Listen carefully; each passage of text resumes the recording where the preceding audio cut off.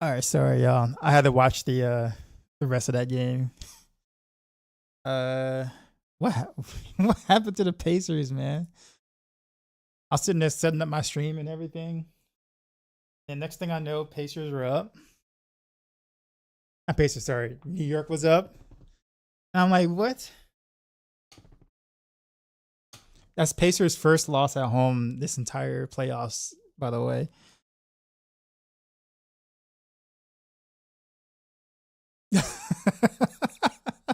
What? I don't know, man. I don't know.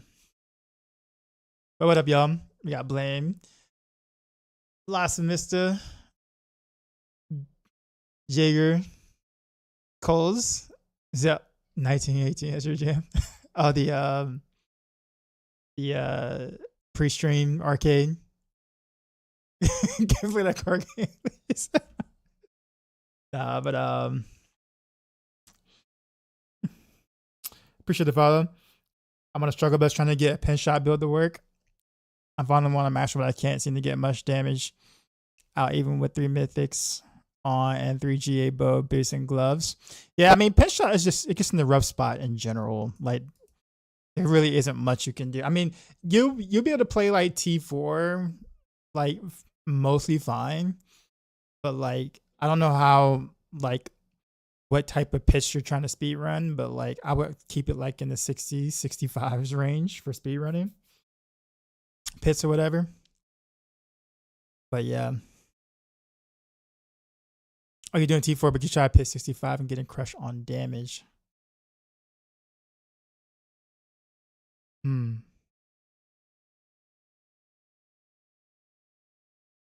I wonder, like, what does your amulet look like? Both of these teams are getting their merchant. We're all easy. All right, well, we're gonna continue with planners tonight. I'm gonna go revisit some of my previous planners, and then we'll probably do some new ones. I actually been kind of on the side cooking some Barrage and also rapid fire stuff.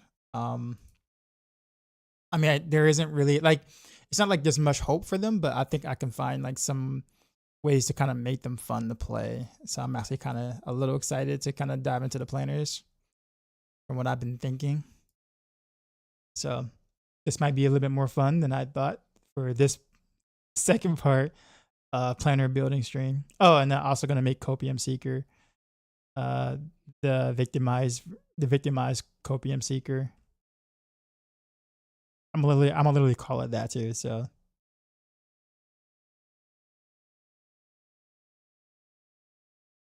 okay, we're good. Looks like we got the planner up.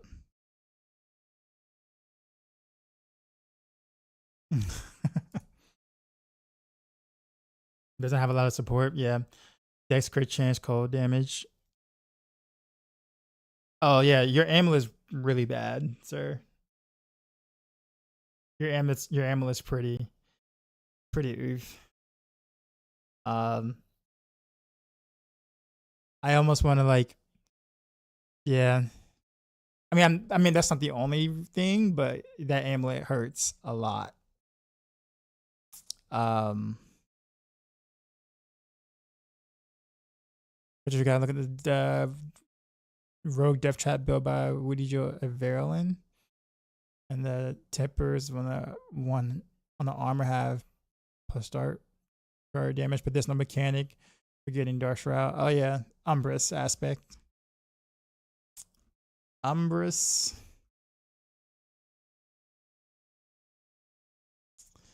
Pretty much gives you free Dark Shroud. Was there something I want to do with Rain of Arrows? No, I don't think so. But we'll revisit Invigorating Strike a bit. Me and Blame were kind of talking off stream for a little bit, so I think we're gonna actually equip the Shaco on this one.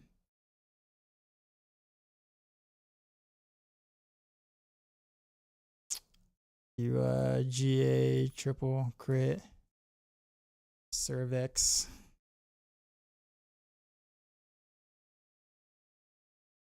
And we're gonna do to boss will.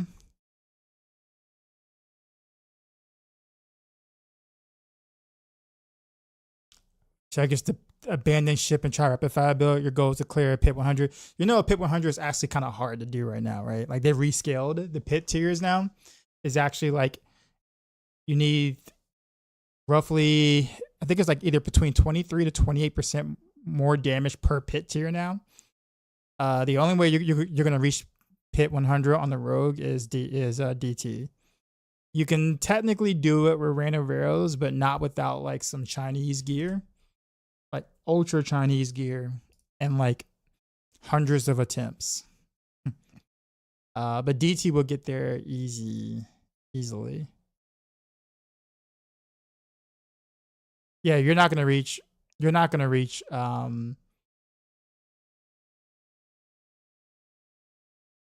You say I thought you cleared 108 whatever minutes. No, I did a 95 in like 7.5 minutes. So all I did was kind of just kind of like do the math from there, from what masterworks I was missing and how long it took for me to do that one on like a random 95. And it's definitely like, you know, a 100 is definitely clearable. On random rails, it just takes a lot of effort. But no one's like technically done it because no one's playing random rails. But yeah, it can do it, but you need some really good gear and really good masterworking. How could rapid fire build hit? Rapid fire is in a very bad spot right now. Honestly, if you don't want to play depth trap, random rails is probably your only option if you want to still feel like if you want to still feel kind of strong ish on rogue. Random rails is like your only other option on rogue right now. If you don't want to do death trap, because below random rails it kind of gets it starts to kind of drop off a bit. I mean, you do got like Twisting Blaze and Flurry, Heartseeker, Invigorating Striker kind of all like in the similar mix, but like you're looking at like low 90s for like the top clear for those builds. So like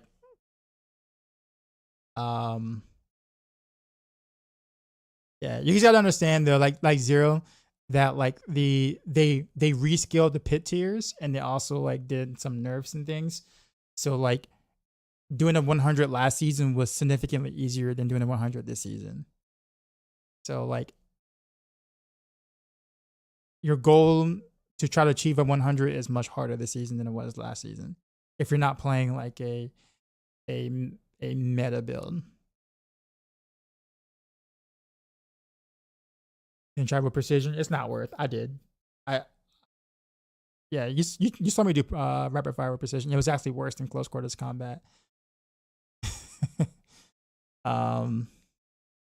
Yeah, but that was with the ring though. I didn't try it without the ring for precision. So, but I think I was already, you know, fed up that I just didn't care anymore past this point. I like the bow rogue stuff. I do too. That's what I'm telling you. Do random arrows, man. I'm thinking the best route is to start Heartseeker and transition to invigorating. What do I think? That's kind of where I'm at too.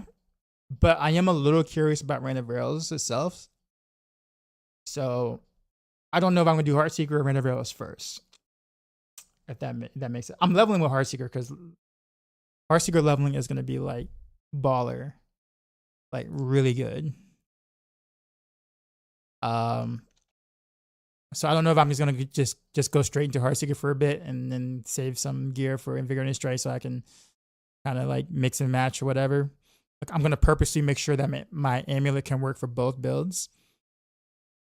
So I'm using the exact tempers I would use for both, etc. But yeah.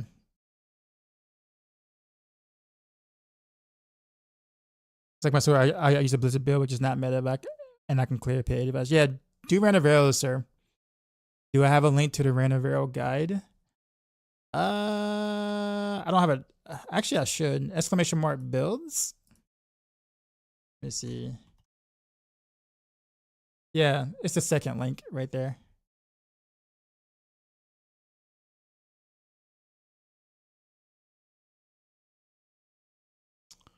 What else was I talking about? Oh yeah, I was gonna take out poison trap because yeah, removing poison trap for the regular version. For the push version, we'll put it back in. But I think for speed farming, it just slows you down. By the time you put down a trap, you could have fired like 3 or 4 times, or stab at least 2 or 3 times. Also, we need some crit chance. Forgot that we were not capped. I'm so used to just running whatchamacallit.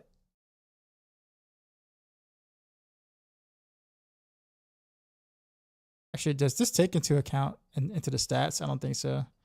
So it doesn't, unless I put the calcs, I think. But all right. So we got 53% crit chance.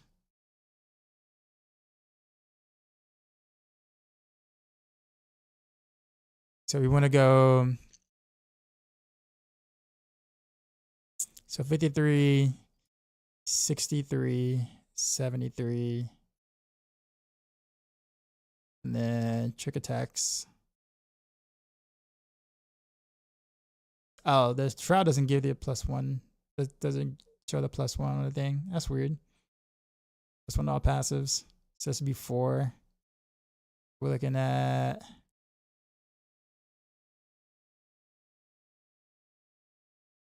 12 here. We're looking at 85.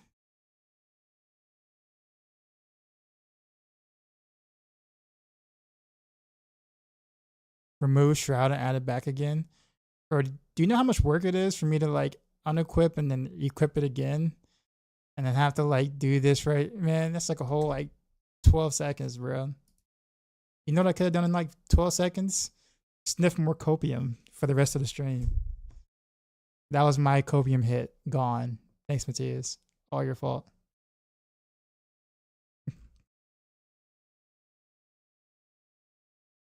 Well, what up, Matthias? How's it going?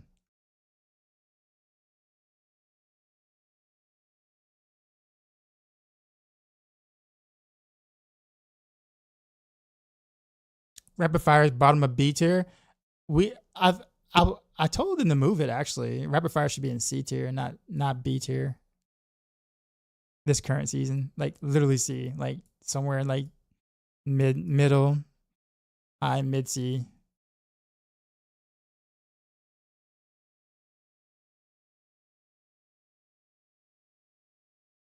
Anyways, 85% crit chance is where we're at right now. So technically, I can add crit chance in the ring.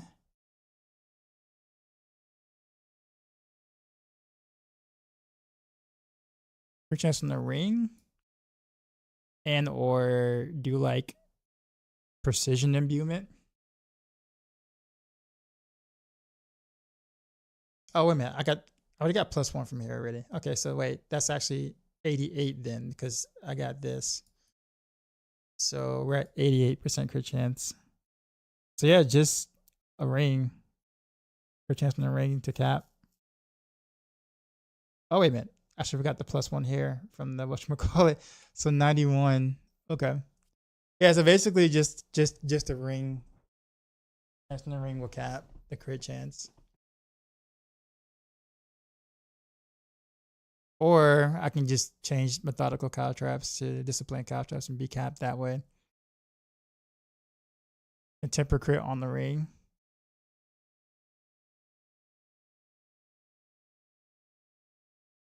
We're pretty tank. Well, I guess with this though, do we really need the resource on the bow then? I can just put it here on the on the one hander since we're just doing Shaco. No, I think he's talking about like cutthroat crit chance or something like that. Can you not, or is that gone? Yeah.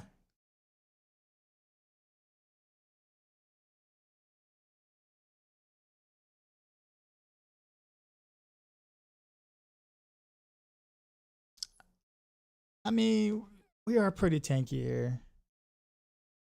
Could just do crit over the health.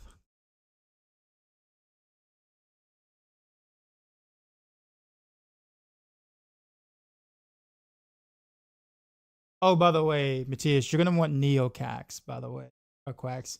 As someone who's played a lot of basic builds this season, Neo Quacks is like 50% damage, by the way, for rune choice. Makes it by far the best combination on basic. Quacks, Cax. Yeah. Everybody else says Quacks. So I'm just like, so I'm thinking I'm wrong.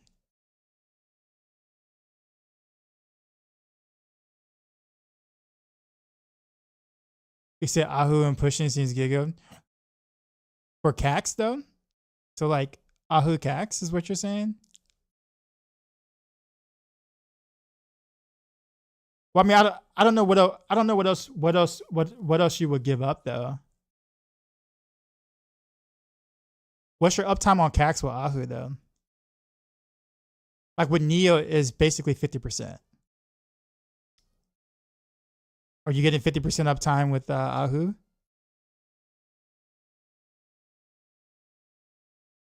Should be 100% uptime in the big pool.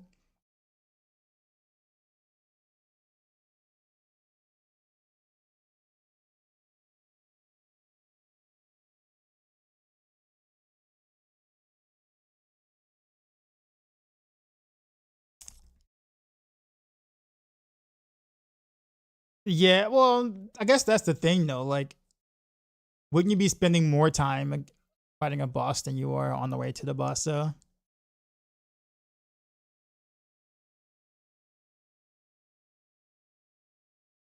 So I do agree. I do agree. On big pools, yeah. I think Neocax probably wins out overall.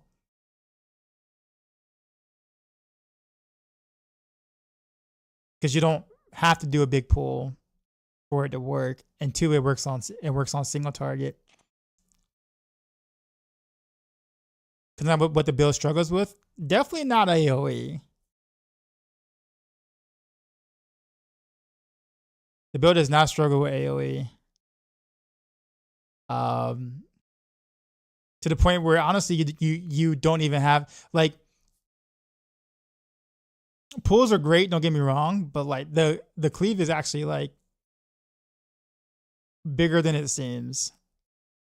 I've done it with like, I'll put it this way, I've done it with when I did Invigorating Strike, I've done it without like any pulls, like any pull runes or anything like that. I guess if you want to do a pull from a boss, from not boss power, Heroic power, sure, but I wouldn't do it from a rune choice though, because then you're just missing you're missing pretty big damage by doing it that way. In my opinion, that is. So if you're gonna do a pull, it'll come from that Heroic power or the thing of catalyst or whatever. What is it? That celestial surge or whatever. Which makes sense anyway, because you're gonna be doing like a big pull once every what 20-30 seconds anyway, on like a pit push or whatever, like an ultra pit push. And for all other content like T4, you're gonna need Vex Thul. Well, I mean, Vex double dips. So I mean, +3 ranks to both you and your clone. So Cervex, like, but my thing is that in T4 you're gonna, but in T4 though, what do you need to pull? Stuff is gonna get like 1 or 2 shot up by the clone anyway. So like, how are you gonna have time to pull before before you do anything in T4? Now I can understand this in like a pit push scenario, but like just like any other portion, why not just walk up and stab? Which is what I have always done. I used Cry before, don't get me wrong. It's the same argument. Why do you need damage in T4? I don't know, dopamine.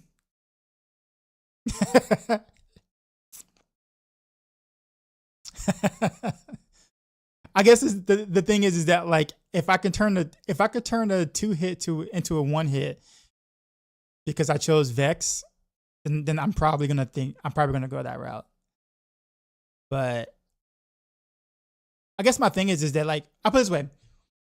Why not just do it with the celestial power then?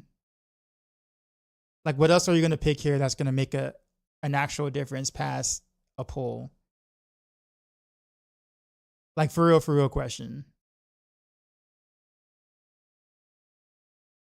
So I don't disagree with not having the pull. Just like why not keep the damage here since you can't take damage here?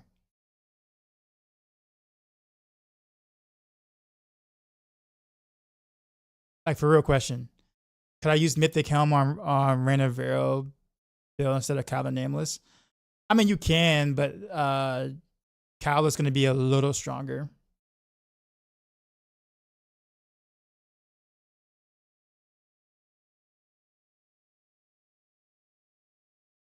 Yeah, but you do have a stronger argument if we didn't have this, right? If this didn't exist.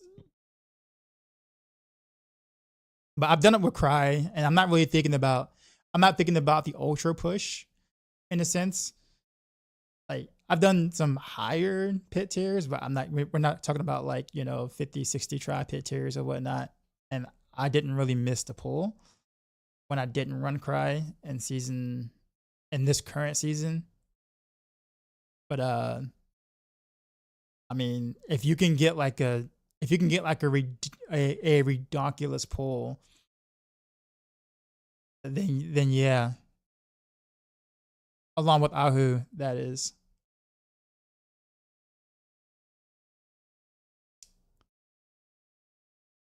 But yeah, what Blame says, single target is kind of like your single. So Invigorating Strut is definitely better in a group scenario, like AoE situation, than Heartseeker, but Heartseeker is definitely better at the single target, single targeting.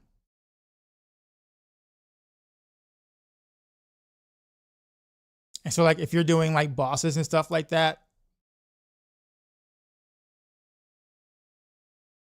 PTR starts tomorrow, 27th. I guess it could be tomorrow if it's your time, depending on where you're from or where you're at.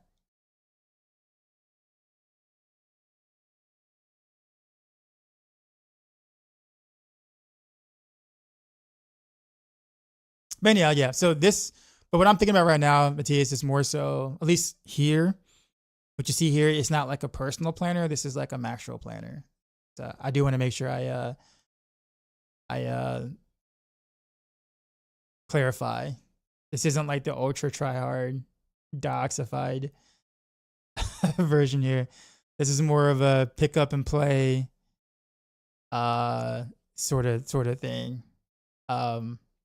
Which is actually why I don't even have Poison Trap in this, because I wouldn't be doing Poison Trap on a non-pit push version. This is like this would be like the regular version.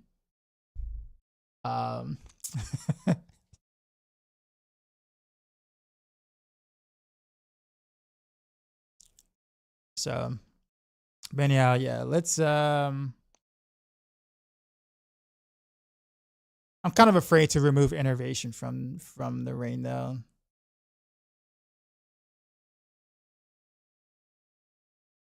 And I'm also thinking about, so here's another thing too I've been thinking about. We've been like, I feel like we've been kind of like neglecting movement speed more and more each patch. Because as we start using like not regular boots, like not legendary boots or whatever, we're not able to temper another movement speed. And oftentimes we started running without Dark Shroud on some builds, so we're missing movement speed from that, and we're kind of just relying on the dash or the whatever. But like some builds, obviously, when you can infinitely reset all your cooldowns, that doesn't matter. But for builds that can't do that, that becomes a slight problem. and then you kind of just don't move as quickly, and it's not as much fun if you don't move fast. See, so you got movement, you got 130 movement speed here without the Dark Shroud. So with the Dark Shroud,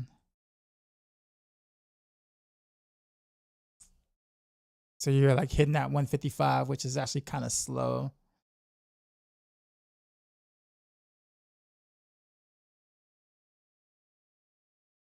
Like for me personally, I might even put like,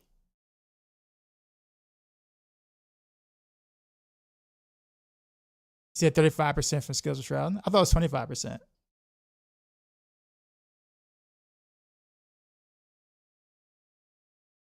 Or am I looking at it wrong? If you're hitting stuff, you should have infinite dashes, but it's going to be out rough outside of that.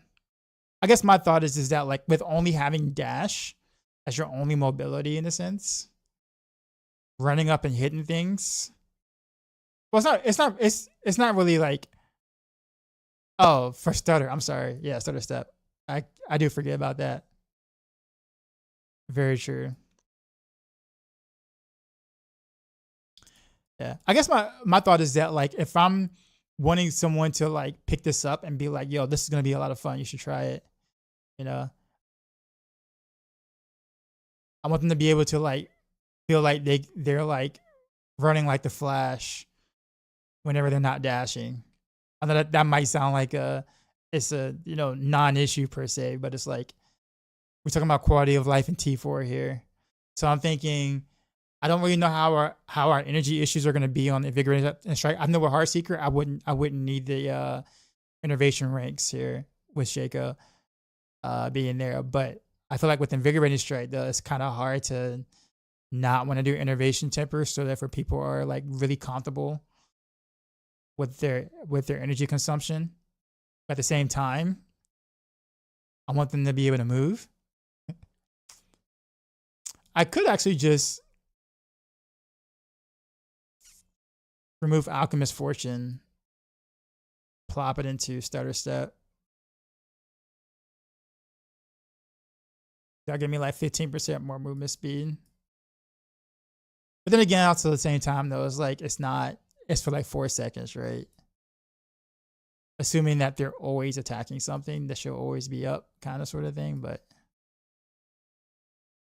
I will say like the scoot and stab does feel better with more movement speed, by the way. So like if you stutter step with invigorating strike and you have a bit more movement speed, like that little step and stab thing, like you cover more ground and it feels better.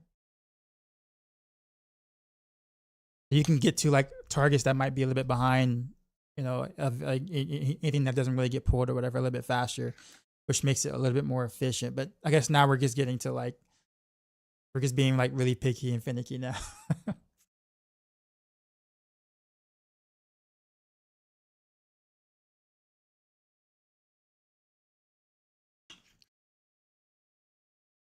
Drop looking at chance for movement speed. That's what I was. You mean like for stutter step?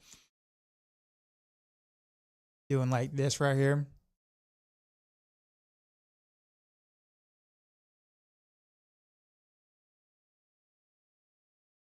Or haste.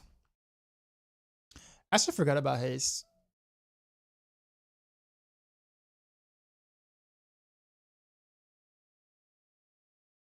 Sorry, this is haste.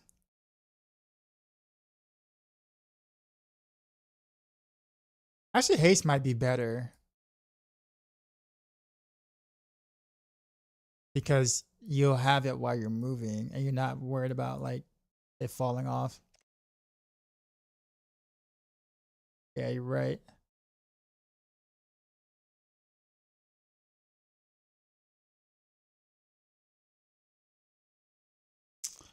Okay. Well, cool. Well, we capped our crit chance with a little bit of crit chance we got right here. Just do both. I guess you could. Yeah, I guess you could. I probably would though. Like, I'd be ballsy and just remove like this stuff here. Just go with this and just like do the don't get hit while up close gameplay.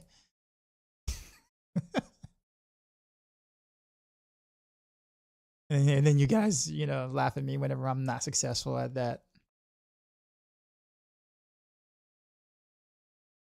But this looks good though.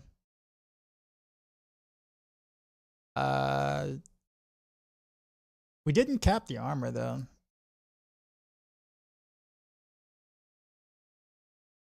That should be easy though. We just go here to just pick up some armor here.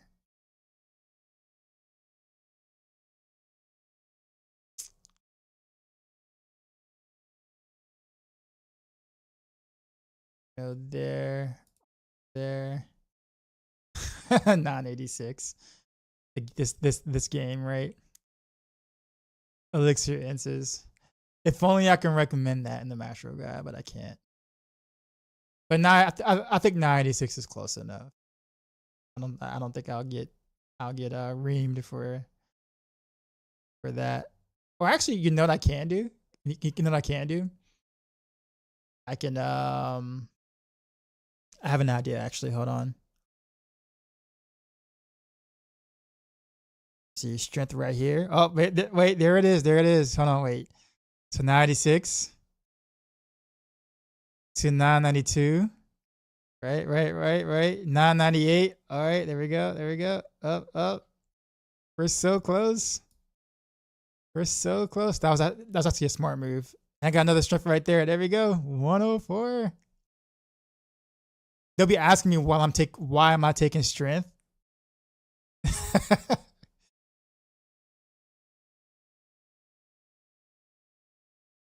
You could. Most Maxroll guys rather classic loud on elixir instance to hit caps. Really? I wonder why we never talked about that in the meeting because the last time we talked about that, we stated we were told not to do that. So unless it's just kind of secretly,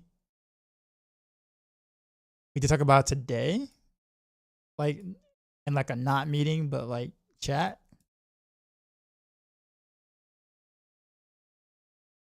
I mean, I'm fine. I mean, I'm okay with it. I was just following. We did talk about in the meeting. Okay, I must have been like not meeting or whatever you want to call it. All right, but this is a way to do it without the instance, though. Like super easy. I don't think 2 paragon points or three or 4 paragon points into strength is a you know, terrible ask.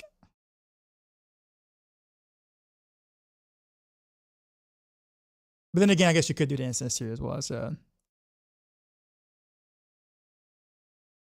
and pretty much you're gonna be capped on armor if you need instance anyway, because you don't have all res in the ring or whatever. So I guess you'll end up doing the same thing anyway.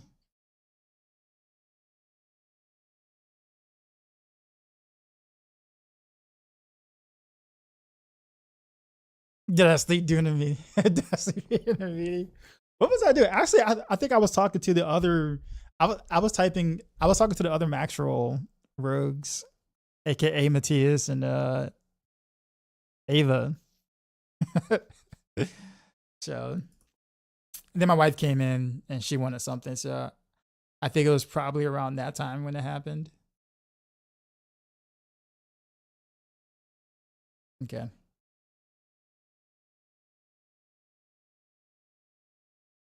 So we'll just kind of do the same thing with Heartseeker, basically.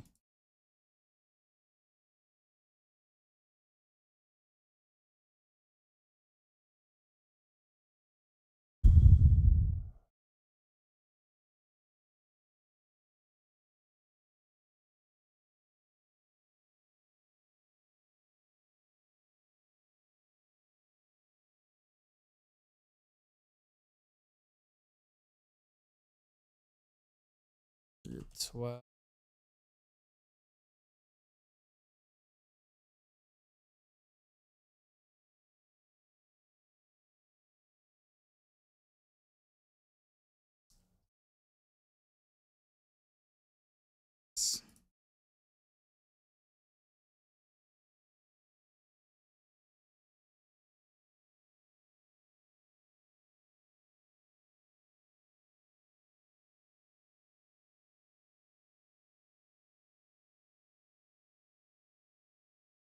We'll have the same issue here or so because we also chose different boards. So we'll have to be a little bit more creative in that. Slightly different boards.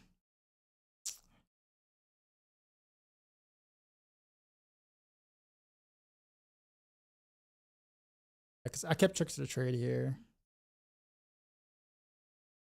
Board doesn't have as much armor as like the other board I took on the other thing.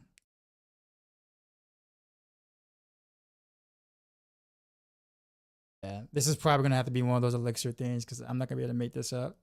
Make this up as easy.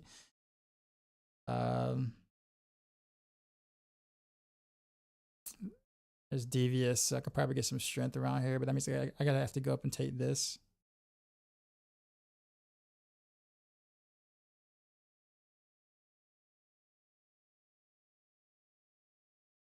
I guess I could tech.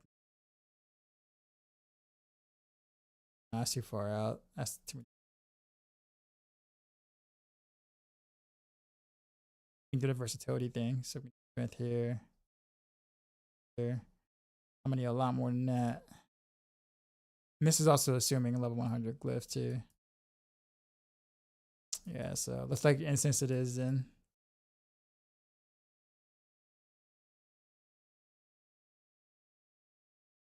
Again, for S9 probably gonna be easy. I mean, getting the items. I don't know, but like getting GA on resource because every other season you never wanted the GA on resource unless you were a Death Trap or something, right? But like any other time you loathed when you got GA on resource, and now you want GA on resource, right? And like the game is not gonna give it to you. Like you absolutely know the game is just not gonna give it. It's gonna give you GA on every other thing that you wanted in previous seasons. It's like you remember that one season where you wanted the GA on the cooldown on the Harley on the Shaker? Yeah, we'll give you like 5 of them. No, wrong season.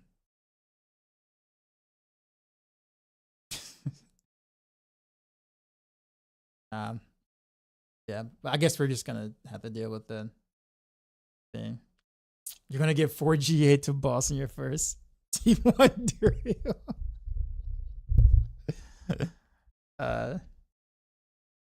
We have one less item to masterwork now. Remember those pants you spent 20k Forgotten Souls on? Yeah.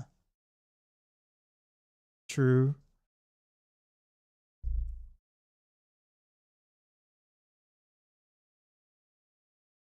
I'm gonna do crit check. So we can cap a skill tree. So I didn't take this. So where did I put all the extra points at then?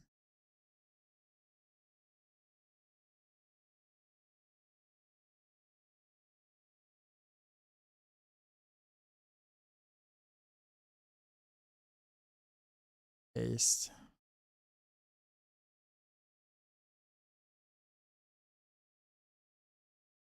Point somewhere I'm missing.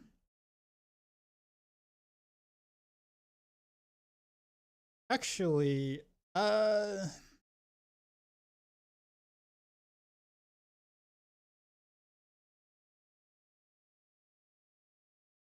didn't want the poison trap for regular build. But why do I have like my point spread should be almost identical to whatchamacallit? So why do I not have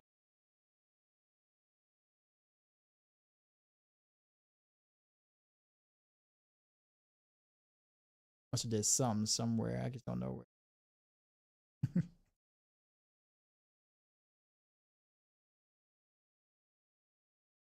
Wonder if it's that.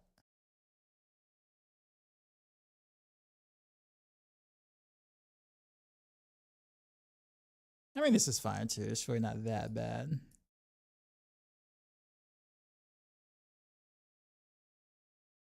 Legendary, that was like just insane. They're too perfect. They are. But I'm gonna tell you this much though. To get to the mythic though, from like an ancestral version, I'm gonna have to be a little bit creative.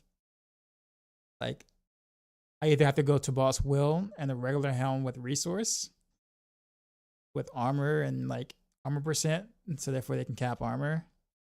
Or I'm gonna have to go with like something like Kyle the Nameless, and then regular pants for the ancestral version. Otherwise, you won't be anywhere close to capping armor. And then when you get to the mystic version, you have to plug back into boss will.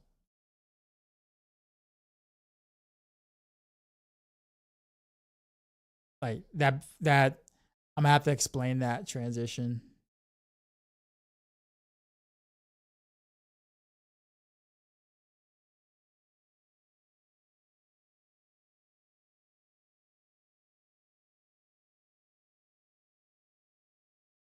Thing is, with this build, you don't need max resource. I mean, that's true. That's true. But I also think that like, because like I thought about it before when I just had the crown and regular pants or whatever. That part of the fun is being able to gear a specific way that you haven't been able to do in the past for a specific build. So when you're chasing something different than what you used to be able to chase, it's a little more fun. You feel like there's a little bit more purpose behind it. But if you're chasing the same things you've been chasing like for season after season after season, then the stat chase becomes not as fun. So I think about that too.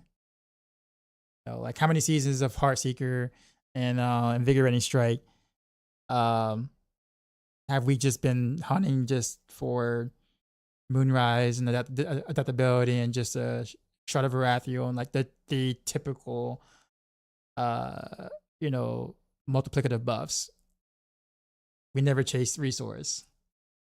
So like that's like a little fun side. It's like a little fun side quest in the sense that you never did before on a build like this. So while I may not stress the idea that you need maximum resource everywhere on the ancestral starter version, I think it's a nice tidbit for people to kind of like be able to chase it if they just want to do more damage, right? Because then that hunt becomes a little more fun. I guess maybe that's like the teacher in me. I think about I think about stuff like that too.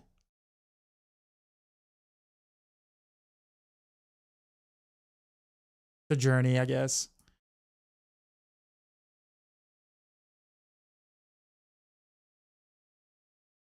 All right, so we'll throw in the Dark Shroud here. We're crit chance cap, and then voila.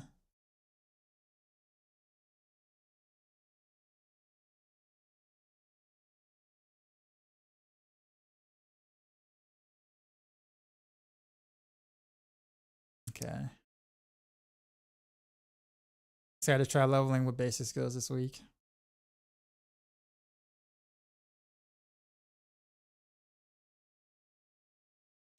I'm gonna tell you, man, Heartseeker's pretty like Heartseeker leveling was pretty good.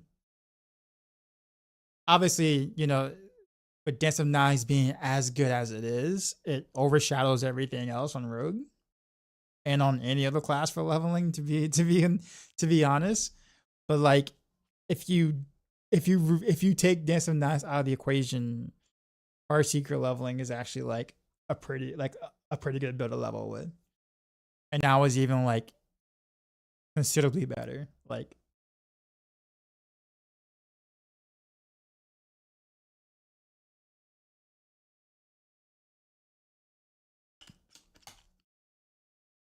now, Invigorating Strike would be a little harder to level with.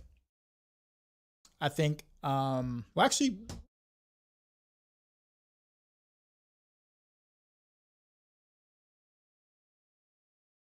well, I guess you could with Invigorate. Well, Invigorating Strike becomes a little harder because you don't have Cleave that early. I won't say not that early, but like, well, I guess, yeah. I mean, if you can get Cleave pretty early, but well, I guess you could. Heartseeker.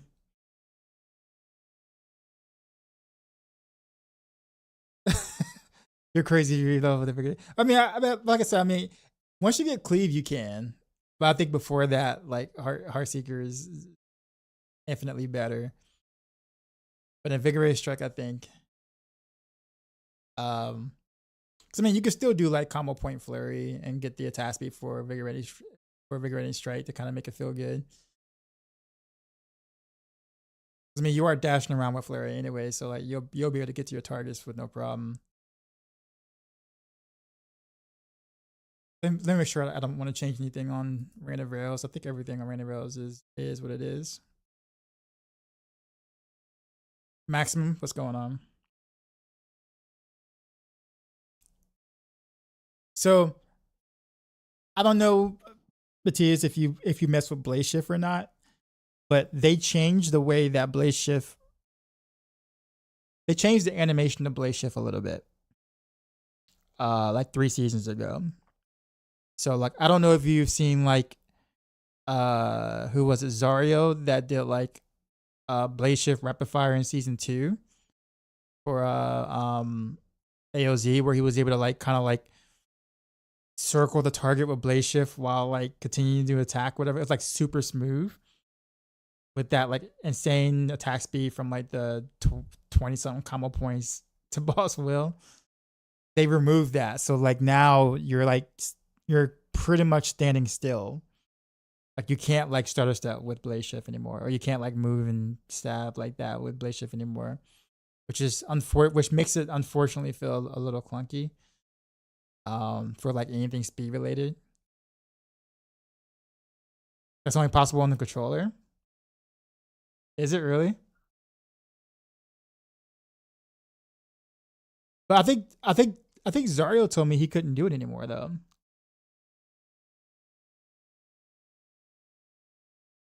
Because Zario was asking me what changed, and I'm like, I don't know. I haven't tried anything. I haven't tried it. But yeah, Zario said it changed. He wasn't able to do it anymore. But it felt really good to do, at least from when he did it. Because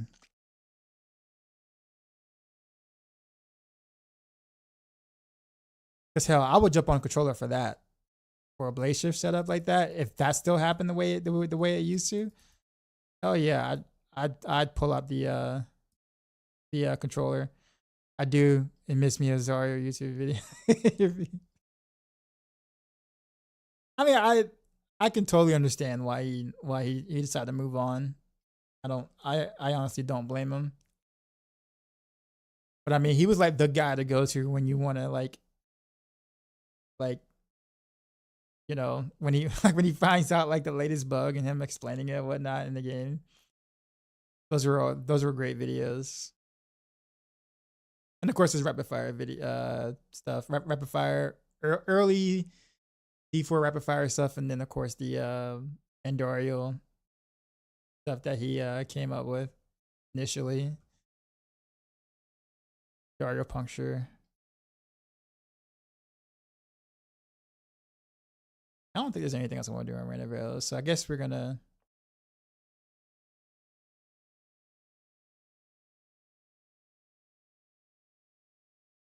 He features it in the way that you don't feel like you're exploiting it. Yeah. All right. What's next on the agenda? Should I pull out Copium Seeker?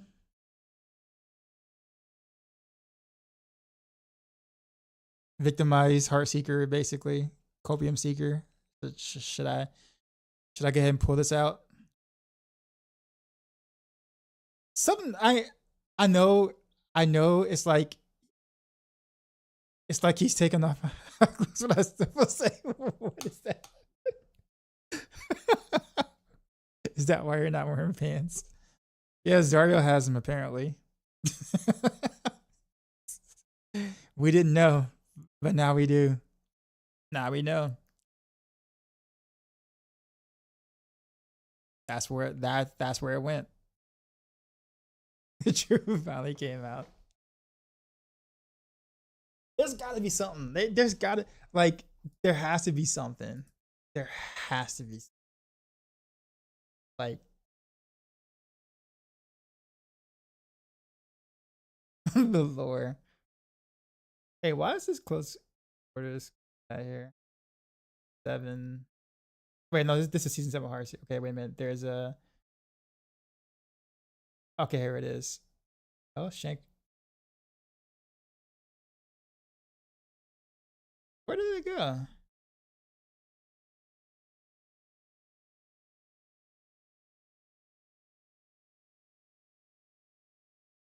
There it is. Season 7 Heartseeker Victimized. There we go.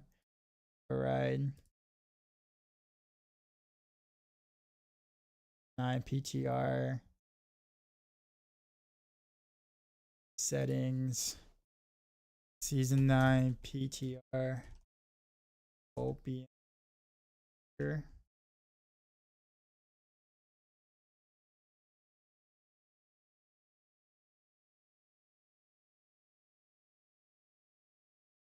Zario also randomly popping out in the chat when he was doing rapid fire. I know, right? Zario and Crafty.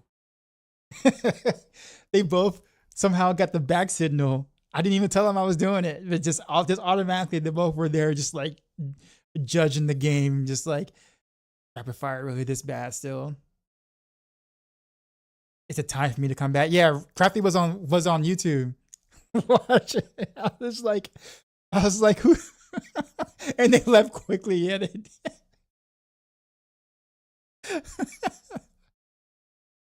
Oh man.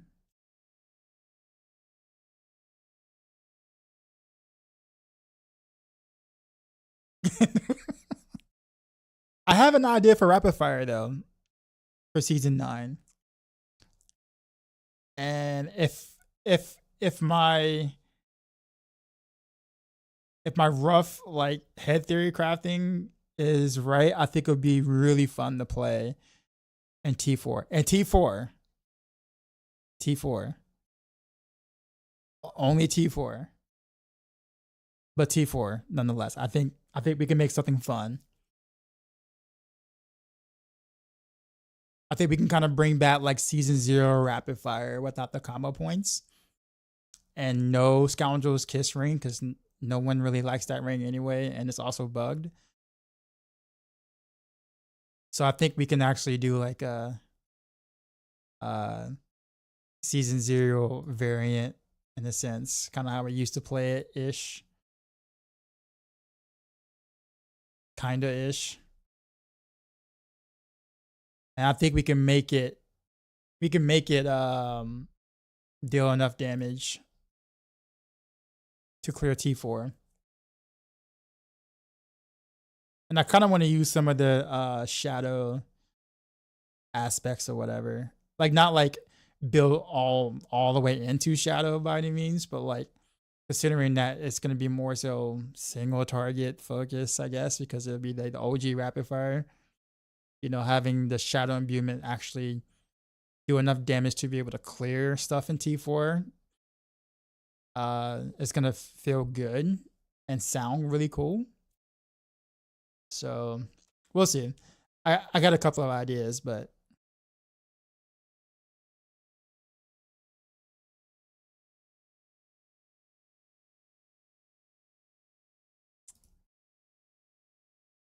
right now we have to get ahead and build this Copium Seeker. And to be quite honest with you, I don't even know if I really want to build into Victimize, to be honest with you. Like in terms of taking multipliers that affect the Victimize pop. I kind of don't want to do that. Because of my experience that I got in the current game when I tried to do that, and it was really bad, like really bad, like awfully bad. It was better for me just to take the skill damage aspects and just cry when I saw like the super low numbers on Victimized pops.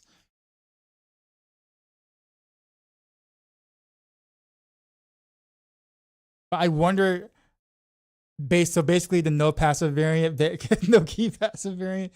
I mean, kind of. I mean, the thing about it is that like the wording hasn't changed, has it? Like from here. I'm like looking for any little thing right now.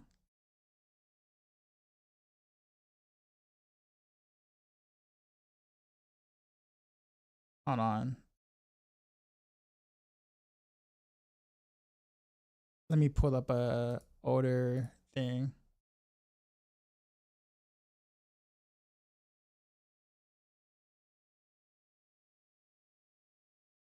Oh no, I guess it's updated to the whatchamacallit. That part is pushed through, so I'm not gonna be able to see what it was.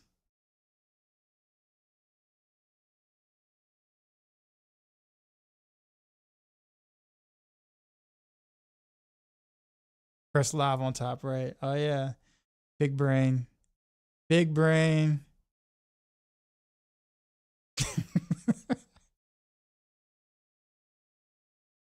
There we go. Yeah, the wording is the same.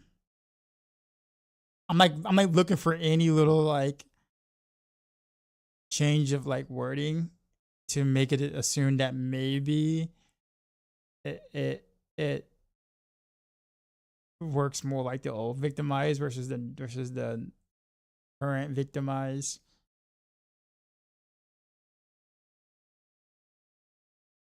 But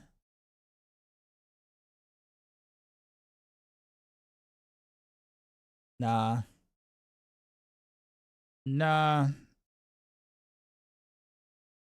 I'm a point season? No. No. Not at all, sir.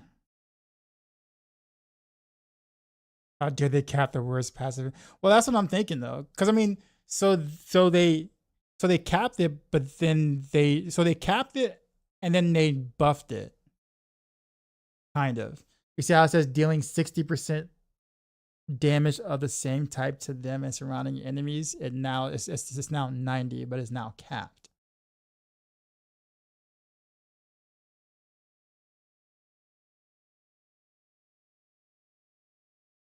So, but then they also like, so quote unquote buffed it, but heavy on the quotes.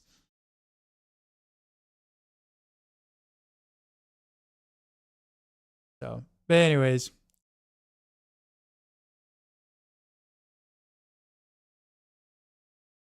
the thing is that I almost cannot justify not taking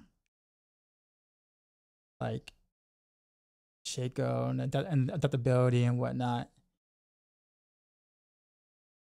Like I guess I can shift Moonrise somewhere else. This is not that big of a bonus increase anyway, but maybe do like a big two-hander buff that's going to also affect Victimize versus just affecting Heartseeker or whatever.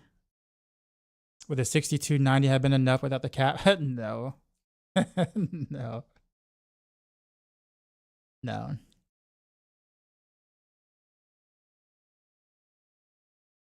Nope.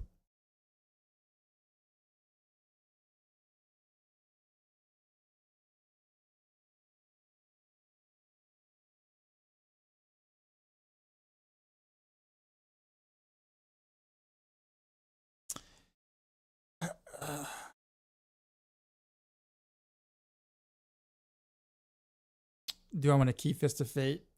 Or do I want to do Grass of Shadows?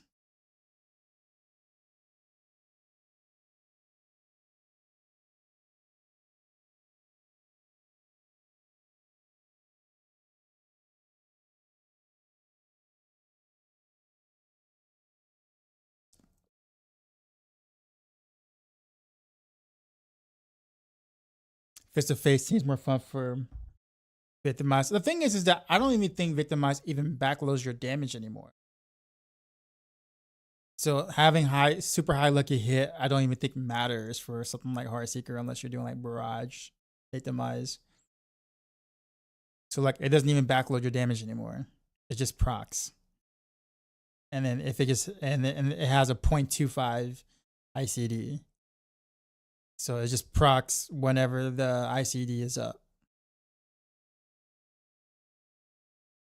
So I don't know why they removed the backloading damage without saying that they were going to remove the backloading damage, but that's partially why it feels so bad.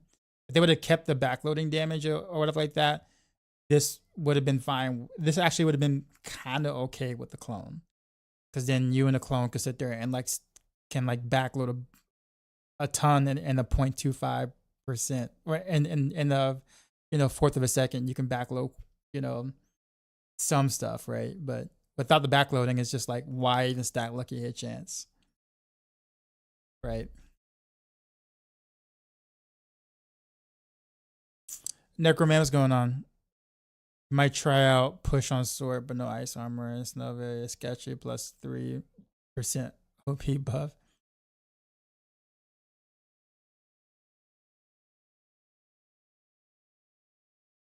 Yeah, I guess that's the reason why I'm like, I strongly feel there has to be something else behind this. Like, I know Blizzard does some really, like, really, really questionable things, but they have to know. They have to know it just cannot work this way mechanically. Like, it just won't work.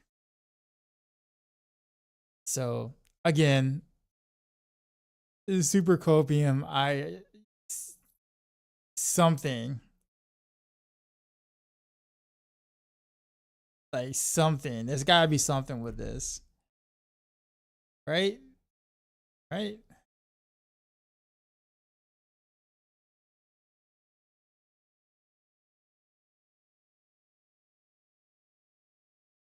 Wait, why Pangorgers?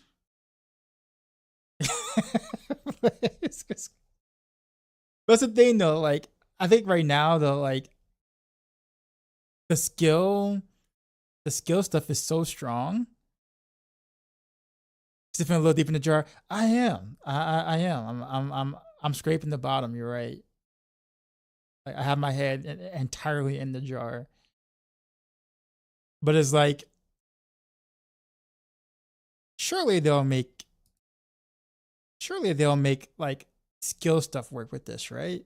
Like, surely, like, maybe they mechanically, like, not made it into a just purely proc thing where like your actual skill ranks actually matter and skill aspects get buffed into Victimize. Surely, right? Surely they made that change.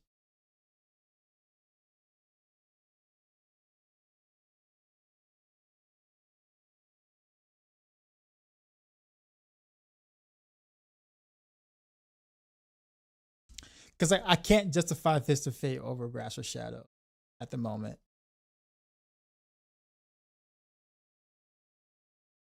Although I'm gonna do it anyway.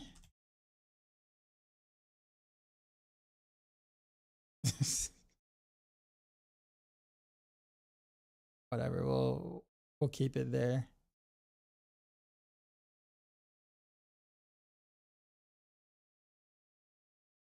But I can justify to Boss World though.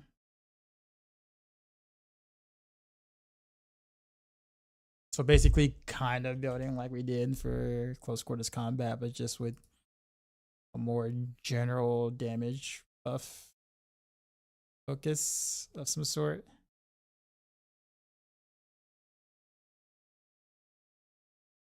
I wonder how much vulnerable it's going to take to actually cap, though. We can just go damage per Dark Shroud everywhere, I assume.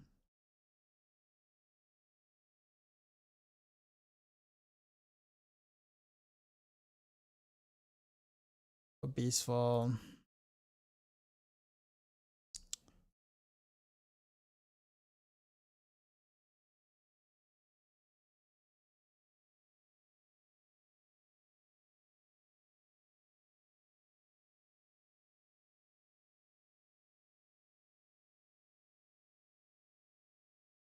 It's funny. We don't even need a crossbow anymore because we don't care about the vulnerable implicit. Although I guess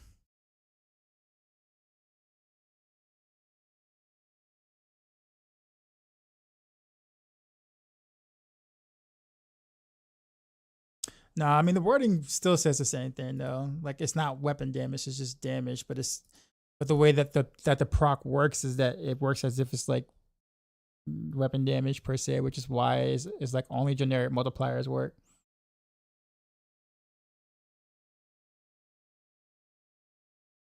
a bow class using a Doombringer doesn't sit well with you. You know, like Rogue is like a hybrid, right? It's not just a bow class. Like it's bow and dagger, so it's like it's like a hybrid class. At least that was what they were trying to do. I will hardly say that they were successful with that, but Rogue is not a bow class. Just like Rogue is not like an assassin class. It's kind of a mix of two.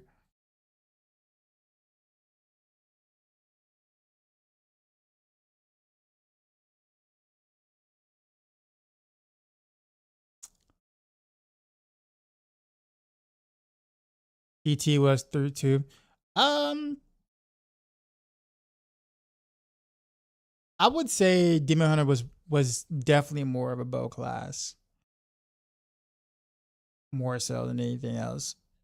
It has some like dagger things, but like the majority of his skills was definitely like range focused. Whereas Rogue is like practically half and half.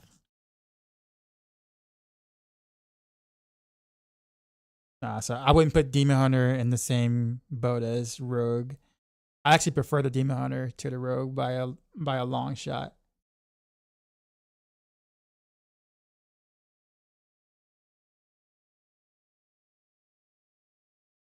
I guess my thing is that if I go, I mean, I actually may not want to go Shaco here then.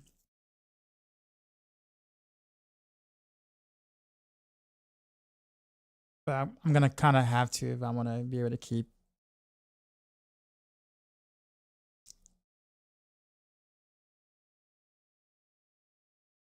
I gotta buff the damage of Victimize too, as well. Or at least attempt to. Shaco does nothing for that. So we're looking at either Perdition or Crown.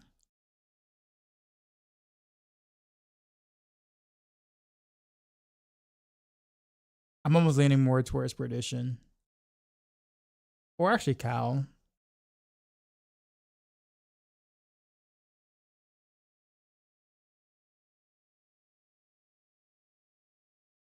But then I have to kind of figure out the armor situation.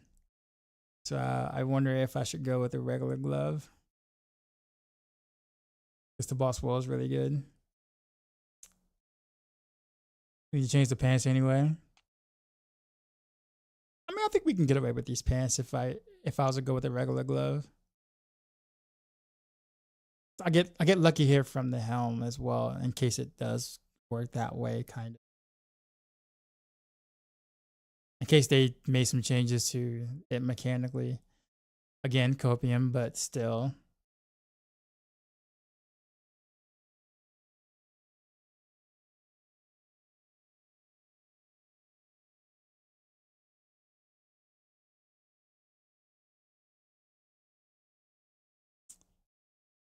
Yeah. So we'll go regular glove then.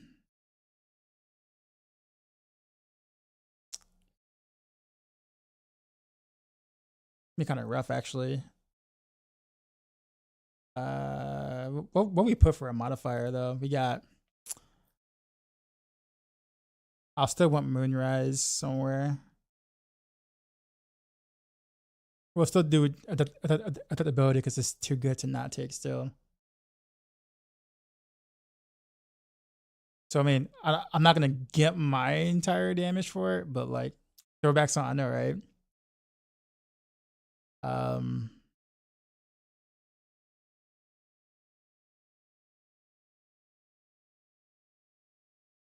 Adaptability. I used to love this on though. The first came out. What's this road build? Copium Seeker.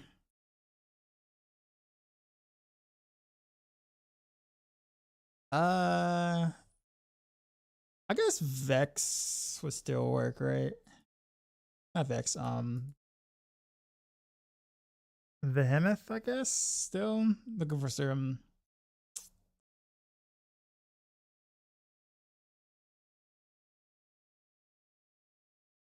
Yeah, because it increases my damage.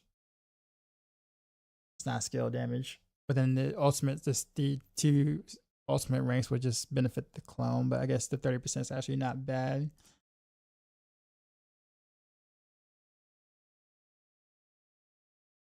Dex. Armor. I don't even think I need vulnerable damage here. We can probably just go attack speed. Attack speed actually would that's the thing. Attack speed wouldn't matter either, because if it's gonna only proc 0.25 times a second, does it really matter how much attack speed I really have? You want it? You want the Copium Seeker? Check Astro Discord right now. Back to my Woody's comment, or is it new?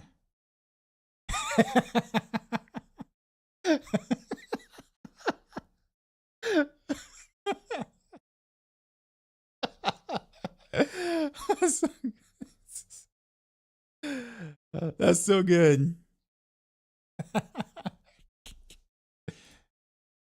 Yep.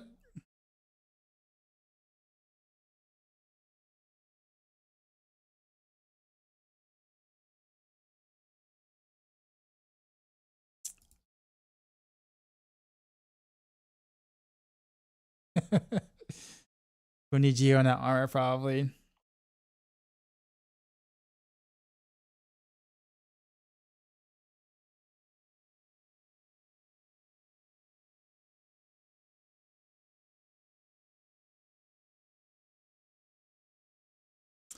Actually, you know what?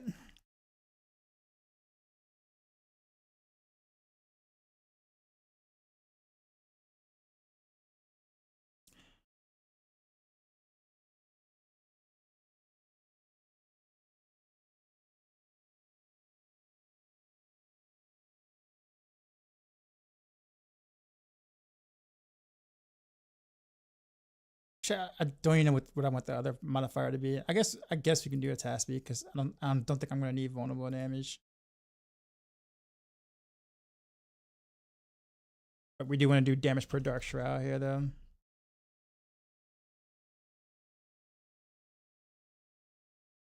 But the other thing though can be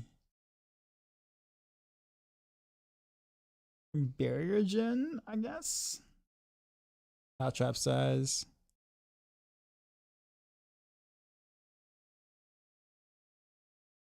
What did I temper on amulet for the Heartseeker?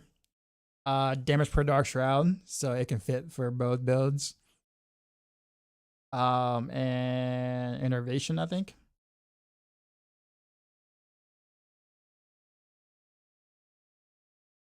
I felt like that was a safe bet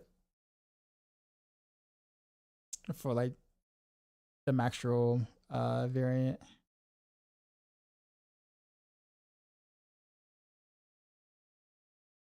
They can do in second win. Okay. Yeah. Yeah, because we can't do second win on yeah, we don't have any other spots to do barrier generation or second win. Yeah, that's actually a good point.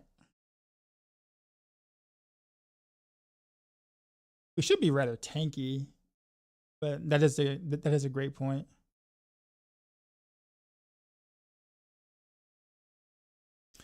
Speaking of which, though,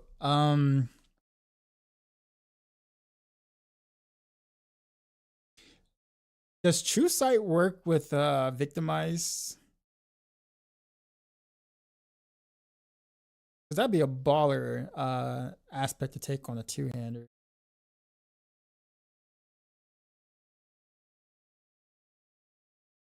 I assume it does, right? Because it's just crit. It's a multiplicative crit damage and Victimize crits. Let's kill DT build? No.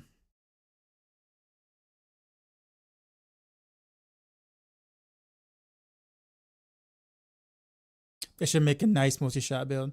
Barrage is gonna actually be a little fun this season. Now that like when I put more thought into it, I think Barrage will be fun to play in T4.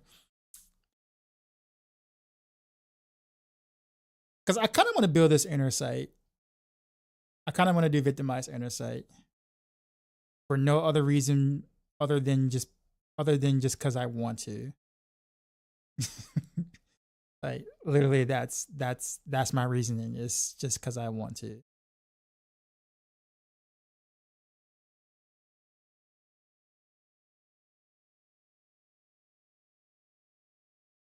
Like let's say we did True Sight here, right?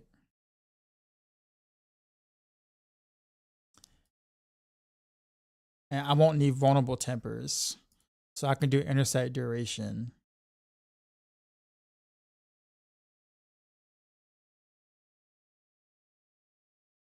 Like that's a pretty nice single target.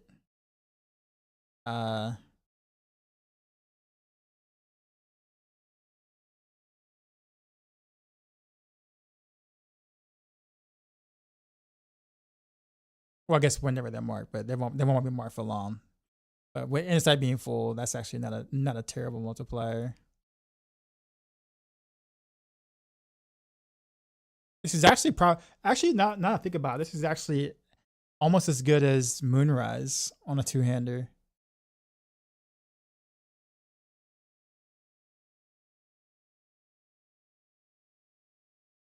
So I can just move Moonrise elsewhere. Or I don't have to take Moonrise at all. Although I know adaptability does not work. But Victimize. But I guess would I even need Moonrise? I can just go with another generic aspect. So we'll do like conceded here.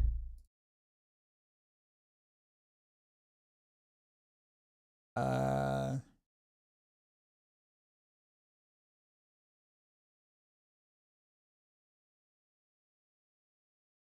can just do Inner Sight duration. 154%. Is there a cap on the duration?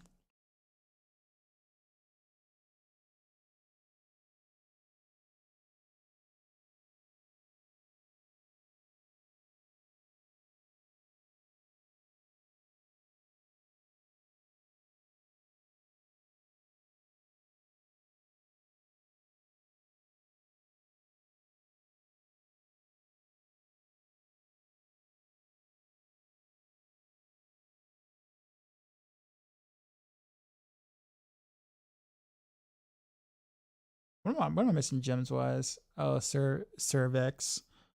Oh, that probably have to go home.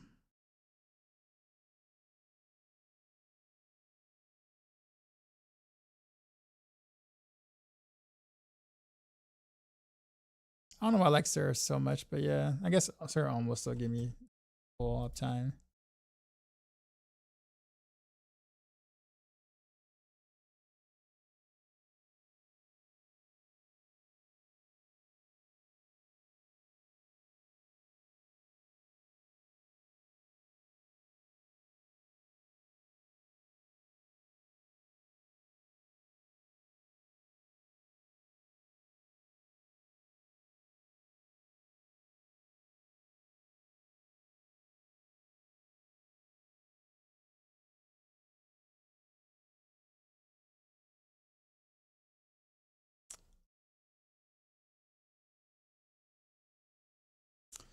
So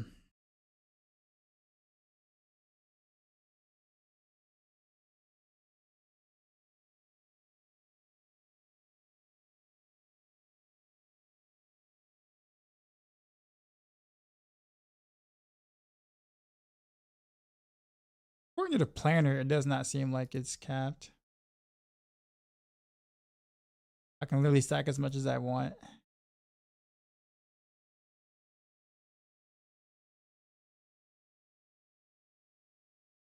It is at the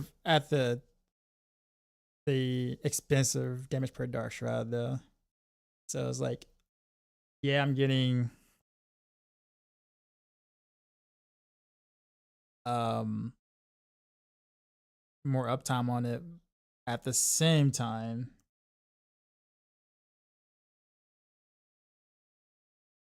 because having a two-hander and then having on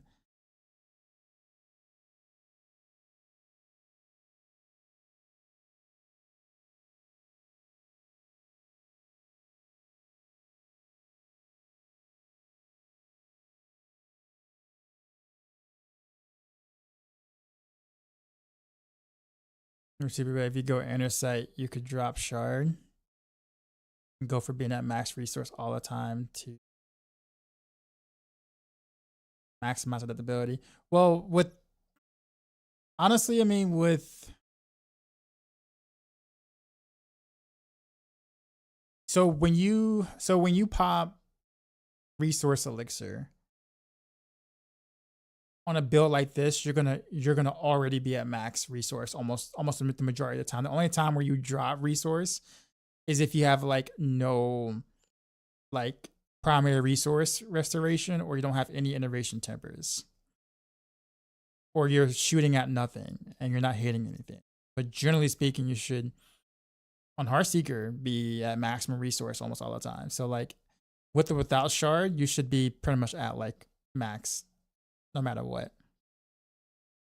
Now, if there's an aspect that was good enough to replace for like a generic damage past just this here, which is going to scale both the clone and myself, but does nothing for Victimize, I would take it, but that doesn't exist. But I do wonder, how much am I really losing out by not doing damage per Dark Shroud though over the the inner sight tempers? I totally can do enough Shadow Clone cooldown reduction on both here.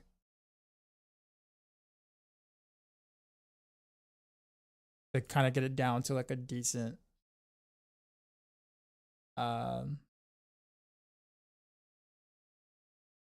value, especially if I was to like masterwork at least one of these.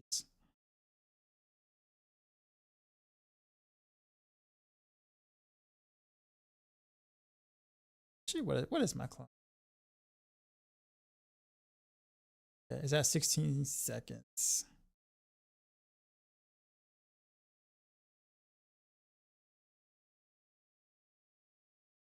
$12 seconds.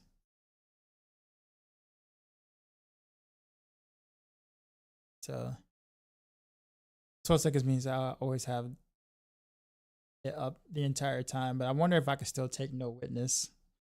No witness is what, 8 seconds? 10 seconds. Okay. Although no witness doesn't really work, doesn't do anything for Victimize anyway, so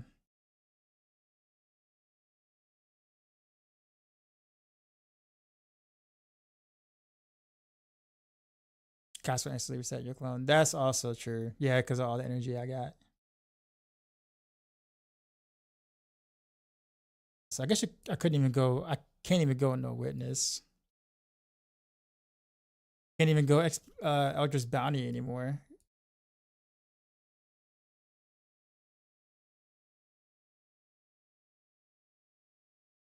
So all I got is start, White Weakness, Deadly Ambush, Cheap, and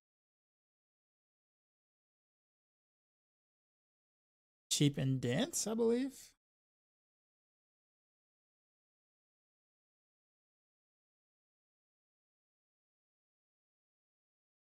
Yeah. Or actually, Lyrana's actually. Well, actually, no, not Lyrana's because I don't have any core skills. So no.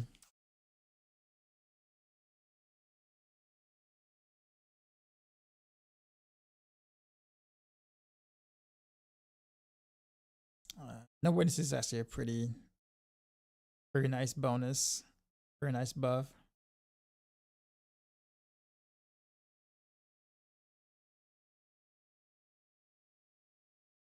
I just don't know if like I wish they really up the either the damage of True Sight or something, or give like Inner Sight a bigger perk other than like the 25% crit chance.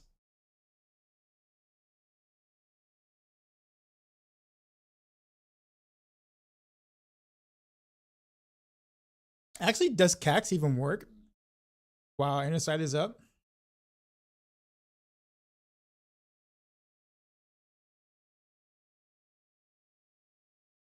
I'm almost thinking I'm gonna have to go prep anyway. Why we still have the ICDs beyond? I don't know.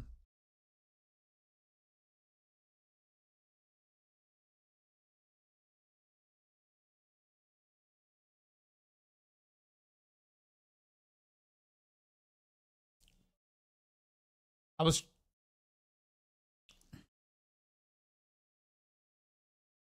makes all the bus internet say not true 100% right. And I was just trying to Cax works when you take the shrine that gives infinite resource, so maybe. Yeah. I'm thinking I might have to go prep. I think I'm missing out on too much additive. Probably sounds really weird for me to say, but yeah. Like Inner Sight would be cool to mess with, but I also need a better like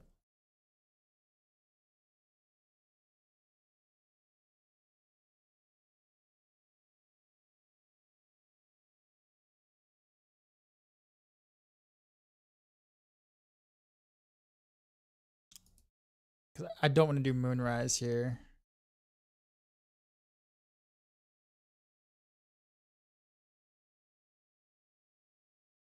Yeah, we'll go prep.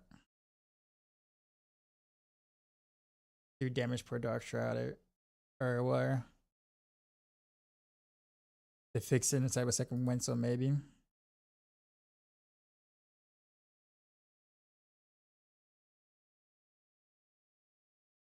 This Blizz coding.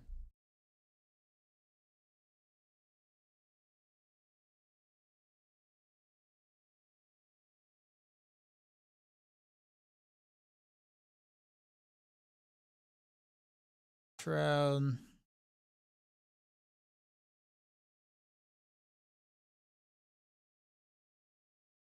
One temp. One master. This can be.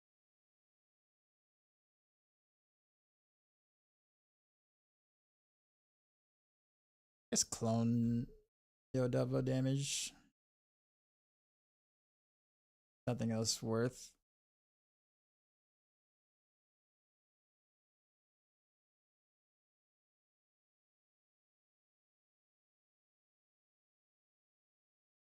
I see because he missed a bit there, but 4 seconds too long. I actually don't even know what made them actually do that in the first place. Like, I know they were trying to like prevent, or make it a little harder to like have maximum resource or whatever, but or all the time or whatever. But I think they could have did a, did a better way. I don't think the ICD really works nowadays like that, especially in like a past as fast of pace that we're playing right now. It just definitely doesn't work. Woody abused it during beta. That that is true. That is truth. We can all blame Woody.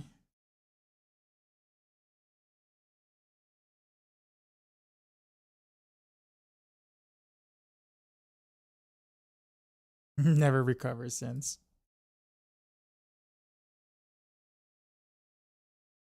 I mean, the funny thing about it is that you're really not like you're probably not that wrong. Because keep in mind, like back at towards season, like back at the launch of the game, Woody had up to 30 to 40,000 people on average watching his stream. So I would assume that includes the devs. So it's really not far fetched. Um,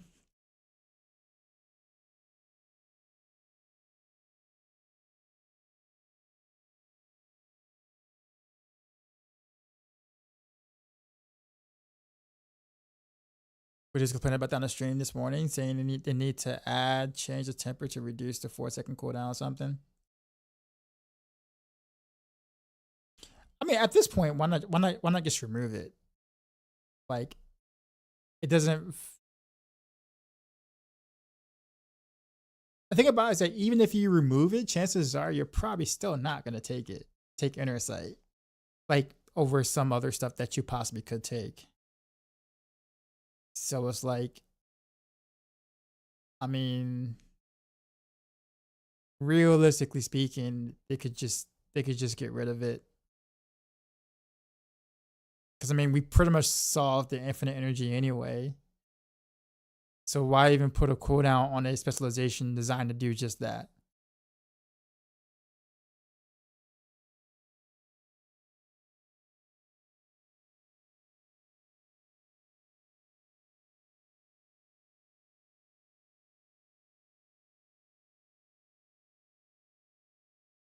It's looking like we're gonna have to.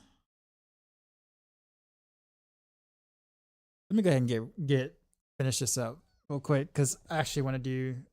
We're gonna work on some of the other builds. I'm not as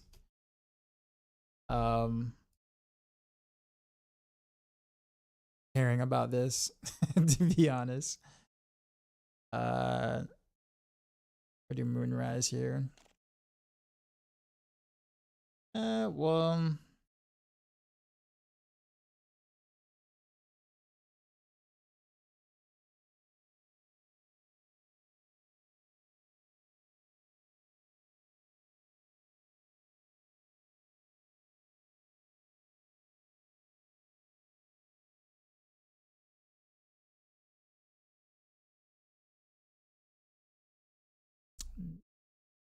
Shadow.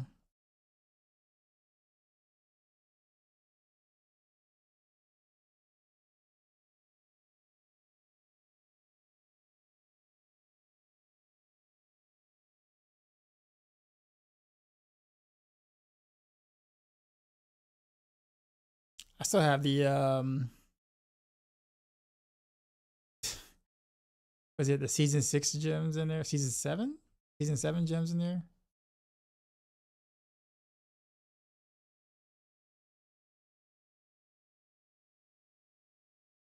All right, we're gonna just pick three random gems.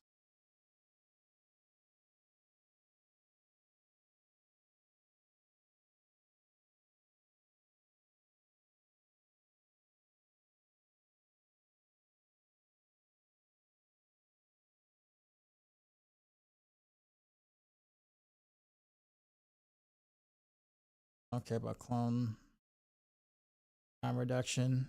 I guess we're just about to enter.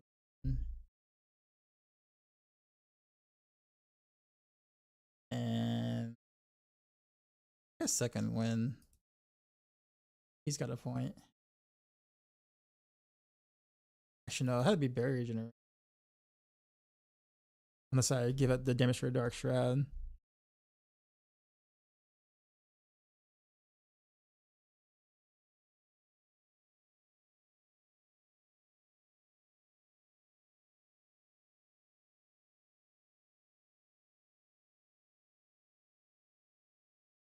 And I think Malice still double disc for Victimize, if I'm not mistaken. So we'll kind of keep this.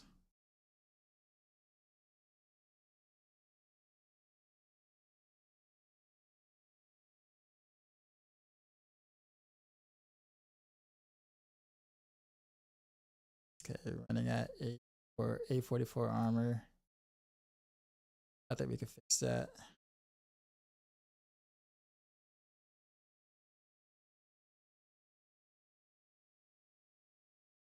But we'd have to remove no witness and just bounty. We'll take diminish. Exploit.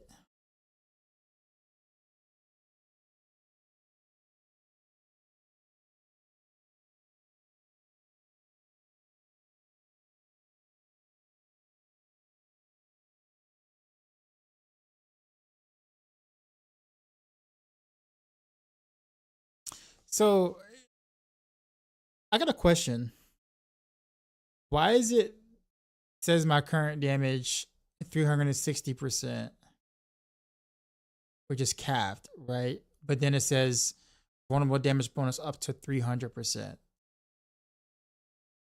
So why is it 300% and then 360% for the current damage, whereas everywhere else it shows the actual cap, unless I'm missing something. Heartseeker cooking, Victimize variant, but I mean, this is like massive Copium.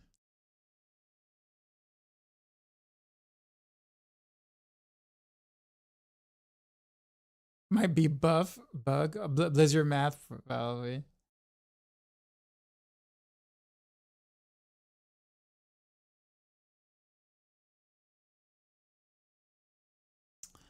All right, well.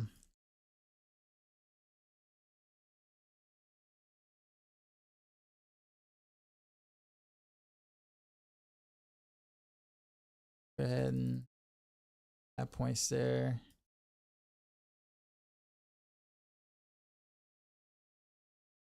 What would be better for Heartseeker in season 9? Momentum.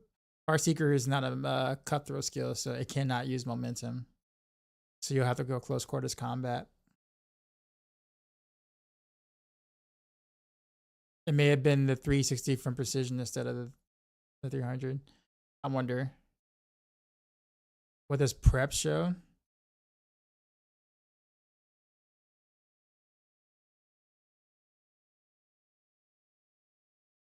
Oh, precision.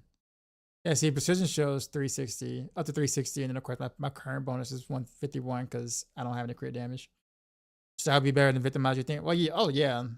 Like Victimize right now in the current season is so bad. Like I've actually tried it. It is awful. And unless they made any changes mechanically, this is still awful. But I'm just making a planner for it anyways as like a just in case. Well, I mean, all the key passes kind of got nerfed. So like precision got nerfed, close quarters combat got nerfed, momentum and exposure were the only two that didn't. But when you look at the numbers though, it's actually kind of balanced. It's just gonna feel bad on builds that didn't use momentum or exposure initially, because then obviously you're gonna see your numbers drop. But when you think about it as like an overall sense, it's actually pretty balanced outside of Victimize. Unless they did something mechanically different and they didn't tell us. But like precision and like close quarters combat are like basically dead even now.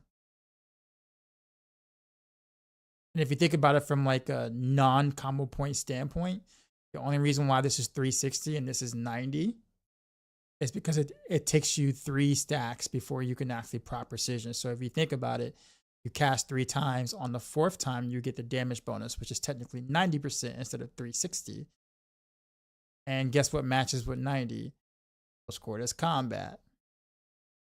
However, close quarters combat gets attack speed bonus, whereas precision does not get any of that. But at the same time, precision is way easier to cap than close quarters combat, so you can actually do more like damage per dark trial tempers, which offsets a teeny bit of the damage that you would have not be dealing while you're stacking the precision buff for precision or whatever for a spam build. So there is some sort of like thought here that I can kind of see what they were trying to do, or what they're trying to do. Victimize is definitely the outlier. Rogue got hit with the bonk. Every class did though. Every class is complaining about how they got hit, which means that that means that well, we all got it. Except Spiritborn.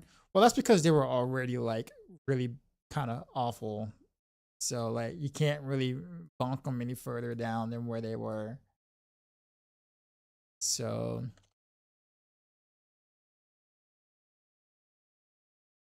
what up, J Rockets?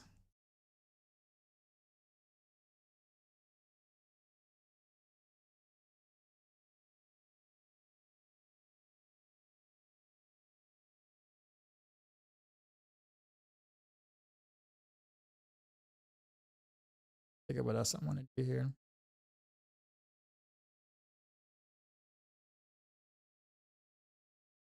I had an early one this morning. What you mean?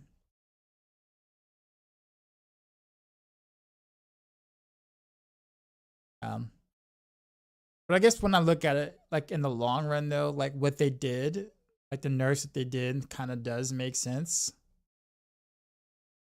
In terms of trying to have like a base point or a baseline point to try to balance things. So I get it. I just feel like if it just feels like they did all this, but then kind of like forgot the latter half of what they're going to do in the future to make this feel better. That makes sense. It's kind of like, okay, we're gonna rebalance stuff, but then it's like, well, we're gonna you know um do the fun stuff later, or like the true buffs to other things, or the true rework to other things like later. So it kind of feels like half a change.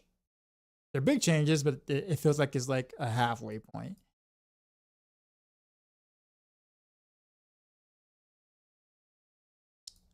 At least that's what it feels like to me. I can't really. Wait, it dropped 359. So it was 360. Now it's 359% because I changed the vulnerable damage here. It dropped 1%. Okay.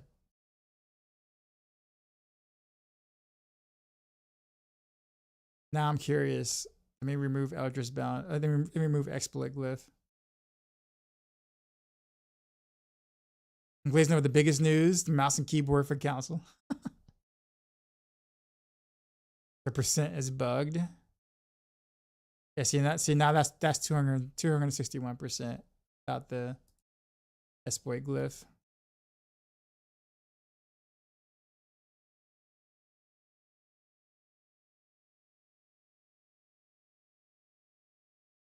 So we take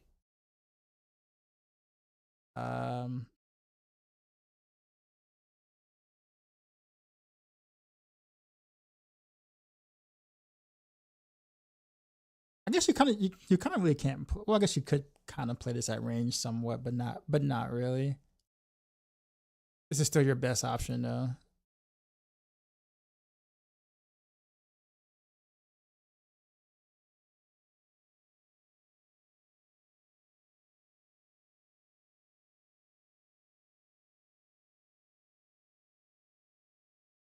How much intel in this board? 59.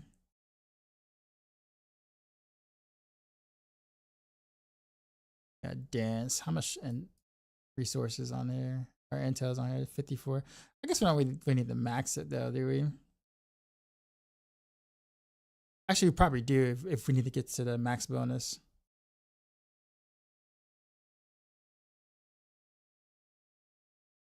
Actually, no. We can just roll vulnerable damage on glove or something, and then be done with it. So we can just do.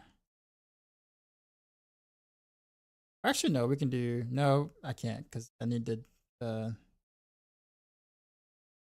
Yeah, bonuses there. All right, so whatever we'll do. Not a big deal. Exploit. Yeah.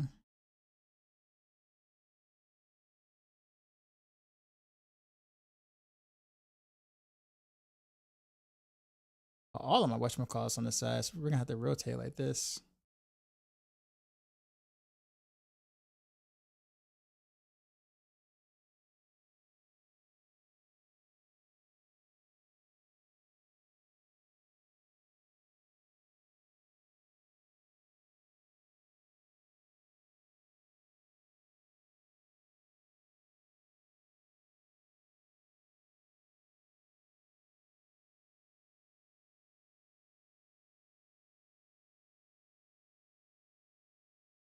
Mm.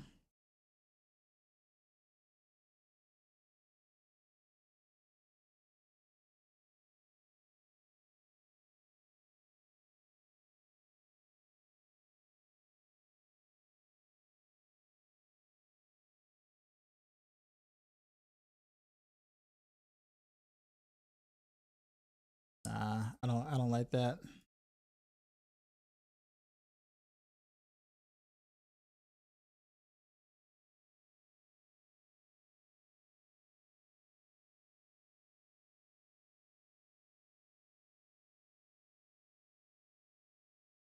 I mean, well, either way, it's gonna end up either 6 or 5. So like maybe 1 paragon point difference to get out.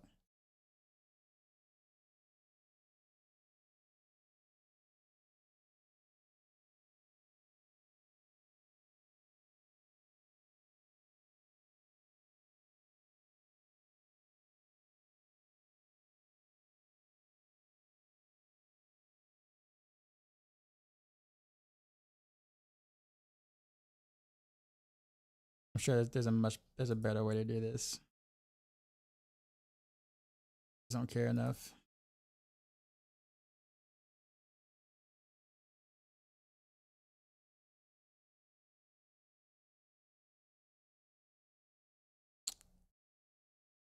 Guess none of these are actually worth it.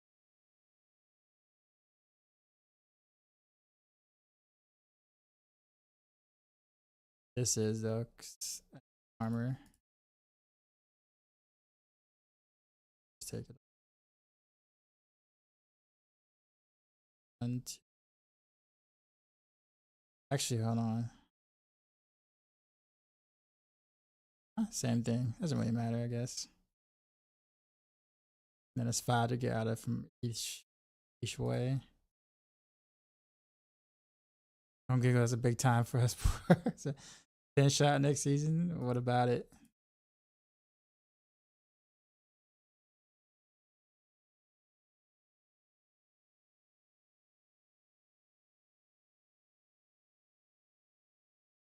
Or I guess better question is, what are you hoping from pinshot?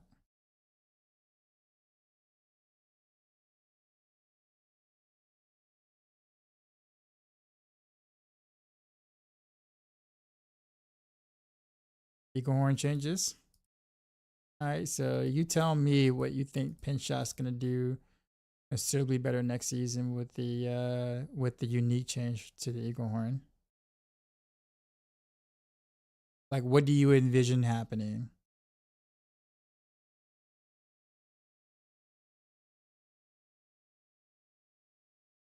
Like when you saw the change, what were you imagining?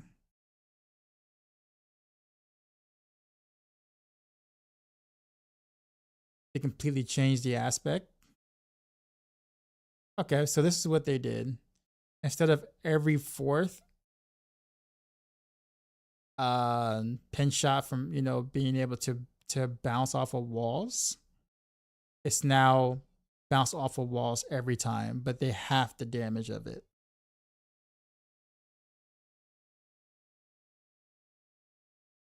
So with that knowledge, right, what do you envision for pinshot?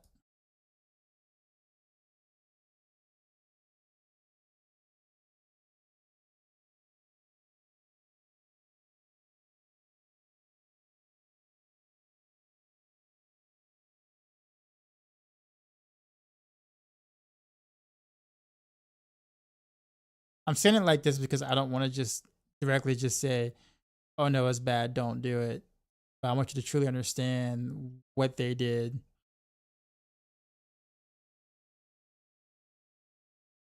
And I guess it could do more damage for Umber Crux now since it's every shot.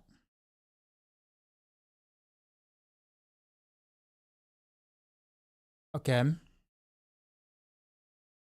So tell me, what do you envision? How are you planning on getting the bounce pin shots to hit a very small totem in an area like Helltide or Infernal Hordes or any boss arena or any place that does not have walls?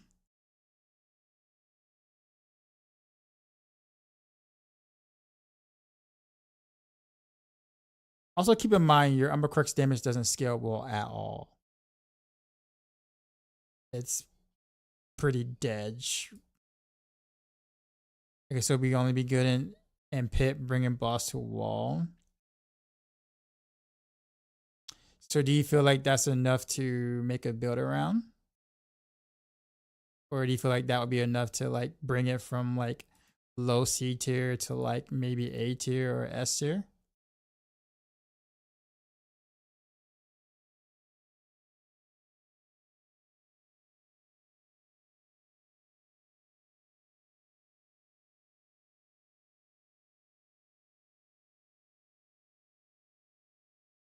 You can bring your tier up as a pit push build. Okay.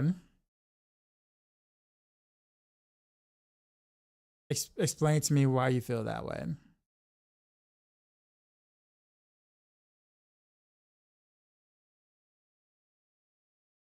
The best pit push maps are maps with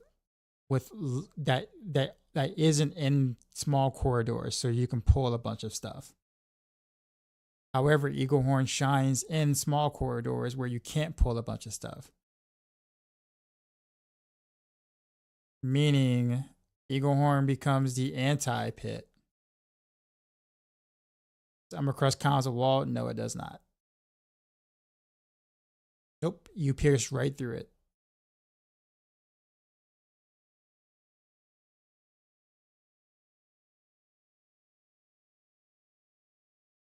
I see what you were thinking, though. That'd be kind of neat if it could do that, though. If that could happen, actually, yeah, yeah, if that could happen, that would, yeah, because then you create your own wall. You know, that's actually not a bad idea. I actually might want to bring that, uh, bring that, uh, bring that up to Blizz. Because like that's actually not a bad idea. Although trying to fit Umbercrux into a build though, it's gonna be kind of rough. But I mean, it's not. I don't know why. I don't know why I took all this strength stuff.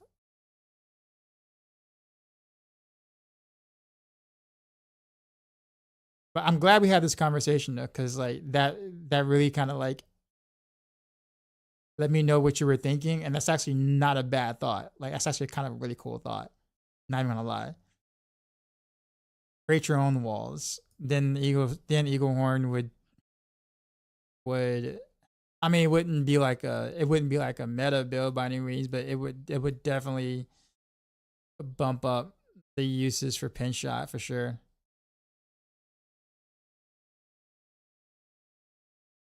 You think it'll make a big difference if the projectiles goes faster per bounce? No. Nope. It's hard because I was trying to fit it into pinshot build, but then I had to drop Starless. Yeah, Tinder app. But yeah, so now you see where now that you kind of see, you know, what the issues are. Yeah, that kind of puts us to the place of yeah. Um, I would love if Umbercrux, if it could just bounce off of Umbercrux. Yeah, dude, yeah, that'd be kind of cool.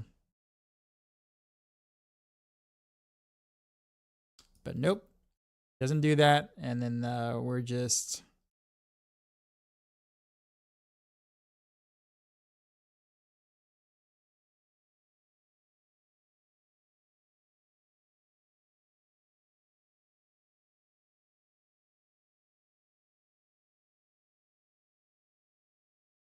so blame. Is it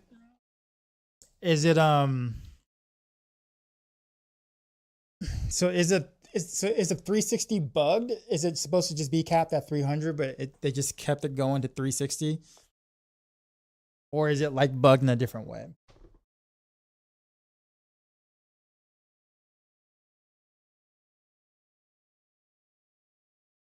Just make it return, forget the bouncing on walls. I'd actually be all right with it with it returning, like returning back in a straight line. I'd be fine with that.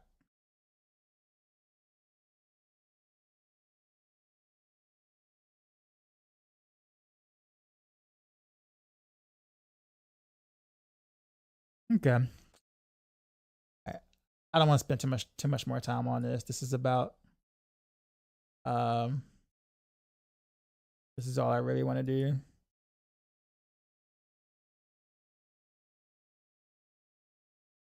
We got, like I'm missing something. Oh yeah, Dark Shroud. Instead of concealment. So this is Copium Seeker for Victimize. Gonna be the best I'm gonna be able to do with it. So we will test it. Don't have any high expectations, but I'm hoping there's something that we're kind of missing that we just may not know about mechanically, or something that they might have done. I guess with the best and more math is.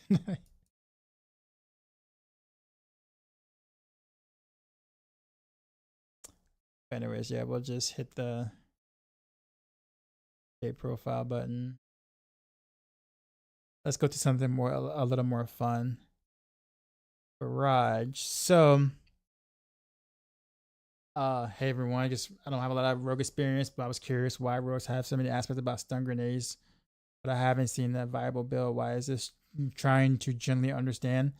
Because they spent several seasons trying to force grenade builds down our throats that just did not work. And they kept trying over and over and over and over again by adding more aspects, and then a glyph, and then more aspects.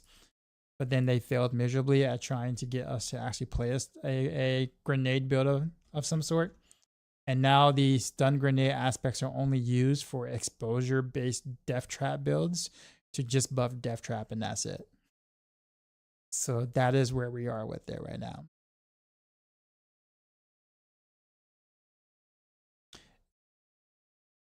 Basically, every campfire chat, whenever I would live stream it, we would basically like sometimes have bets on like which stun grenade aspect are they gonna buff or add per season.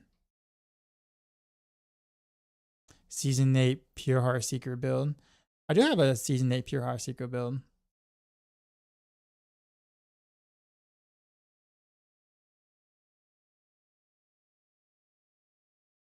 I mean, it is with clone, but I mean, every build is kind of with clone. If you're okay with that, I do have a thing for you.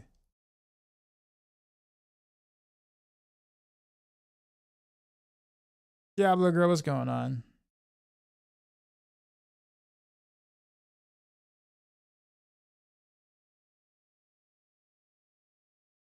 Yeah, it's just, yeah, because the so Ranaveros. No, that's my video. I haven't made a new video of Heartseeker, but like if you check the Maxroll guys here, I update Heartseeker every season. Or the builds I'm responsible for, I update every season. So this one here. So yeah, actually the one that you were looking at is like 2 seasons old. You're looking at season 6, Heartseeker. That's one that had Ranaveros in it.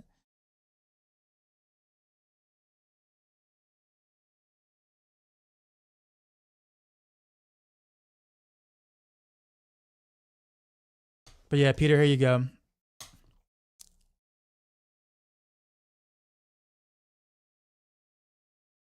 Yeah, man.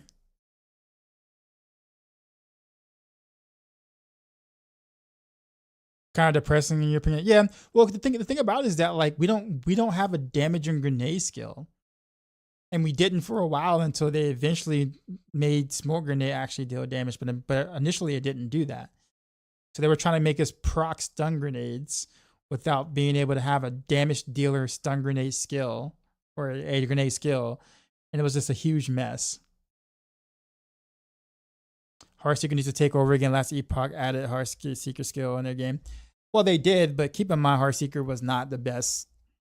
Was like one of the weaker builds or whatever. Remember? I mean, they added it, yeah, but it definitely wasn't one of the builds that people use to like rush to kill the pinnacle boss or the Uber boss or whatever you want to call them. But they added it, but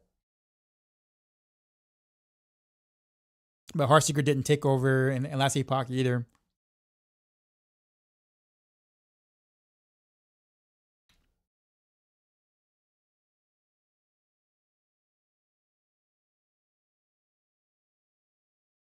But to be honest with you, though, to be fair and be honest, I know people aren't gonna like what I have to say about it, though. As much as I really like playing Heartseeker, like Heartseeker is definitely like one of my top 2, top 3 favorite builds to play in D4. It's kind of hard to justify that being like Rogue's absolute best build because of how simple it is to play. When something is like extremely simple and literally you can just kind of hold down a button and stuff dies, then there's no justification for you using anything else that requires a few more buttons. So it's kind of like basic attacks in general kind of follow that same, path where it's like super brain dead easy to play. Which I mean, it's also what makes it fun for players. But like if the most brain dead is also the absolute strongest, it really it really kills any sort of balance in a sense. So while I would love to see Heartseeker and the other basic attack builds do better, like stronger, like coming to season 9, these basic builds will be stronger for sure. But it being the best would just give you zero reason to play anything else, and that's not good. So in my opinion, I think basic builds should always be good, not bad, but always be good. But I can't ever see them being like the best builds by far, like being like on the top and be able to justify that. It's kind of hard to do that because they don't really require much.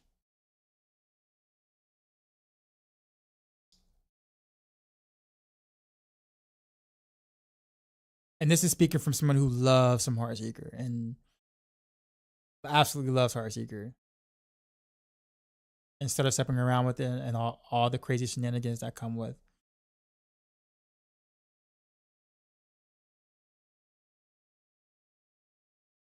Yeah. A tier, yeah, for sure. We're gonna call this season 9 Barrage. So what I was saying before,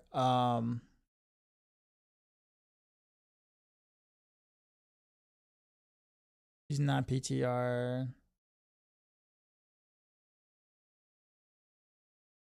So what I was gonna say is, I think I'm gonna put Barrage back to precision instead of close quarters combat. I think that's gonna feel quite a bit better to play.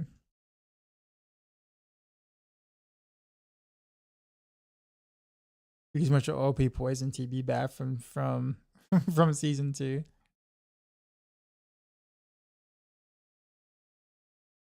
I think it was well. I mean, I guess season 0 and so season 0, season 1, and season 2. Really, you think Heartseeker could possibly move to A tier with the basic buffs? Yeah, it will.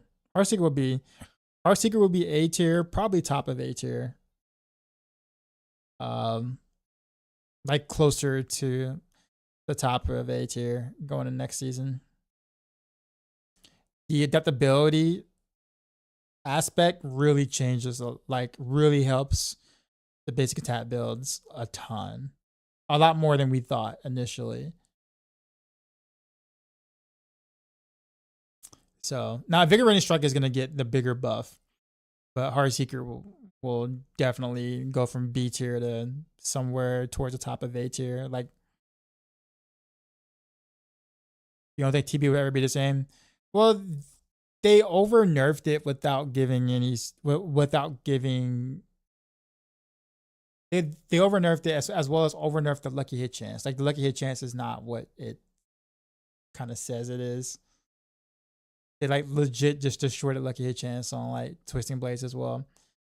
So, granted, I agree with them fixing the bug that caused the poison to scale as much as it did. Like that needed to be fixed, but they waited so long to do it and didn't give correct compensation to where now Twisting Blades is in a very awkward place.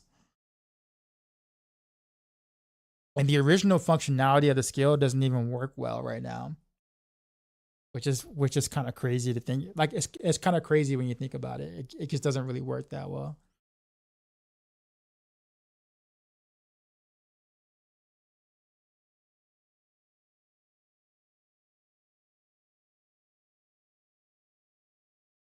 So if Kyle the Nameless still double dips with precision, I wonder if I should still do Kyle or do I do air perdition?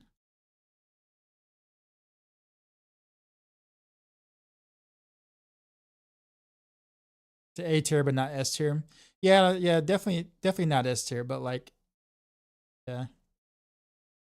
Or actually, honestly, I wouldn't even mind if basic builds were in S tier, but like they would, but only if there were other rogue builds that were above basic builds that were also in S tier. So like if there's like 2 or 3 rogue builds in S tier, and the basic builds are at the bottom of S tier, I think that's fine. Like I think that's fine.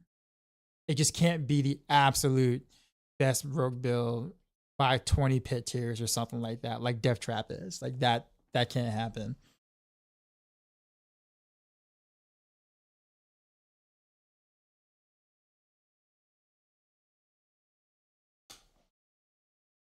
So hopefully there's a good build for pure Heartseeker build. Well, I mean you're following me on YouTube, right? I'm the one that updates Heartseeker on Maxroll every season. So as long as you're here, you know, you're gonna see Heartseeker guides and buffs or whatever. That is pure Heartseeker. I've done pure, you know. Yeah, see, I already have a PTR Heartseeker already. I have a Copium Seeker, but that's like a test thing. But yeah, I had this here, but not released.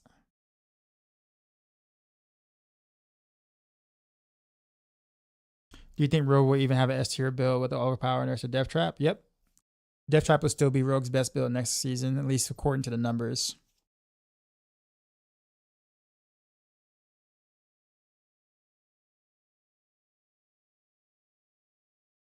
So ironically, it's like, yeah, we don't want you to play. You know, we're gonna change up the meta a little bit and like and not have you do Death Trap for the 3rd season in a row. And then guess what? Death Trap is still the strongest rogue build, which is kind of hilarious.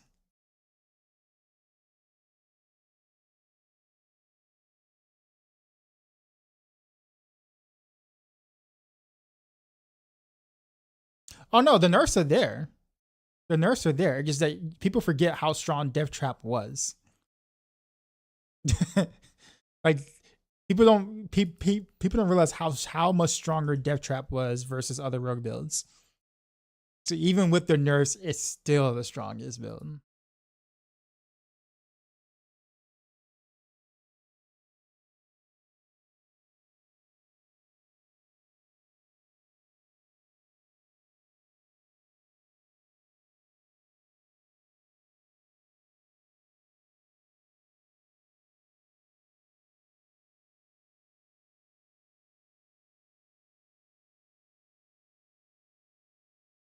I want TB and Flurry to be up there. So TB and Flurry will be a little stronger next season relative because of the key passive changes. Anything that can use momentum is going to be a little bit better. But at the same time, though, after doing the numbers, honestly, like close quarters combat, precision, and momentum are actually quite close. Like the benefit that momentum has is with like, let's say like invigorating strike, being able to get the 30% more resource of like that on top of the resource you already have for adaptability. So that's a pretty big thing. But also stolen vigor. But I honestly, I'm finding that a lot of builds aren't gonna be able to run with stolen vigor at all, and their setups like they're struggling to find a place to put it. So in reality, momentum just ends up being 60% damage increase. So like if you think about, but you can run damage versus Dark Shroud, you know, everywhere with momentum, but you can kind of do the same thing and on some pieces with close quarters combat. So honestly, even though I initially assumed that anything that wasn't momentum would be dead, I think I'm actually wrong on that.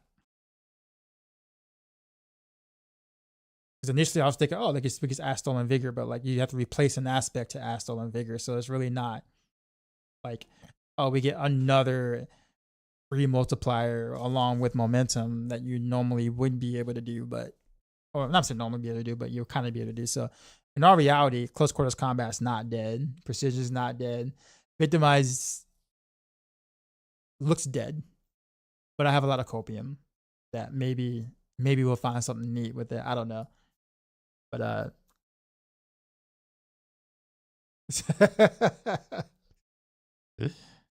you think any build can use Victimize? I mean, any build can technically use Victimize. The question is, can Victimize do anything? And that's what you have to ask yourself. And the answer is no. At least on paper. Right now, it looks really bad.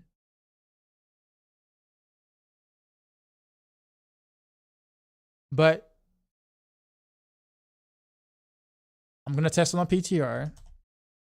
Like I do all the things I normally test, and we're gonna see what happens, basically.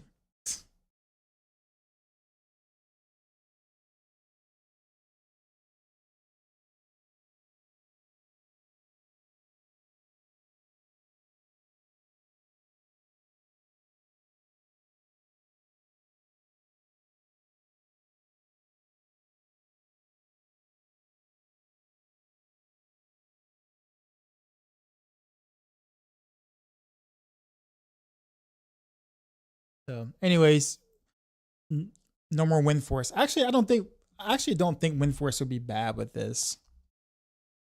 To be honest, I don't think it would be bad. But I do think that having the instant amount of crit damage on the on the Skyhunter allows me to go with damage per dark shot tempers and other things that I just would not be able to do if I was to go Wind Force.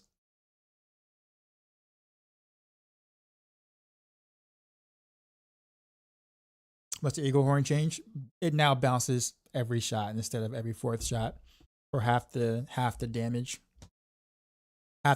bonus for the bounce. Say Wind Force feels okay now with precision capped.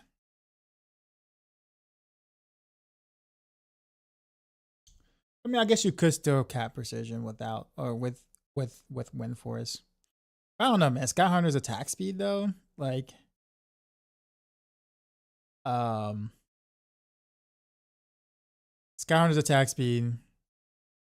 Although I guess, yeah, I guess, well, yeah, I guess Wind Force would probably still win out.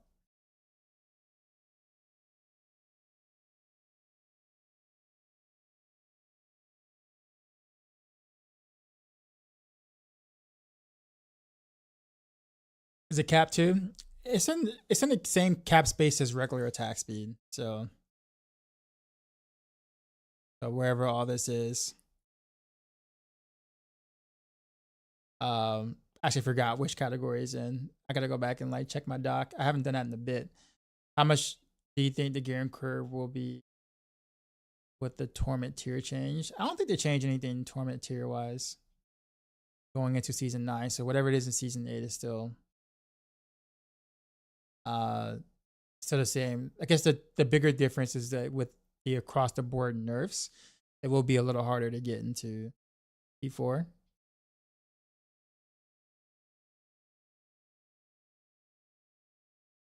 I guess we could do Wind Force still.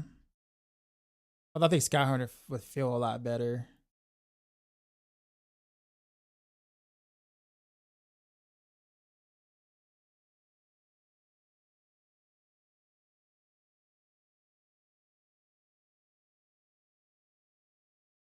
Although I don't know. I guess Wind Force will also feel better per shot. Although I think Skyhunter will give that big bump of damn. Oh, also too energy. I forgot about that.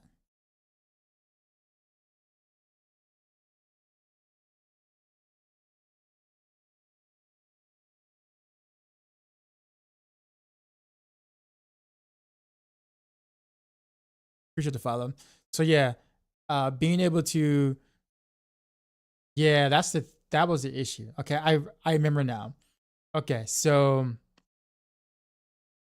the way that we used to do, or the way that I tried to do Wind Force a little, like a bit further back, was when we had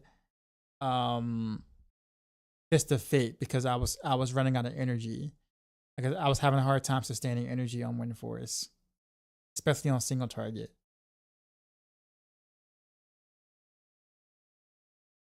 But now that we must do Grasp of Shadow, we don't have Fist of Fate anymore for all that lucky hit to try to get innovation tempers or whatever. It kind of becomes a little more difficult. So that energy that we do get from proccing precision on Sky Hunter makes it very fluid. Even though Wind Force might be slightly better overall, but finding a way to be able to keep your resources though without Fist of Fate and innovation tempers, man, it's gonna be hard. Even with Starless Skies.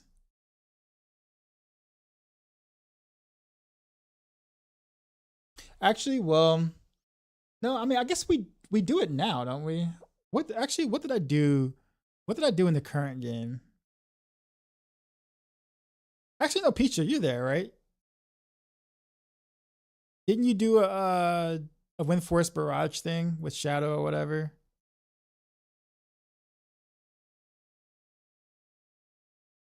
Were you getting it? Were you getting energy with Shadow imbuement or no?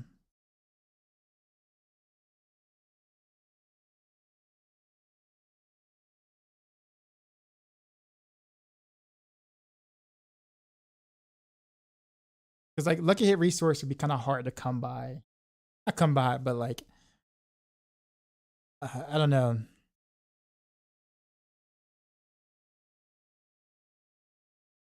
Because you have to do resource elixir. Starless Skies is basically necessary. And innovation tempers.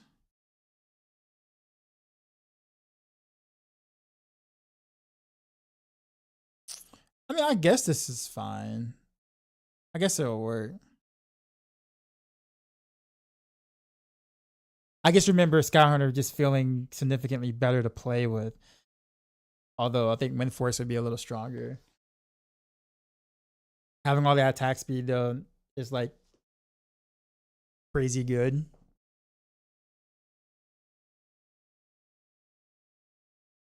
On Sky Hunter.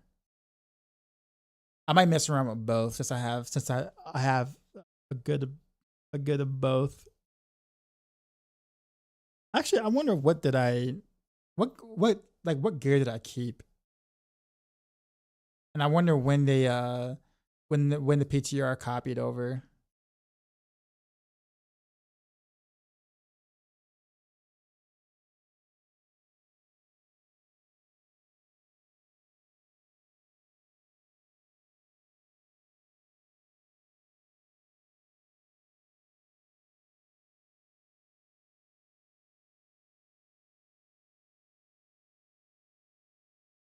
Also, with that being said, I wonder if I can do a inner sight.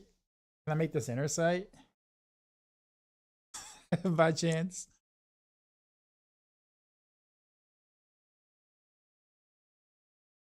Instead of prep?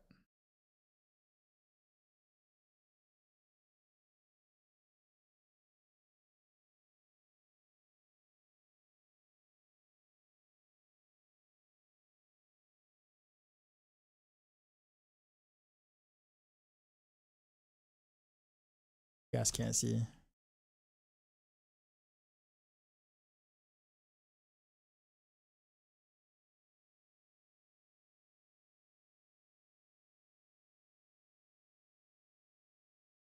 don't have innovation tempers nor lucky hit resource.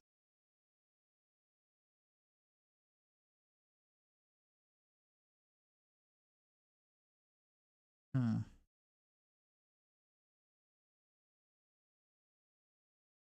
what breakpoint were you able to reach with Wind Force?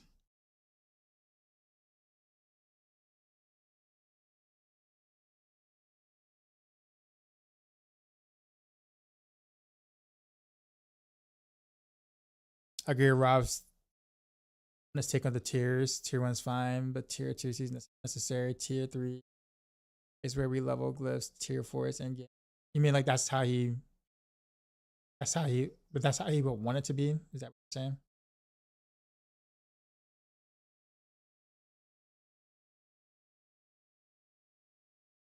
Oh, wow, I salvaged a lot of things. I didn't really keep a lot.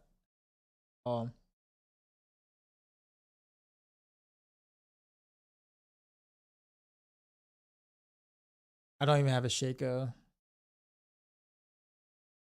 from PTR Eternal Realm. I might have to farm some Belial in Eternal Realm for a Shaco. I'm pretty sure I don't have the runes to make a Shaco.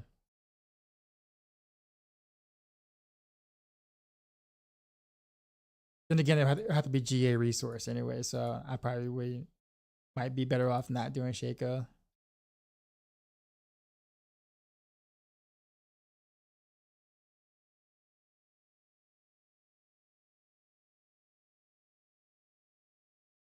But I at least kept my invigorating stripe pin.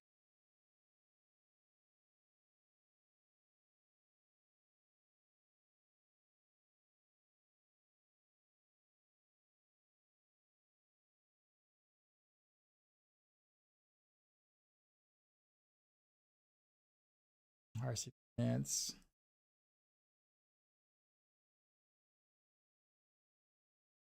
I don't have any resource stuff here. I do have resource peaceful bids. Trying to think of like all of what I have to be able to like go ahead and like test quickly. 13 frames. Yeah.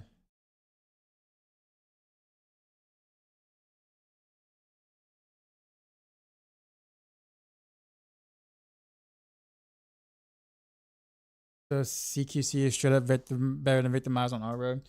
Victimize is just kind of like a broken passive that just doesn't work right now. That just doesn't like they removed the back loading of the damage or whatever and didn't really give us anything to compensate. So like it's kind of a dead passive at the moment.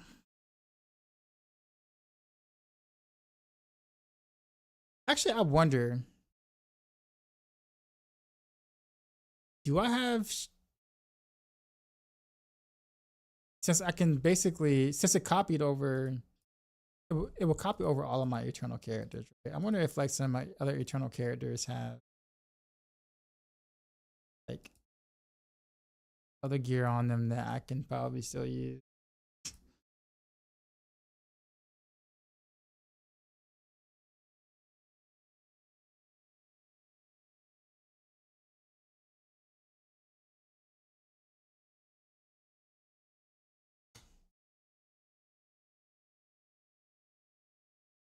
So I don't know. So I think maybe maybe Skyhunter will allow you to get to 11 frame.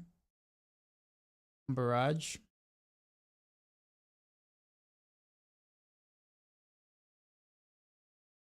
Last season withdrawer.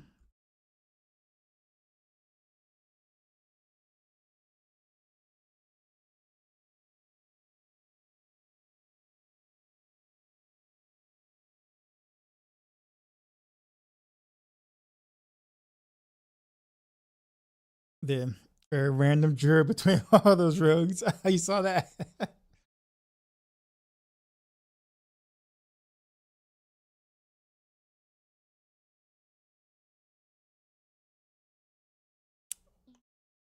But now you see why I'm thinking Skyhunter Peacha.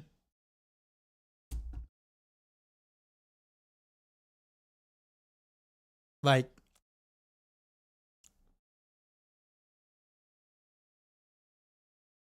at least for precision. Not necessarily, obviously, for the other thing, but I remember when I was testing them both, they were really close.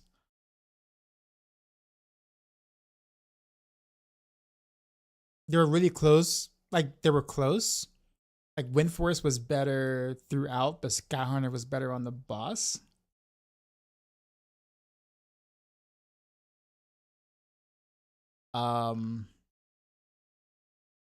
It's been a while. Like it's been a while since I've I done this. It was like,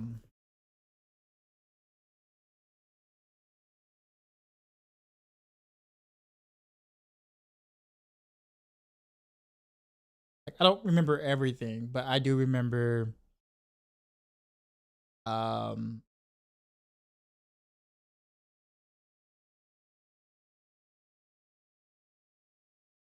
because the Barrage ranks won't really mean much, but the Malice ranks do.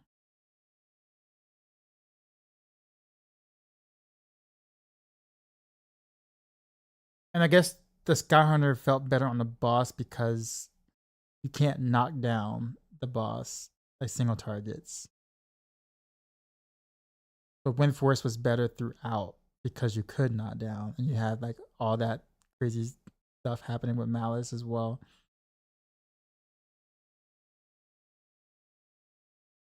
I think that's what it was.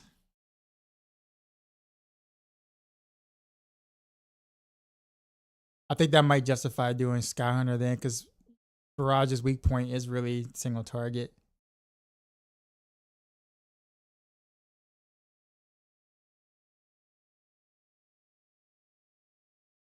I don't know. I'm gonna try them both on PTR.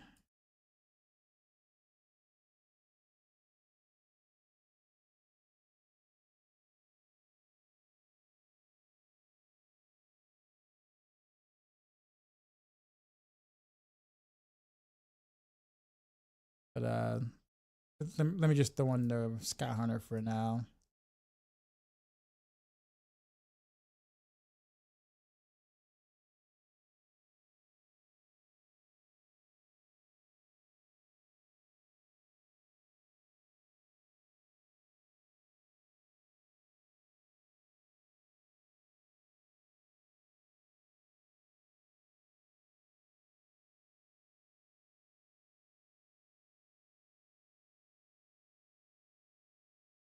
What was my runes? The Neocax.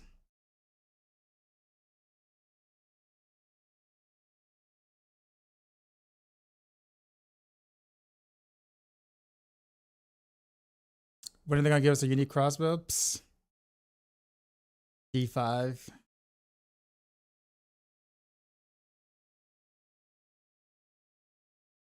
D5 at the earliest.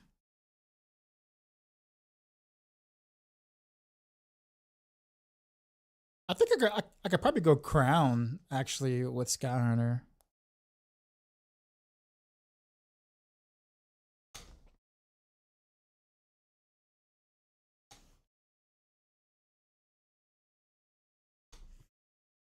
I wouldn't do it though. I probably should do trick attacks because I think it still does double dip with precision if I'm not mistaken.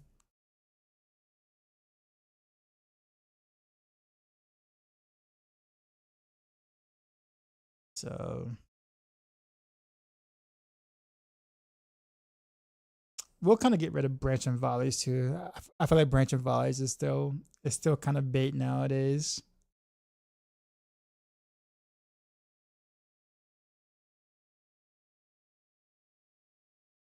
Got Barrage in.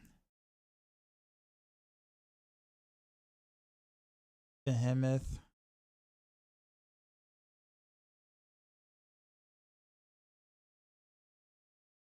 All right, BM. You have a good one, man. Normally, in the past I've actually been starting my streams a little earlier, but this time around, past couple of days has been a little later. So my apologies.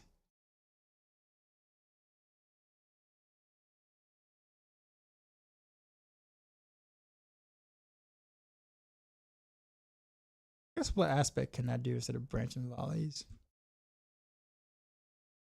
Oh, accelerate. Well, so accelerate is cap. 1 or 2?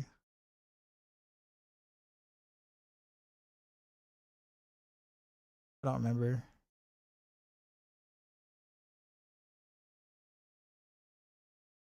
I'm assuming with Scout Hunter, we can just probably be better off with the damage aspect, DPS aspect. We should be able to get to 11 frames without accelerating. Granted, it, you know,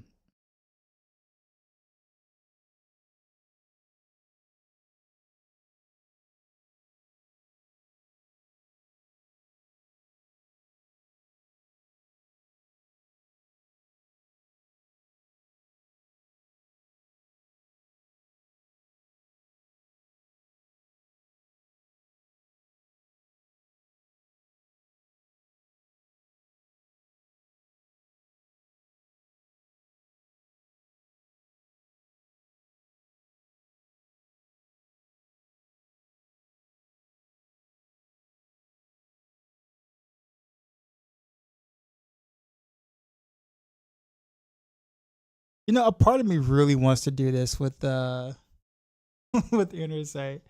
Should I do it with the inner sight? I shouldn't do it with the inner sight, but I can though.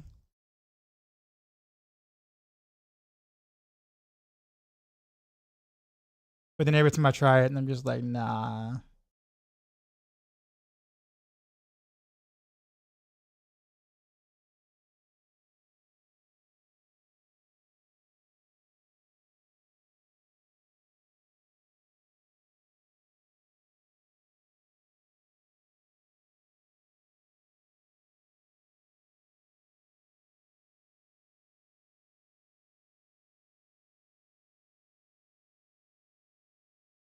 I can't think of any other aspect to put there that really works. I guess we can go Behemoth, not Behemoth, but Furher.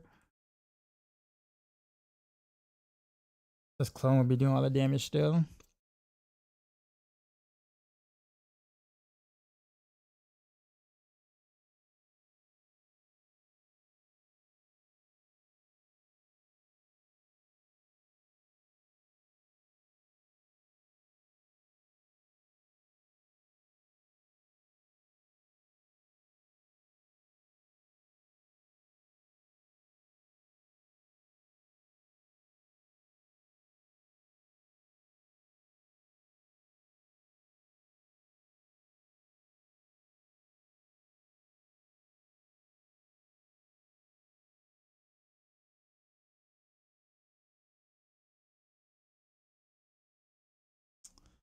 Yeah.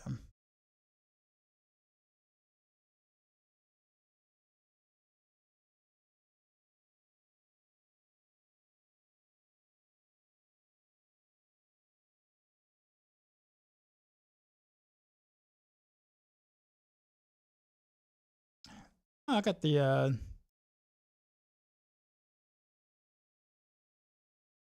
I was gonna change the daggers, but there's no reason to change the daggers. I'll be capped and crit damage anyway.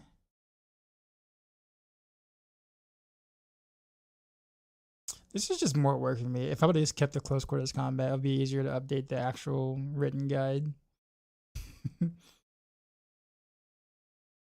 But no.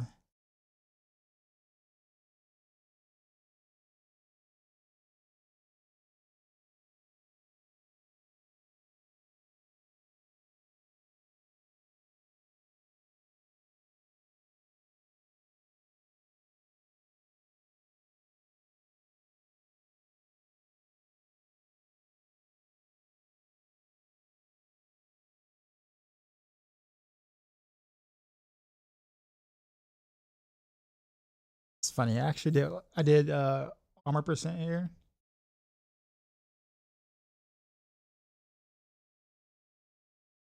I'm gonna maybe do that.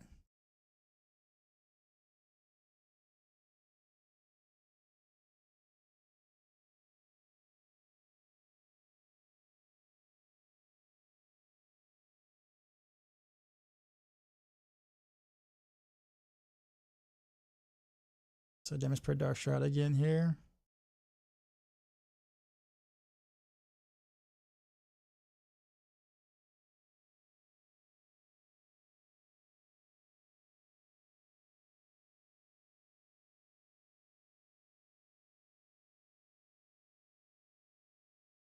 Same thing with this ring.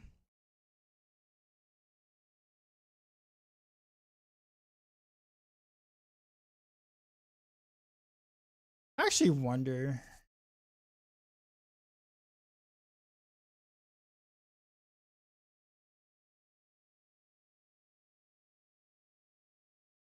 Jacob. I wonder if going with the other ring would make more sense.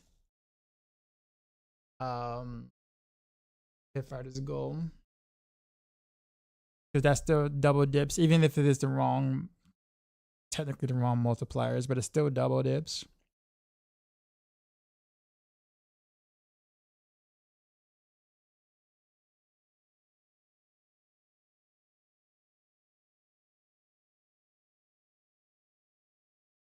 Not even that dark hello.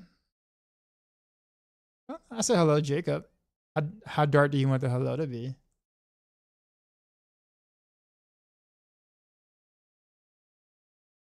Dang, I just thought about it. It actually might be hard to oh, can I do it? All right, let's do Pit Fighter's goal.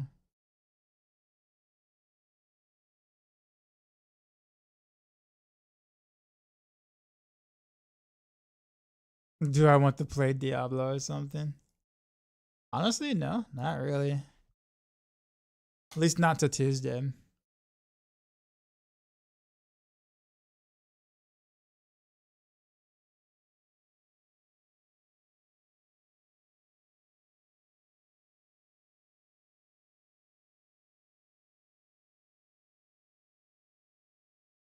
Do you believe in God?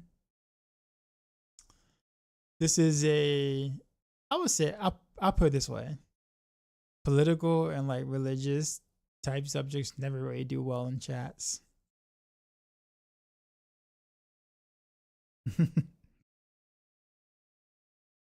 So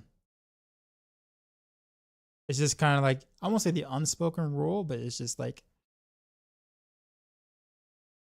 I mean, when you're around friends, you don't really talk about politics or religion like that,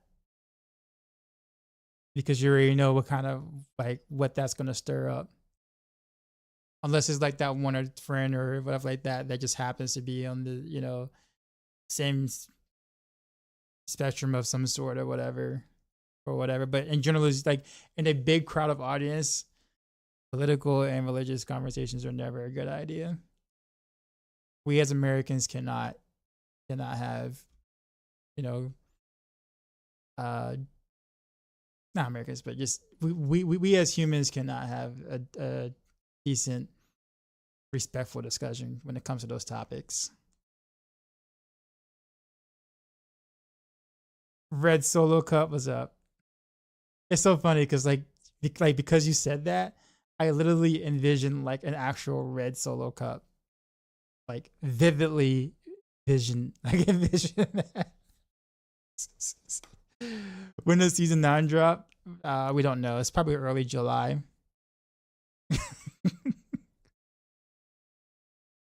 And it's usually like, you think of like the red Solo Cup at like a party or something, or when you're playing like beer pong. When you played at beer pong, let's just put it that way.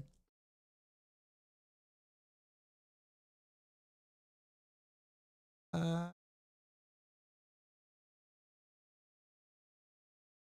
say your soul is mine for free. I mean, in all reality, I mean, if I'll rent it out to you if you wanna, give it a whirl, give it a go. Promise you, it's really not all that. You'll probably want to give it back in, maybe 2 or 3 days tops, but I'll let you rent it for, for a decent price. I think I named my Xbox 360 account after a country song from like 10 years ago. Sorry, Dad, Mika took over. Oh, Mika took over you.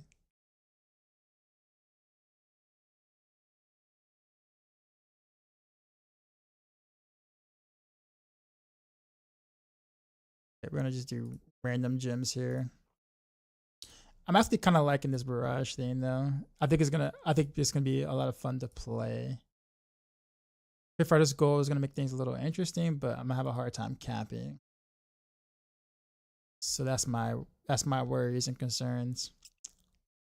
Actually, or maybe not. Wait, how am I? No, T4. How am I at 1200 armor?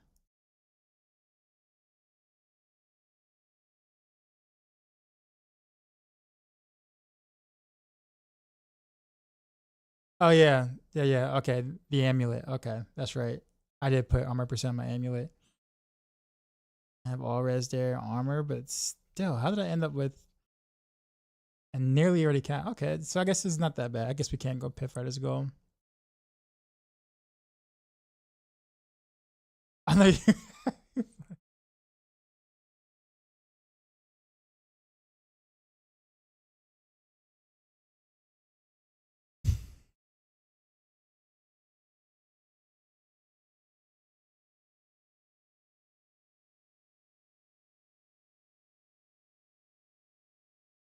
I think on this Stream Elements dual stream chat thing, I don't get to see the moderation effects.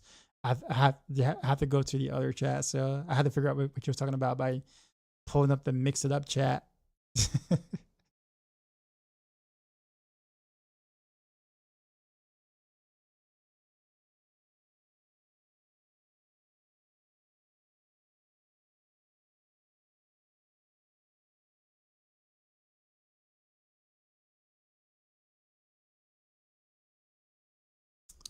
Okay, back to what I was doing before.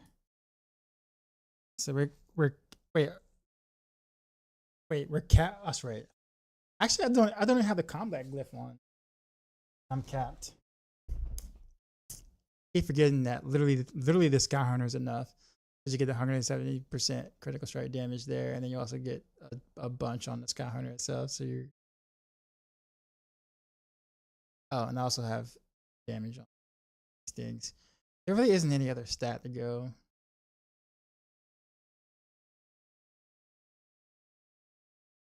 Oof. My life is really low though, so might want to maximum life here. I forgot I don't have any maximum life. I guess instead of the stats, let's go life here. All stats isn't really that important.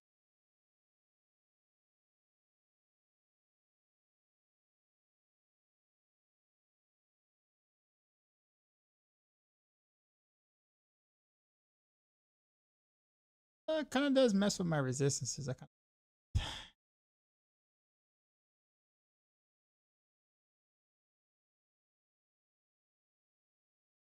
Yeah, I don't. Yeah. Now, granted, I probably would still take combat though, but just because even as an additive scaler and also the multiplier at the bottom. Actually, I not really. I guess I don't really have to.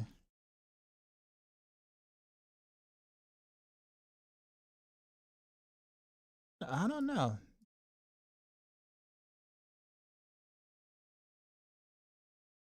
Go source too. Well, yeah. I just got lazy and didn't want to switch. Didn't want to switch out. That's all. Yeah. Because literally, I have to like redo all the stats again.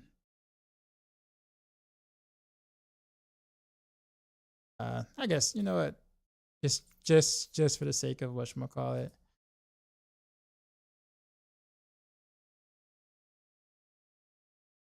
It's my life. What was it? Behemoth.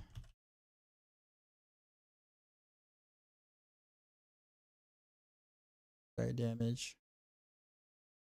The fire. Dark shroud.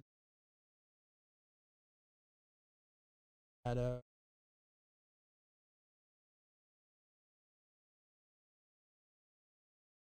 Roll here. 12.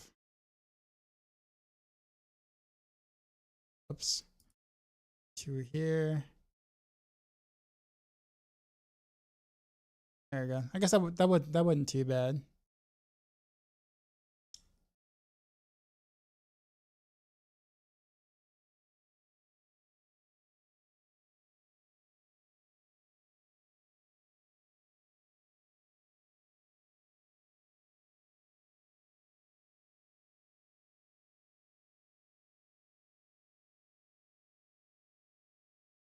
Almost forgot the name of velocity one.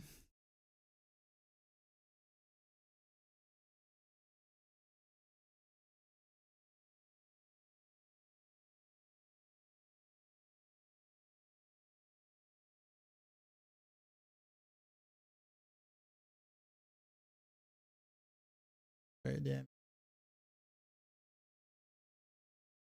Dark. Shadow again.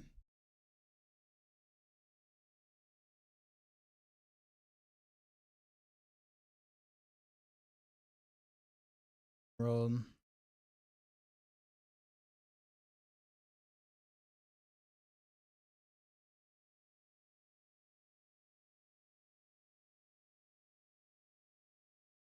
And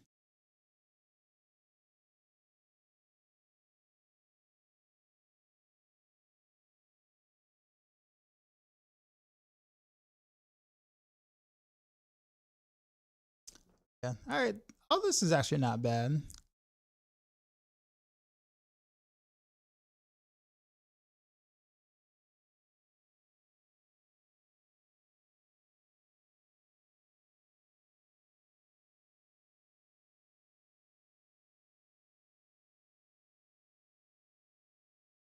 It's just this still double dips. I think this should also be fine.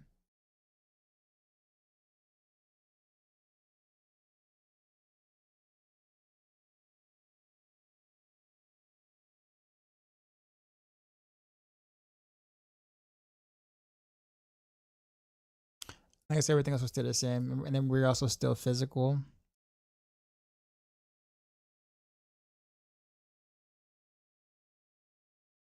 We can remove this though for some movement speed. Actually, where are we with movement speed?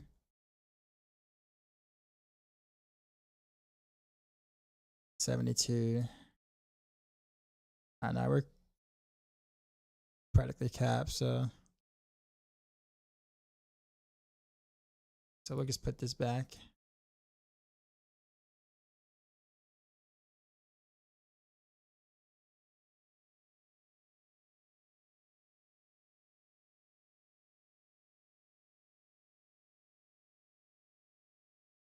And we'll just keep all of this here. Although, nah, I'll probably be capped without alchemical advantage though. I'm gonna have to double check that again though. That's an easy fix. So I only have room for 3 legendary slots. Dex, high velocity, and then and conceded.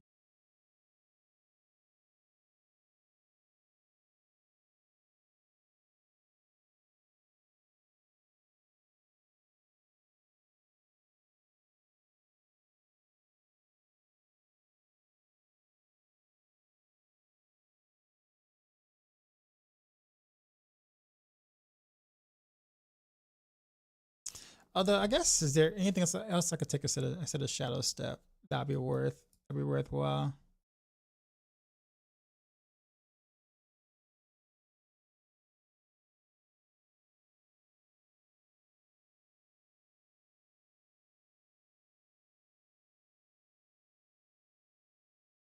I guess I could do Dark Shroud on the bar.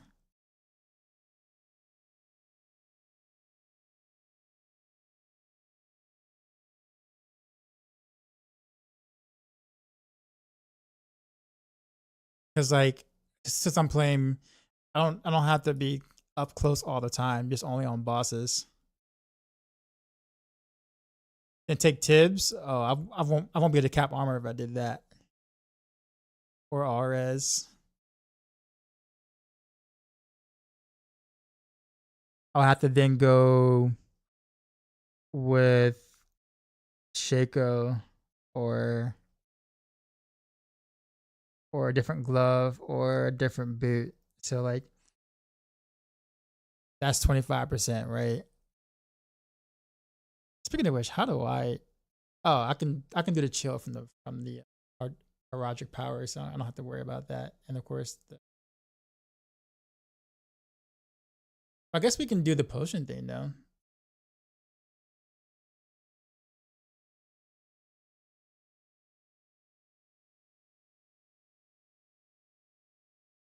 Or if I want to be tankier, I can always go like the whatchamacallit, shrouding. But I think the siphon rituals it's gonna feel good. Definitely important for longer fights or longer stretches, I guess.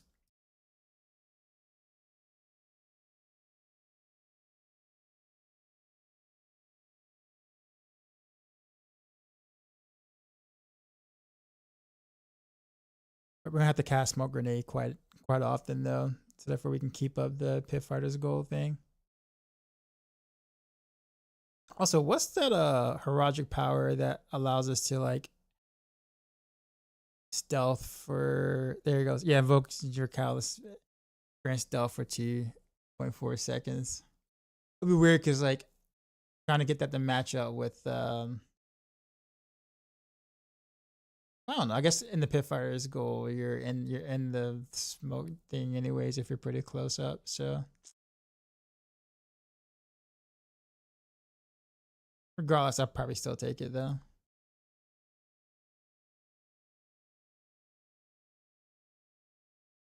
Of course, we'll take the chill thing.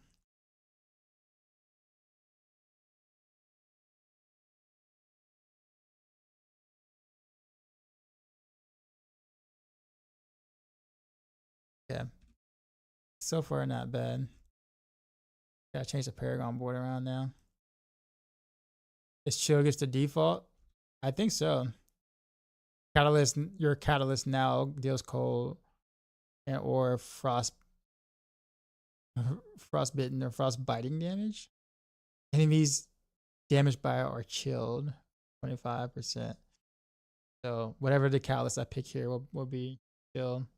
Yeah, I mean, so yeah, I mean it's basically just that every time, always.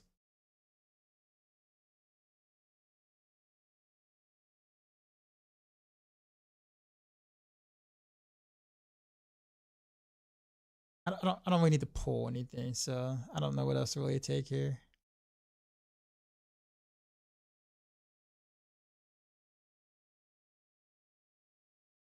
I wonder if the chill, I wonder if it's like chill per like per tick of the beam or something for the catalyst. Like, can I freeze them the beam?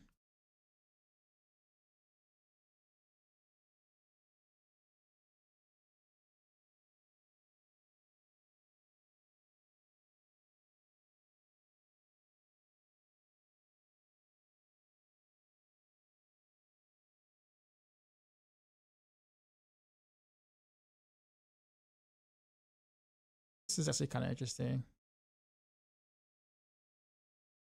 I'll leave it at that. At least these things have a lucky hit chance. I wonder if I can pick a catalyst that can actually help proc Victimize. All right, I'm done. I'm done with all the copium. Done. Crustables, what's going on, man? Profile.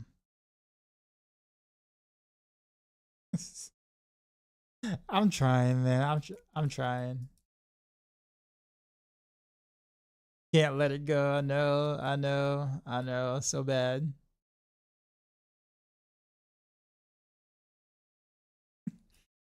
I guess I it's just hard for me to be in belief that it's really that bad.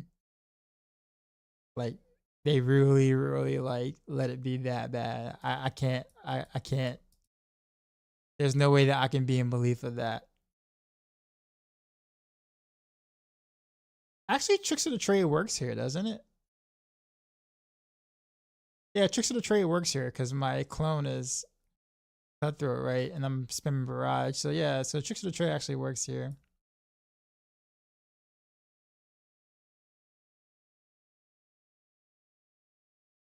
Or should.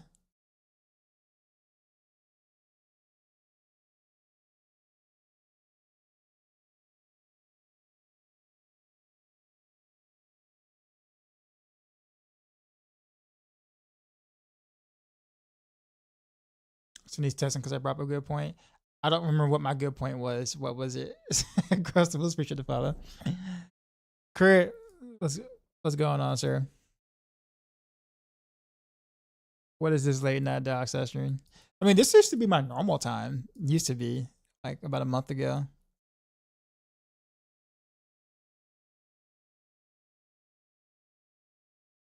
If it's not duration based, it might eat up damage.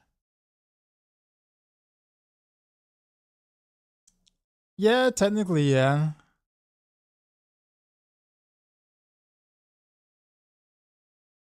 But looking at this now, starter, so this no witness. Cheap shot is still pretty good.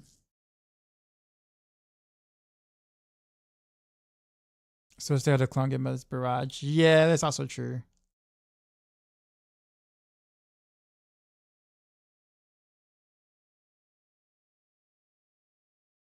Start your job as a refinement tech at the precious metals facility. Cool, man. How long have you been looking forward to that?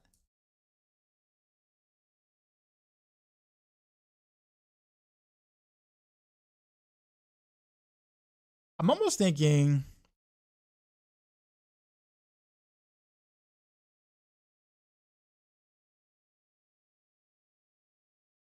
so about 2 weeks ago at the jog, just gotta wait for a background and drug test. Gotcha. But yeah, Peach, I guess I almost want to just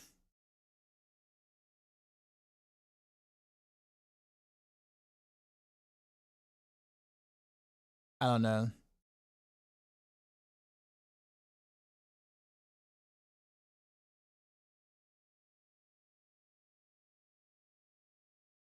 I don't understand what's going on.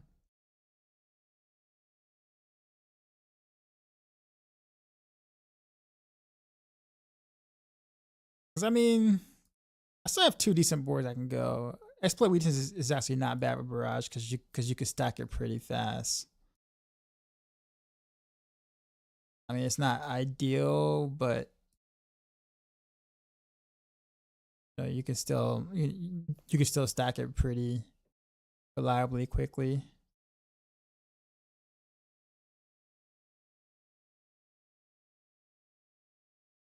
And then there's Dance, that's also pretty good. Frosty Lou with the raid. What's going on, sir?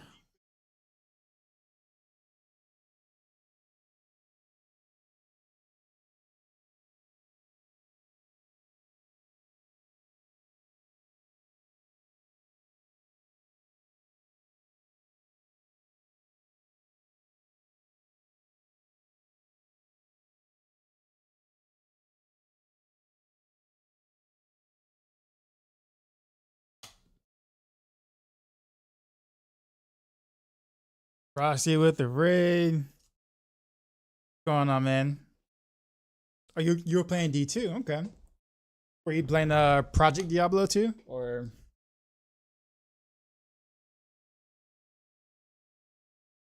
I'm just up here making planners for season 9. I'm kind of at the bottom of the barrel now of builds. I kind of did most of the ones that might be good already. So we're kind of like towards the more so not as good, but it'll be kind of fun to play sort of builds now.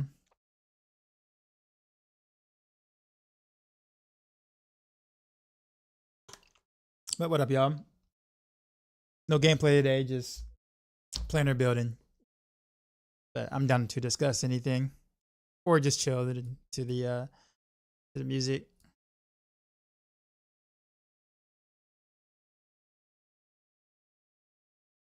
Copy and paste the previous builds, just tweak it up a little bit, easy peasy.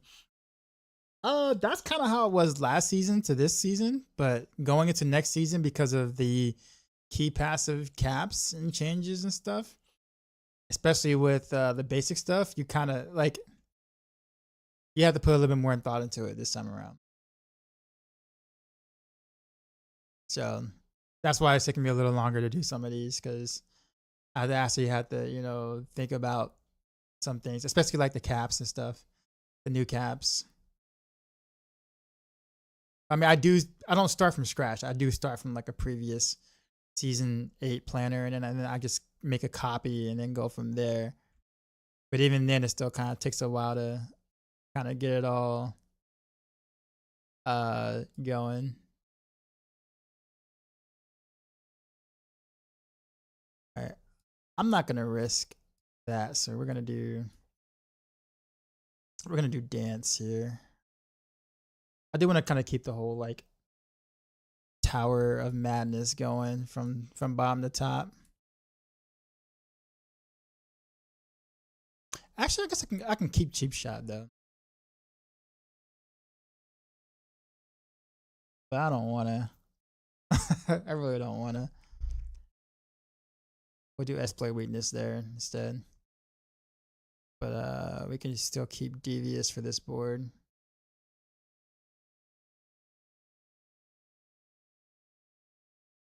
And what do we got? A witness. How much intel is here? 64. I guess we don't even need to cap out combat glyph, do we?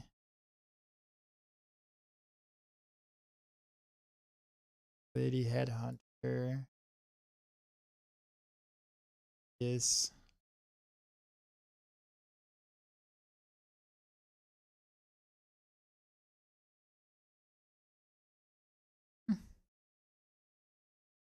Swap this out for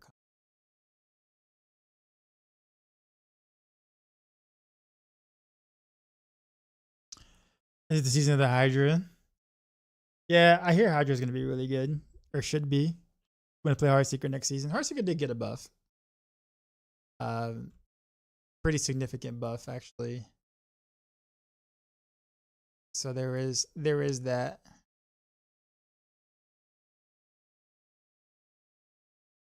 We'll just yeet the cheap shot. But exploit weakness.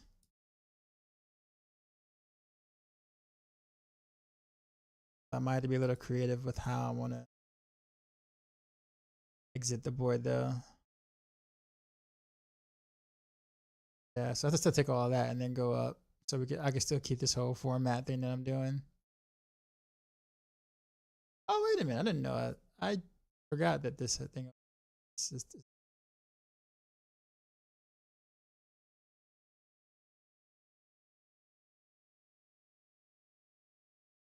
And also, how is one of the Diablo 4 Rogue Giga Chats doing?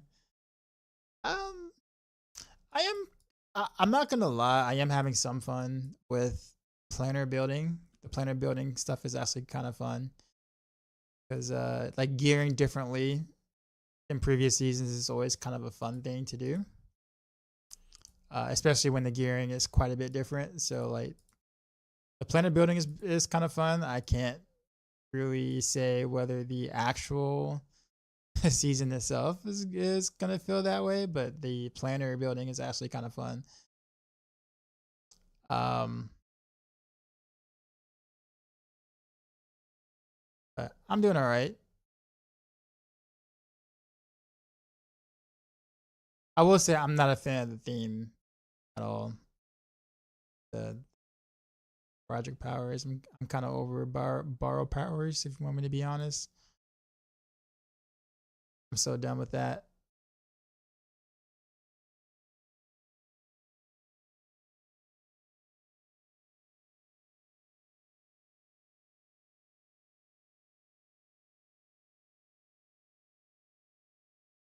Actually, I don't need any of these.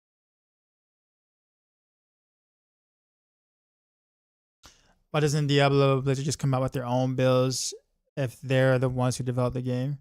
I mean, they technically, that's what they do. They kind of force what they kind of force it upon us every season. All the meta builds are pretty much forced upon us every season. Root Pros, appreciate the sub. Thanks, man. But I'm struggling deciding better Diablo 4 or PoE 2. But there's also last epoch and the thing. Are you struggling on which one to play, or are you just struggling on which one you want to declare is the better one? I guess those are two different conversations.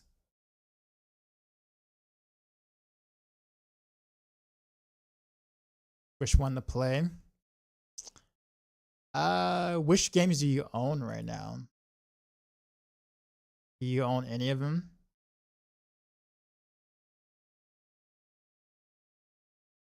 Oh, you own both? Well, then play both. So, like, I'll put it this way. Like, when one has a new patch with things that you find interesting in it, you try it out. You play that patch. And then you go, huh, I either like it or you don't like it. Right? And then same thing with the other game. It's like, oh, new season comes out. Look at it and be like, oh, these things are kind of cool, or these things are really bad still. And you try that out and see what happens. I'm just gonna put it to you this way: no action RPG is gonna keep you interested for months, or for like throughout a season.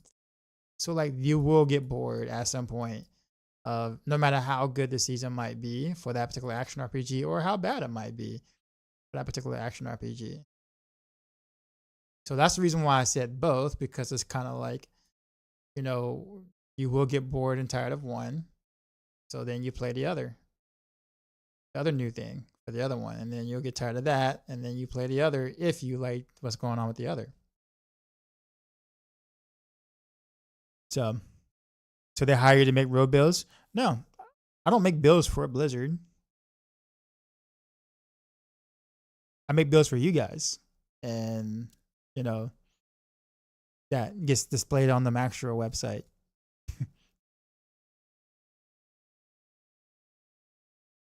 I like zeroing on a game though and becoming a guru in it. Your action RPGs are hard to do that with, Coke. Literally, action RPGs are hard to do that with because there's just not enough to keep you entertained as a main game for a long period of time. If you're someone who blasts like almost every day, you're going to get to a point where you have nothing to do. If you're not doing content, if you're not streaming or making videos or like that, you're going to be questioning why you're doing it, because there's no in-game leaderboards or real competitive play in Diablo 4. So it's kind of like, or even PoE 2, or even in last epoch to a lesser extent, they do have some competitive outlet, but even that's kind of meh. So like, I get want to be a guru at one, but I don't know if action RPGs is a genre to do that in. Like, if you want to be a guru at something, like choose a fighting game or like a FPS or something with like a competitive scene that makes you want to like get better in. Why Pit agrees on Heartseeker? Because there's not any better option this current season. What else are you gonna pick for damage? Keep in mind the utility aspects don't deal damage anymore, so no more frostbite, no whatever on like the boots.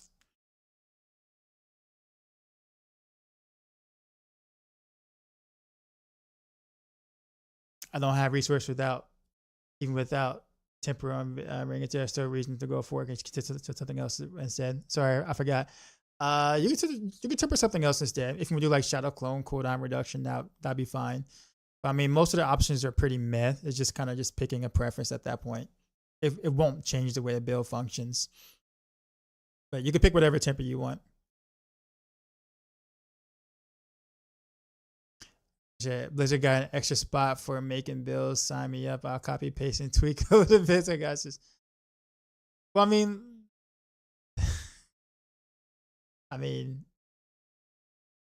when you have players I know have D4 bad on default, so whatever Blizz changes, they're not impressed.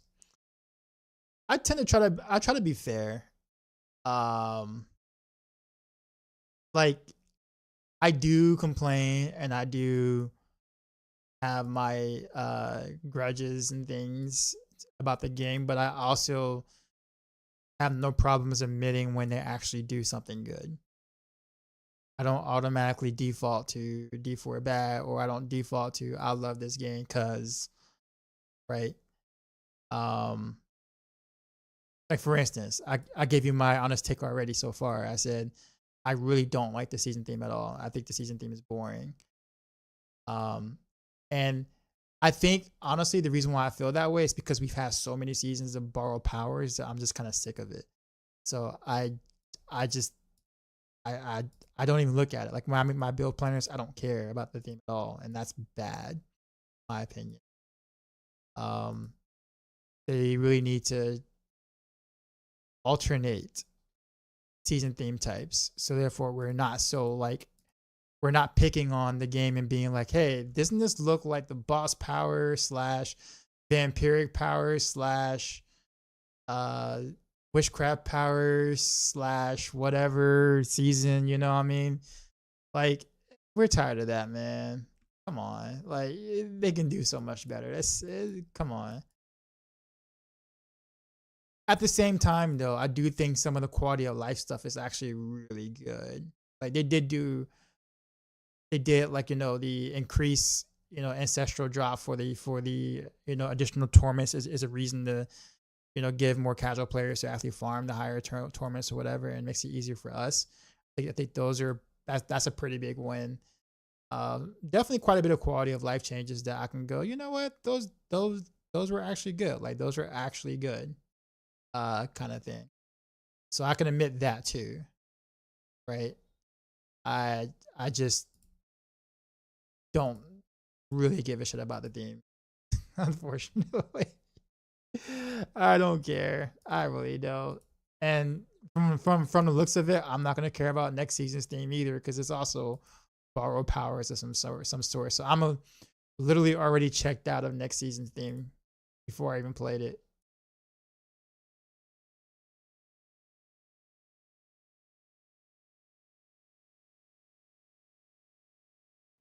Great answer, Street Fighter 6 Citizen. Honestly, so like I put it this way. I used to like game competitively in like other games. Like I played Smash competitively. I would go to tournaments and was actually ranked on the PGR for a little bit locally. But the biggest thing was I played StarCraft 2 professionally, so I got a chance to be in the esports scene and do all that jazz stuff. So like I think for me, when I think of a game like this, I don't think of a game like I don't play this in a super ultra serious manner, because I won't say in the ultra serious manner, but I don't take like pit pushing or whatever like that in the ultra serious manner, because compared to what I used to do, like pit pushing is just so like almost like an insult to the player. Like the fact that that's the only thing we have to, you know, test our gear and stuff with is so bad. It's such a terrible outlet for in game for Diablo. Yeah, I just can't. I just can't get myself involved. But it's just like anyone that wants to like take the game seriously, sure you can. But I mean, I feel like you'll if you're someone who's like ultra competitive, your time is definitely better spent somewhere else besides the action RPGs. Period.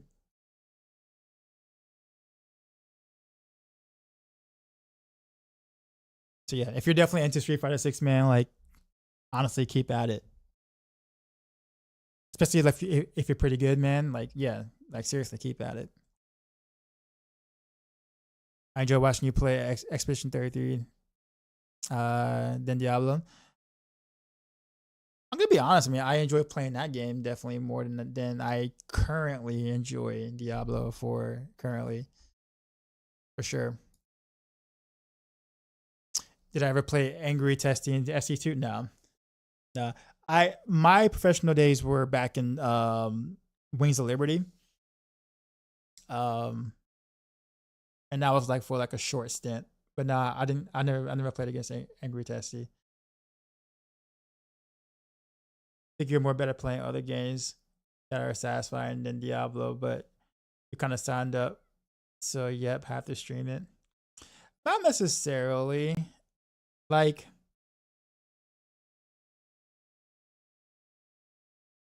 it's not necessarily signed up. It's more so like this is kind of where like action RPGs ish is kind of where my audience is. Like even if I was to go play other games right now, I would say over half of this audience will not watch me play other games. And there's nothing wrong with that. Like I'm not mad about it or I don't feel any certain way about it. Like I totally get it. You know, some people are here to watch me. Like people will literally watch me do the planners right now, like no gameplay, but just want to go and like, you know what? You know, I'm interested in what, you know, Dockside is going to cook up for rogues for next season or whatever. Like they're interested in that. If I was to go and like play some Tekken, you know, those same people will be like, I like Dockside, but I'm really here for the Diablo kind of thing. And that's kind of where I built the base at. So partially it is my fault. Yes, I will agree with that. But I think that's just kind of that's just the thing for any streamer or content creator. It's just like you establish an audience with some sort of game you like to play or genre you like to play, and stepping out of it will just tank your viewers and your viewership and your audience and whatnot. But until you gain a following for the other audience, so like if you can get people from the other genres to watch your content somehow, and get those people to, you know, be like, oh, he's actually playing this, I'm gonna watch this, you know, which is nearly impossible. But yeah, you have to be like really big to really be able to do variety games like that and not fall off.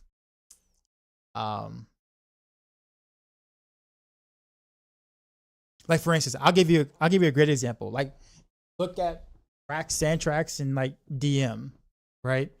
There are microtransactions. Like watch them when they are not playing their main games, right? Now, granted, they can kind of like they can play action RPGs. They've gotten to the point where they can actually stream and do action RPG content and not fall off. But the moment that they step outside of action RPGs, look at their view count. Like it's like slash in half. And they're bigger. Like they're bigger streamers and content creators who actually have a much like wider like pool of, you know, people and players who know who they are. And yet they still don't crack 1,000, you know, when they play off games or off genres or like that. They have struggled to get 700, 800 like that. But the moment that, you know, Rex does a Diablo or a PoE2 or Last Epoch, it's up to 2,000. You know, same thing with DM with Path of Exile too. He'll get up to 1,600, 1,700, you know, 100. So like, yeah, that's just the way it is. You know what I'm saying? It's hard. It's hard. So, did I ever play Vanilla WoW? No, I didn't. I didn't play any WoW at all. I was actually not playing World of Warcraft was the smartest decision I made back in college when it first came out. Because a lot of my friends dropped out of college when that dropped. And I made the one smart decision in my life to not play World of Warcraft during that time frame. And I never like jumped into it since. because I'm like, okay, I'm way too far behind anyway. But yeah, when it first came out, I was in college and I was like, nope. I was like, no, sir. I already know what's gonna happen to me. No, not gonna do it.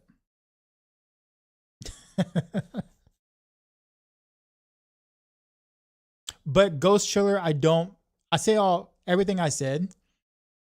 Everything I said is not me disagreeing with you. I do think, given the way that I like to play games, I'm like I am a bit more competitive. I am more ultra try hard. I like mechanical things. I like skill based stuff. More other competitive games would suit me better than, like, let's say Diablo, right? For sure. But I know that in order to establish an audience, those type of things, it would take a long time and just would be very difficult to do. But I do it sometimes though. Like I do branch out whenever I'm not busy playing anything Diablo related. You're older than me, but this makes sense with your StarCraft stuff. Wow. Wow, hit when you was in middle school. I flunked out of college playing Halo and COD. See, like I think I don't know. I don't know what it was, but I just knew. I just automatically knew that it was just not going to be good for me. And I'm glad. I'm glad I realized that in college. I can't say I always made smart decisions because that's not always the case, but to this day, I think that was the best decision I made in my life. I say best, the smartest decision I made. I'll put it that way. As a college kid. All right, so I'm really suffering on the RS part of things. But I guess it makes sense because I don't have any slots to put RS on, except for like the pants.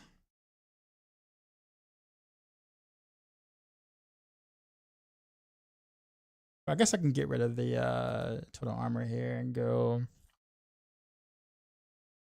something.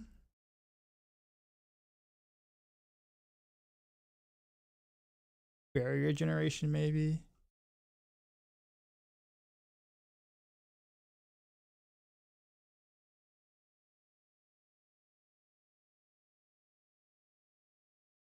Probably barrier gen. I can't think of anything else I would want.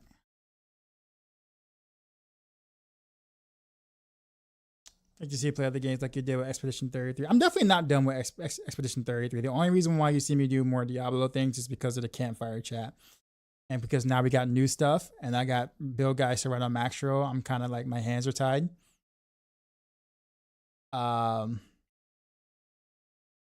So I have like actual work to get done in a sense. But if it wasn't for the guide updates or the planner updates and stuff going into the PTR, I definitely would be playing Expedition 33 right now.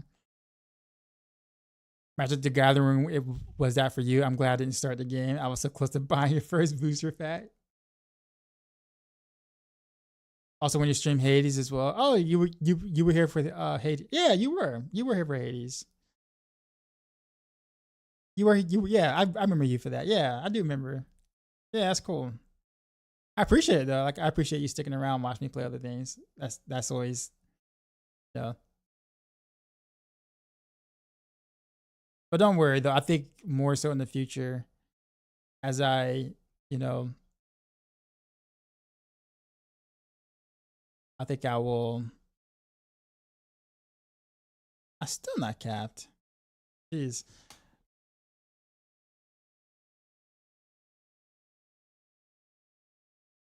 I might have to like do that. Yeah.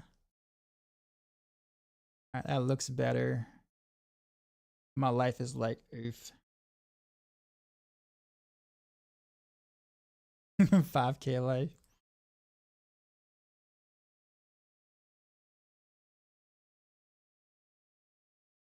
I'm missing any life from my planners.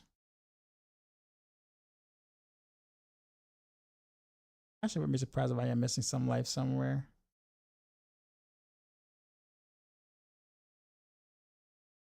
I feel like I'd be into your content if you play other games and drew on your knowledge of stuff similarities to explain it. Shit, I'm watching this and I have zero interest but listening while I'm playing. I appreciate it, man. I appreciate it.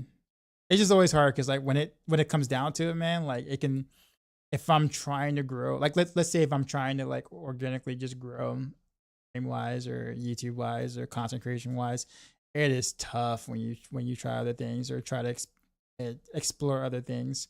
I think right now I'm not nearly as worried about growing. I think it's been a lot less stressful. It's kind of like, you know what, it kind of is what it is. The genre's kind of rough, all the action RPGs kind of started with a lot of hype in April, and now it's like the end of May, and people are just kind of tired, sort of like off the action RPG hype, where like even like your most staunch action RPG players aren't really playing action RPGs right now. So it's just kind of a rough period, and I just know that like growth in this aspect right now is just not going to happen the way I would have liked. So I think at this point I'm not even worried about growth and just more worried about me having just kind of just having fun. Eric, what's going on? I rather listen to you talk about planners than play Monster Hunter. You don't like me playing Monster Hunter World Wilds? That was actually fun. I enjoy Wilds. Wilds was fun. It had its issues though, but Wilds was fun. All right, Barrage is done. Took a lot longer than I thought, just because I think I was doing a lot more talking actually. But yeah, Dwarven Realms is fun, and you're playing an archer. Yeah, if Diablo doesn't come out with Crusader, that may be a wrap for me. I do not like Spiritborn. I have a feeling that Paladin's coming next expansion. I can't imagine it not, or some Paladin-ish type class, or they may not call it Paladin, but it'll be like a Paladin-ish type thing. I can't see them not doing that. Titan King, appreciate the sub. At the PTR, I might just go back to it. At the PTR, I'm probably gonna finish up Expedition 33 first, honestly. Appreciate the follow, and then I might jump back into some Monster Hunter. Is it harder to do stuff like this when the content provided is lackluster or borrow powers every season?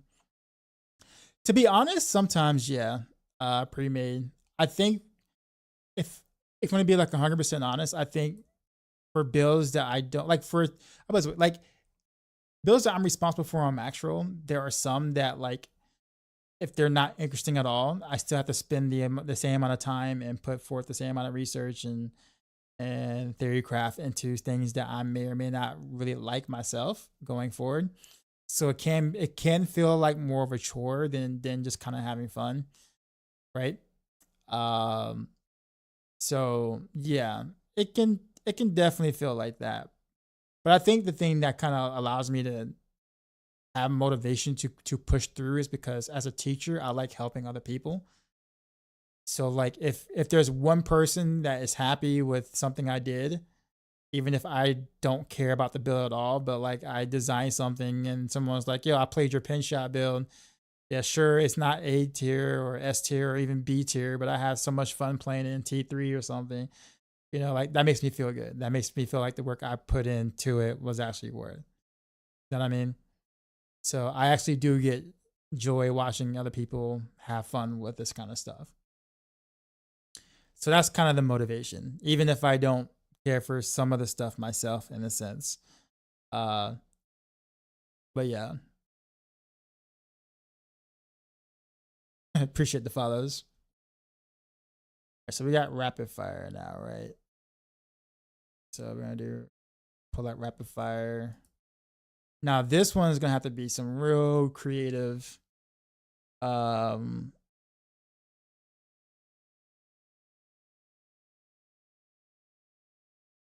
some real creative jumping through hoops to make this fun, because rapid fire is in a very bad state right now, like piss poor state.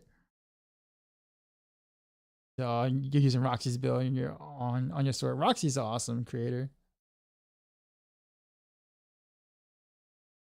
She's an awesome creator.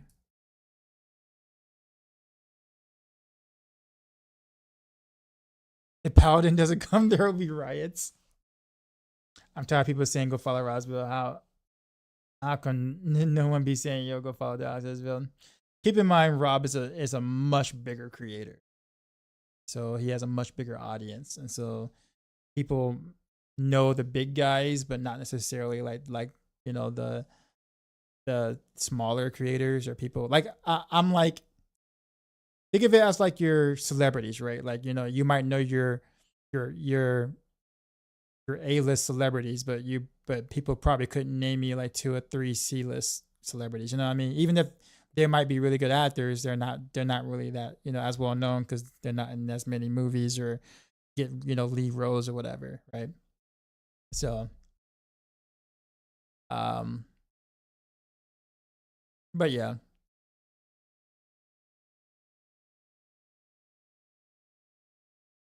but I mean, I'm still really good friends with Rob though. Me and Rob, I want to say go way back. We kind of go way back, but um, yeah, we cool. Even if we have different ideologies, especially, um, I mean, but we're cool.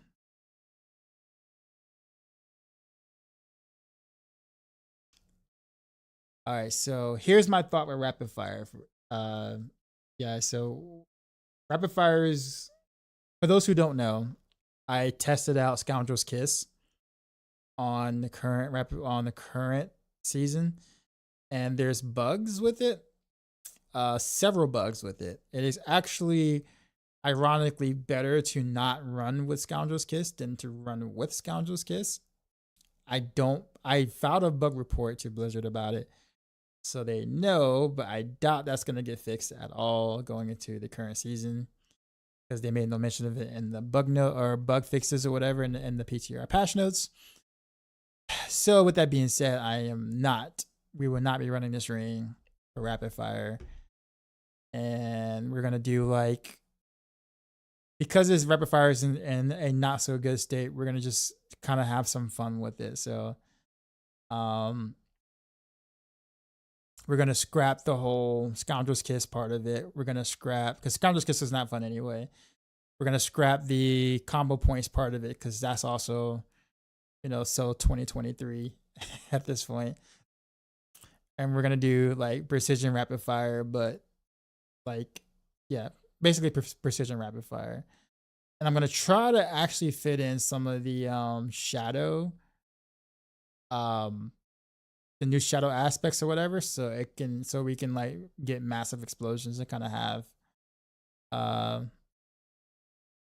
some fun there. So this is going to feel like more of a fun project versus a meta build because rapid fire is nowhere near close to being meta.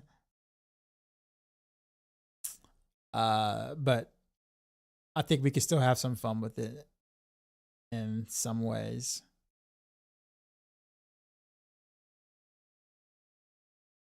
So let's start with trying to figure out how to make this work with some shadow.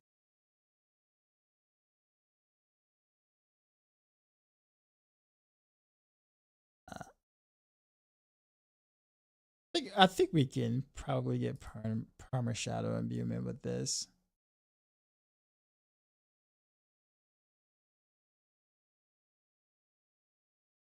You would think you would think I would want to do perma cold imbuement, but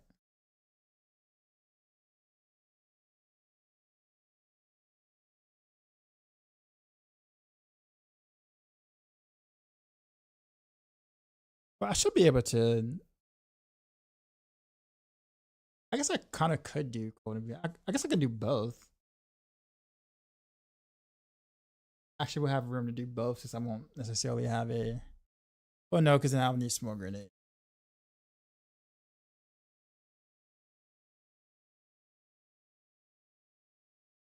I don't know. We'll see. Let's continue.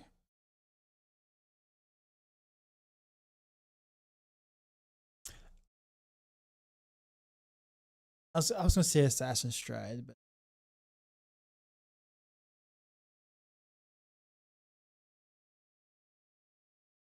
because it's only just the mobility skills.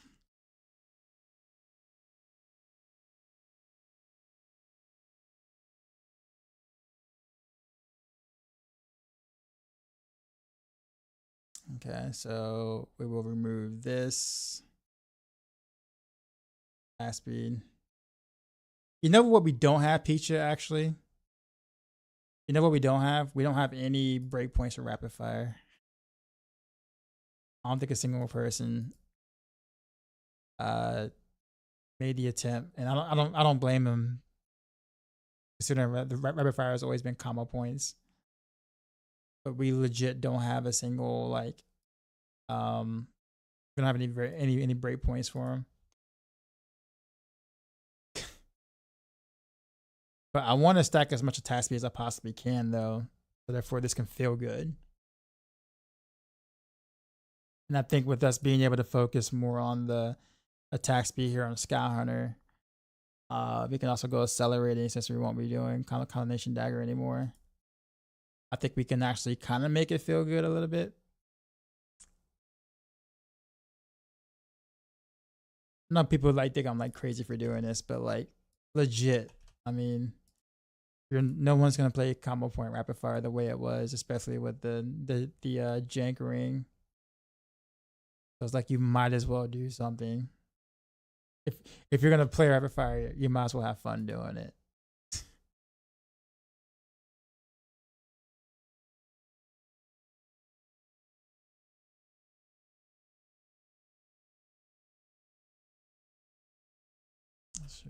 Damage this. Spending resources will not be much of an issue here.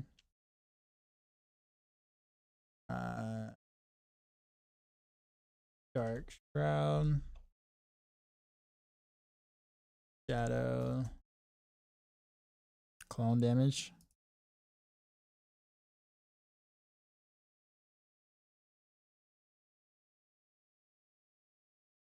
Okay, and then we'll do GA on there. Do double damage here. Masterworks and then 1.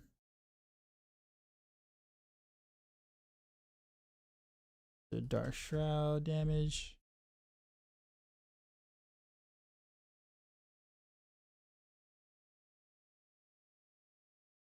It'll be actually quite funny, Pecha, if this actually like works out. Like if it actually like works out in like a major way, or like it actually like like it like pretty much destroys T4. Because if it does, like I can see myself actually doing this for the season.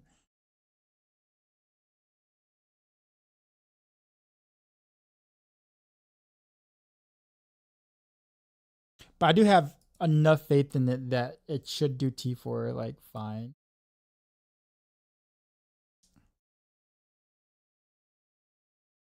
Obviously, we're not talking about anything pit related by any means, but like T4 should be fun.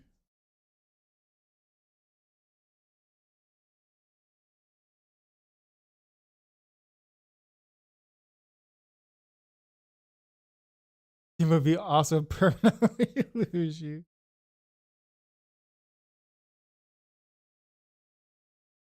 We're gonna Starless guys here. Should I do Starless and I should probably build it very similar to how I built Barrage. Actually, now that I think about it. No, I can't. I can't though. I can.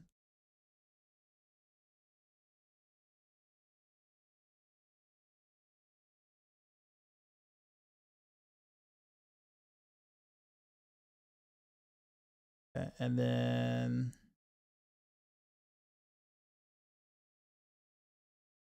I'm almost thinking about doing like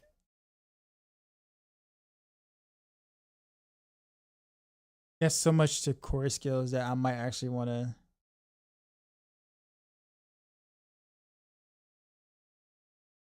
A 7.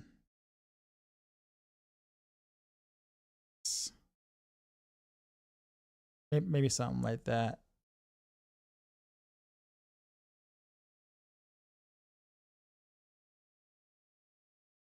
We got Ricochet because we need that.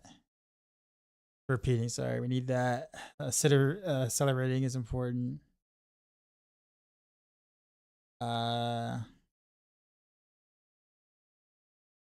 conceded.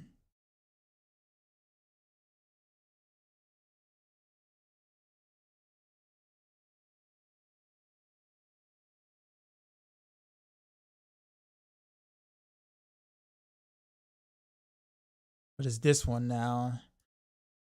I gotta think about.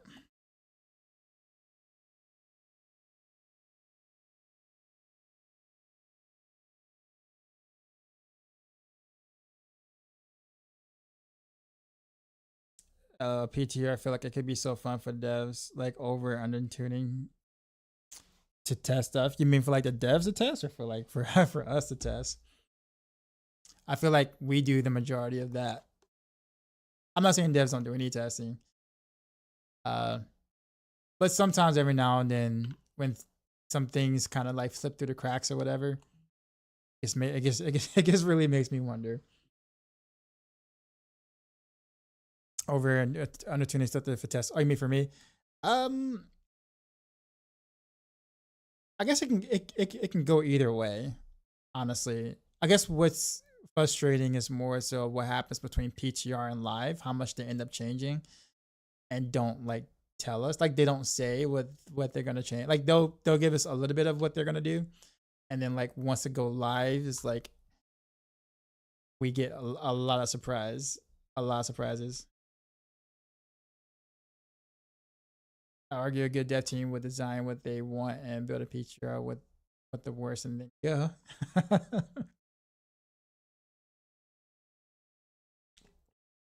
I think I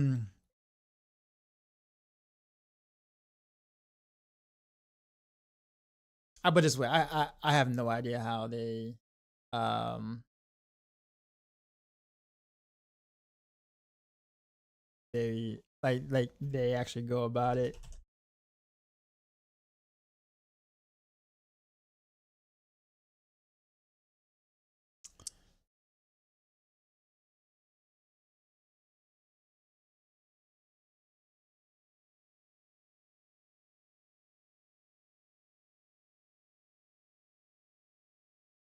Now that I think about it, I don't think I really can go this route. I have to do aspect of bitter infection as well as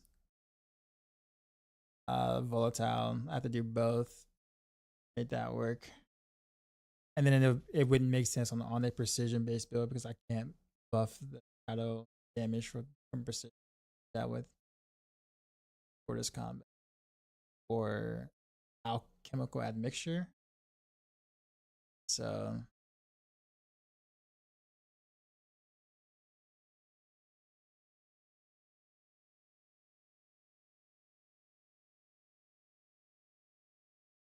but I do think maybe cold imbuement though. Cold imbuement spam might actually be good enough though. You're not really talking that fast, right? So like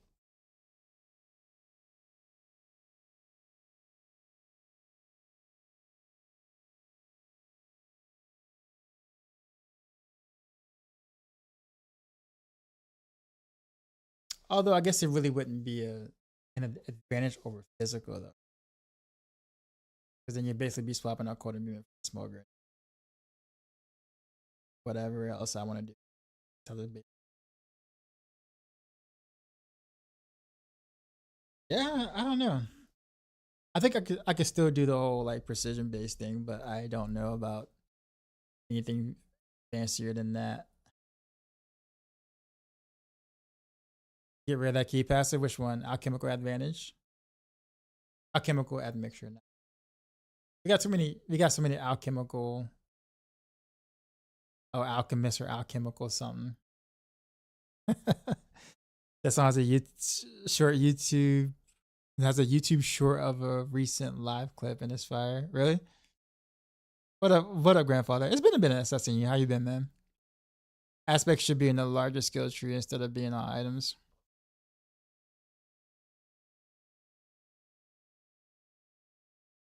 I don't disagree with that. I actually kind of like that.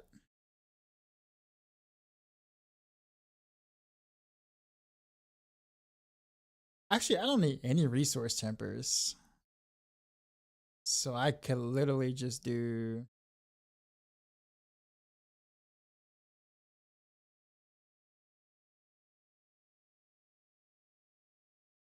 I guess I could do cold imbuement then.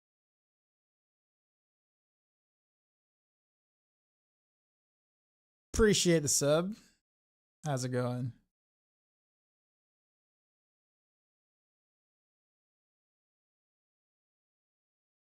Yeah, I literally should be able to do...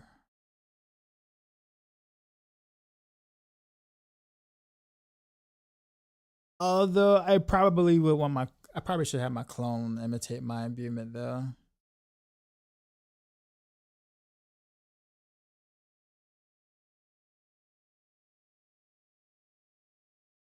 So I probably need to run that somewhere.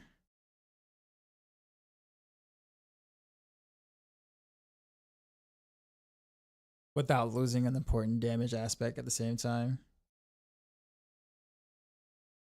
Wait, actually, wait a minute. No, so we got... Yeah, so we need to get Vehement there.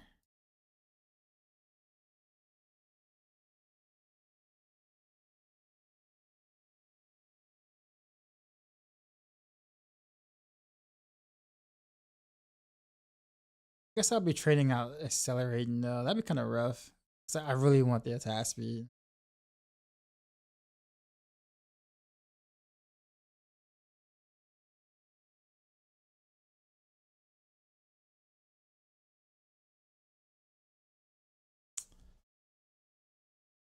I guess we might could figure another way around it. Let's do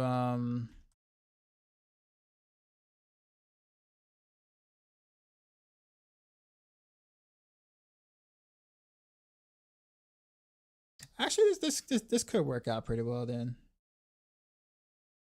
Get rid of it, rework the keypad. I'm actually in agreement with you.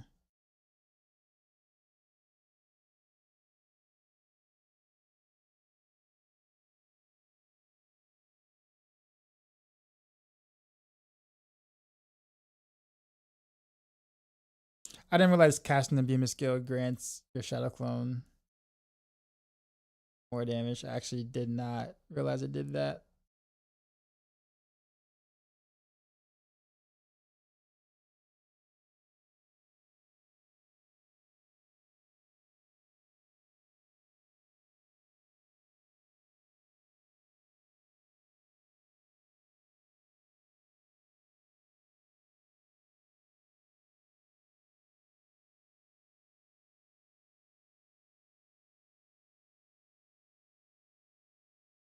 Shadow clone cooldown reduction. Both. Puts us down to 17 seconds. And we got prep, of course.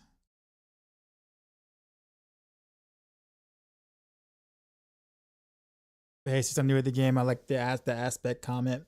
I also think the current system there should be way better. What are you trying to do? I hate to think language learning kind of stuff, but yeah, with the meta filter, advanced filter, when it comes to gearing.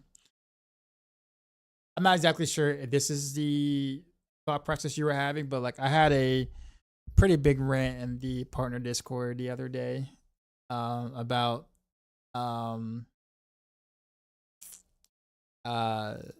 skill identity.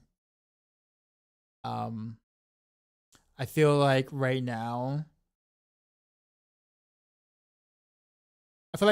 like skill identity on Rogue especially is like lost. And I feel like I want to be able to think about like builds or skills and think more so of like kind of like what you said, what am I trying to do? Like what kind of player am I? Like am I someone who likes to do like really big single target type damage stuff? Am I somebody who likes to, massive AoE or whatever like that, but have to figure out your single target? Like I feel like when I pick a skill, I want a reason why I picked that skill. And I feel like right now that doesn't exist. When you got things that solve too many things at one time or have no weaknesses, then it really gives you no reason to pick something else. Like for instance, rapid fire is supposed to be the ultimate single target skill, but it's actually one of the worst single target skills right now on the road. But it's designed to be the best single target, so it's really confusing. Penetrating shot was it's supposed to be the ultimate boom AoE skill, but it's not. Barrage does a better job of that. And Barrage actually rapid fires better than rapid fire does, technically. And this whole twisting blaze thing, like I said, Des, imagine being a new player while coming back and then let into the end. That's the kind of thing too. Just like when you really think about it, it's like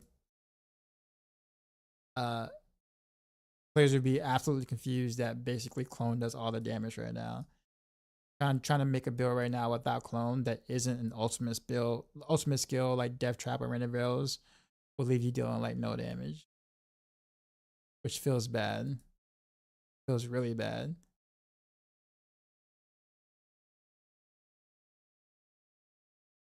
But I digress. I've made many mentions of this over some time. How do I test DPS just with the test dummies? Honestly, it's kind of like in my head. Like I've been doing this for a while, so like for me, it's like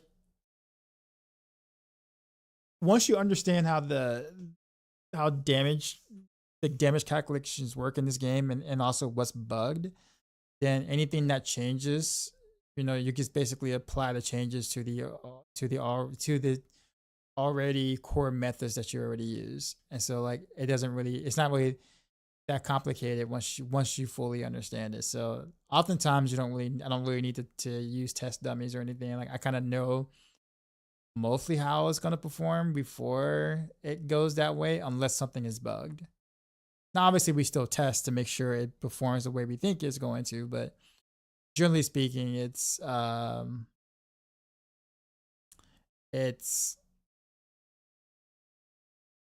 do I have Servex so many times? Oh yeah, X gems. But yeah. Now if I want to test if damage numbers are accurate from the aspect where something is bugged, then I would go into the test dummy and I will test it that way. Or if I'm playing a build, I'm like, wait a minute, this doesn't add up, or whatever, then I'll go into the test dummy to see what's wrong, sort of thing.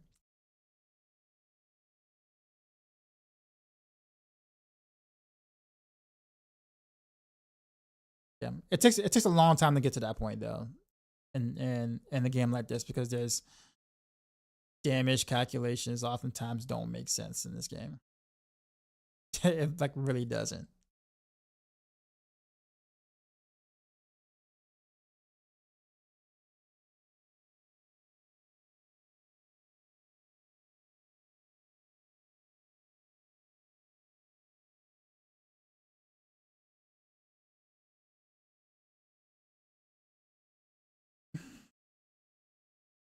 That's a Mippy taking a break this season. Oh, he's not gonna play this season.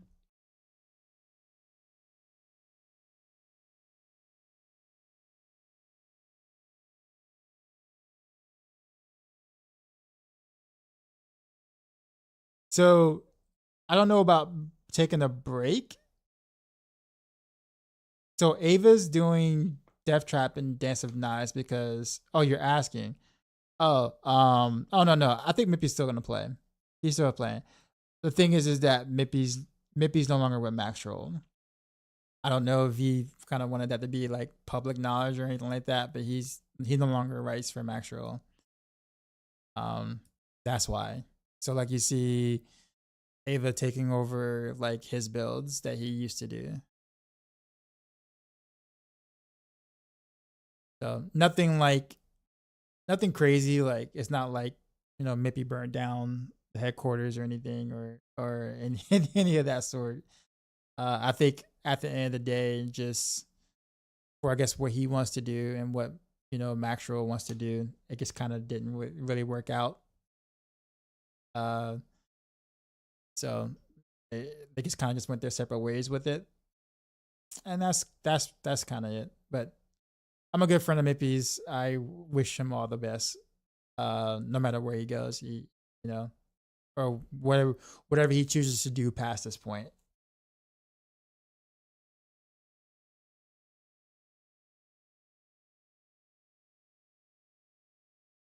I think it'd be nice if we had something that logs the damage done over a period of time. I think it'd be more accurate. That actually would be kind of cool. Andy's Vis is completely dead. Yes. Yes. Blizzard went out to the back and shot it several seasons ago. So yeah. No hope of that returning anytime soon.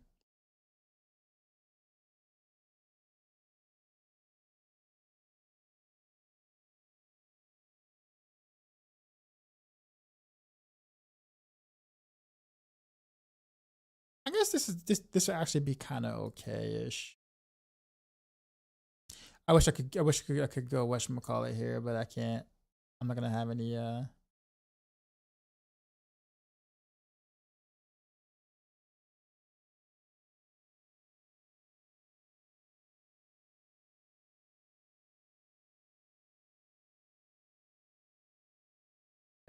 And then we got one more thing to do here. Instead of crit damage, we'll do attack speed to try to make up for some of that we didn't get from accelerating, I guess.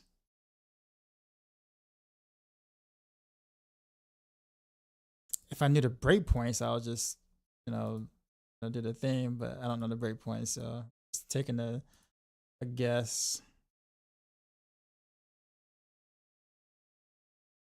Actually, I probably should do.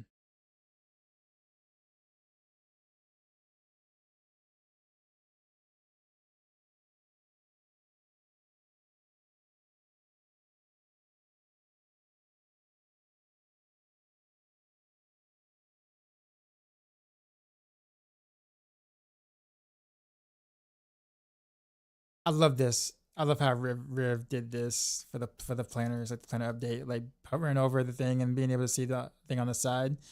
So good. Dude is like goated that for this.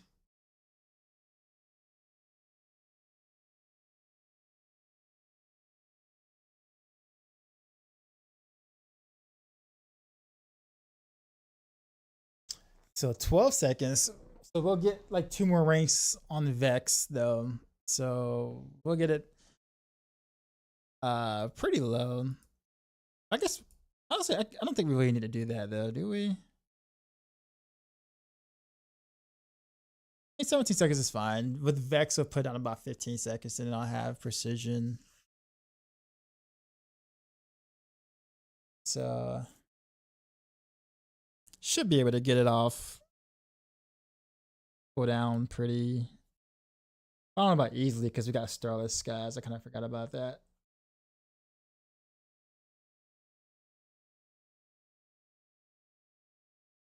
Might actually have to get inside the game and like test whether I would want to try to get 5 more seconds off of this or not.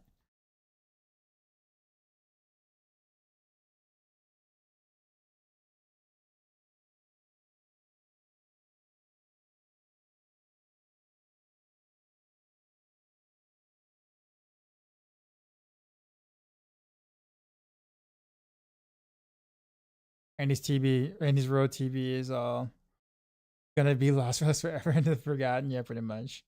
Raven, what's going on, man? Bro, if I had just 4 GA Fist of Fate for every 4 GA Maxroll Pangorger.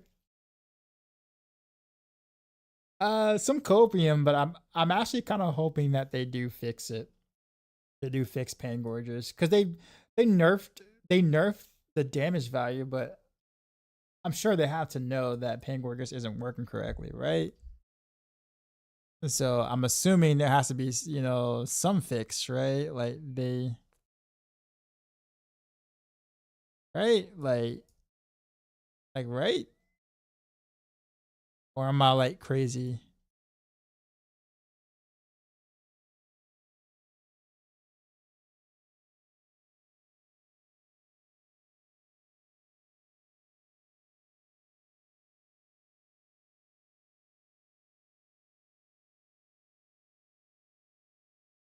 Just get alchemical advantage here.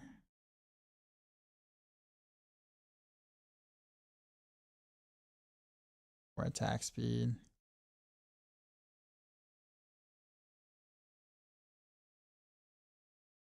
Pure copium. Okay, that's fair. I'm not even gonna debate. That's fair.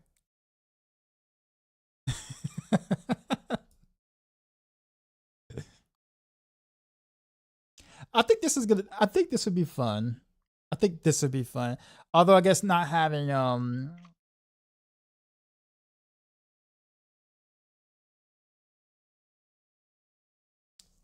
something like Shadow and B though would be a little kind of awkward. I'm thinking repeating might have to go on an amulet or something. I mean, if the clone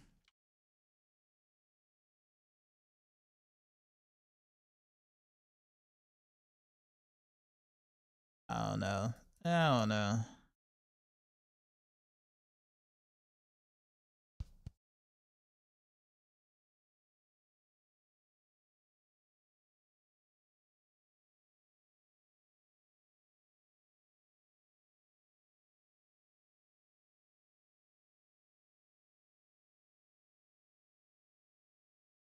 That's my biggest concern is just having enough attack speed to make it feel good.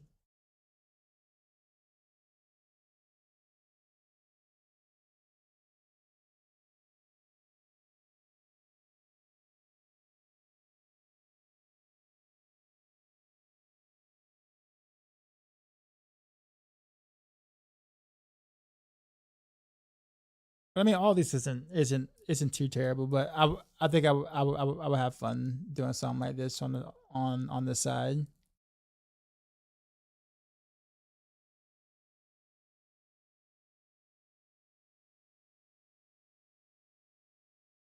But I guess I could also play with again instead of doing cold imbuement, just do like shadow imbuement charges and then take bitter infection and volatile shadows or whatever. That means I have to give up two pretty big multipliers to do that.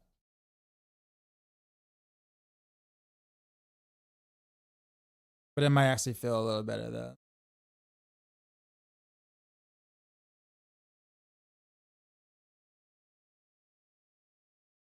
I just don't have enough slots, man.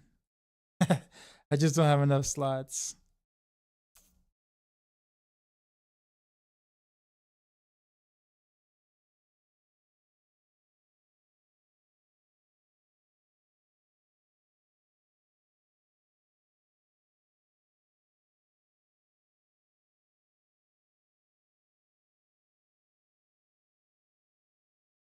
Only thing that's where oh wait a minute, I got crit damage temper on here still. Almost missed that. Okay, so we got crowd still.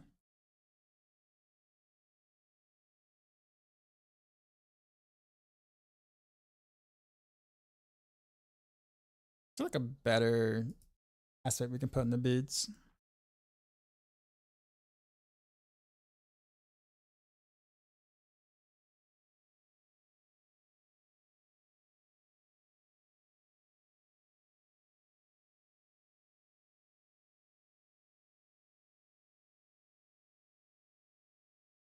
Nebulous is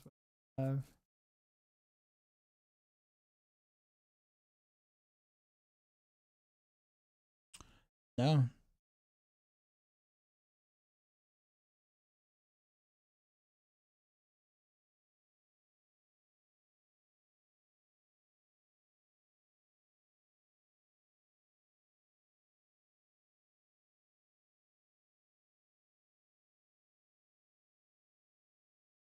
Nope.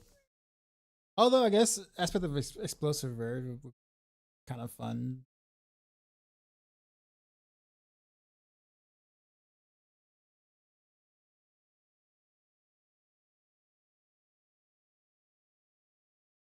Nah, but we'll keep it as is.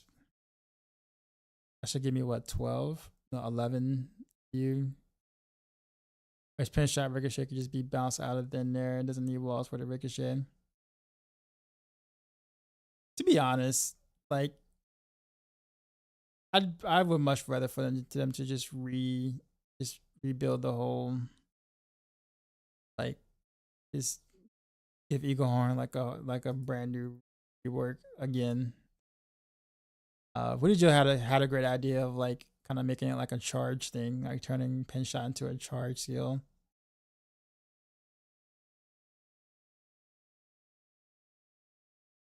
So like the more damage you charge, or the longer you hold it, the more damage it does, or whatever, the charge or whatever.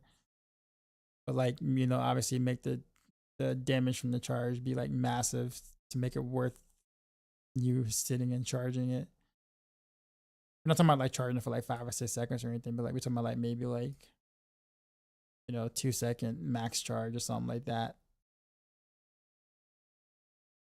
But for every 0.5 seconds you charge it, you deal 50% more damage or something. Something along that line I think he was thinking about. Something like that would be kind of neat.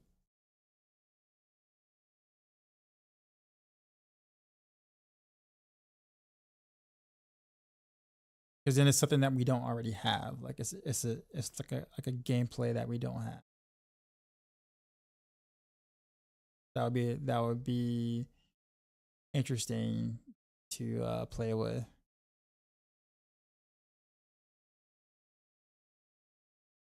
I'll have 1 point left.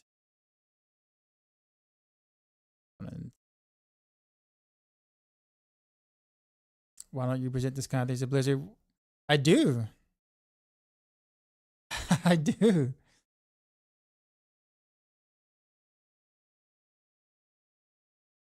Like I'm not.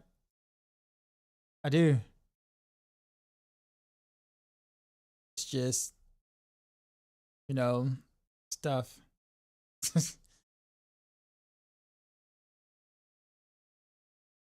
Whether people give amulets worth a damn. Trading, basically. Usually some bot probably found like farm some might farm or bots running 24/7 or whatever, farming specific places. I wouldn't say specific places, but like algorithms where they can sort out the kind of gear that they want to keep or whatnot. Like, I'm really not even kidding. Like, everything I'm saying to you is like legit how that works. And so generally speaking, these guys on real money trading sites stuff like that have access to more and also better gear because just time. Now some people will actually just luck out and find them and then post them for trade or whatever, and it's like, hey, I'm selling this for this amount. But there's a whole market that pretty much runs all that stuff. Danger, what's up? Jurors, appreciate the follow. So we need to get rid of Tricks of the Trade. Probably keep Eldritch Bounty. It's probably the only build that I will ever use Eldritch Bounty because I have Cold and Beam on the bar.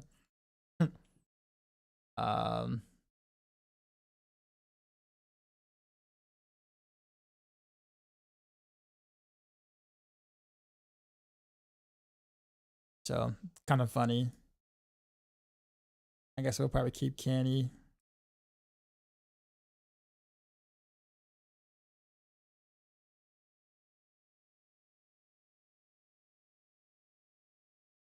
But we'll pretty much throw away. Oh, actually, no, wait a minute. Now I think about it. We don't need exploit weakness.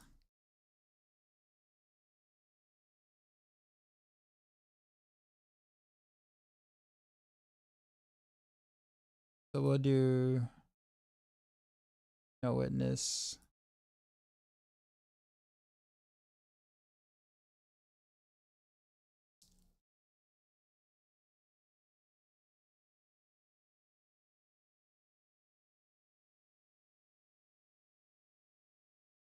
How do I want to do this though?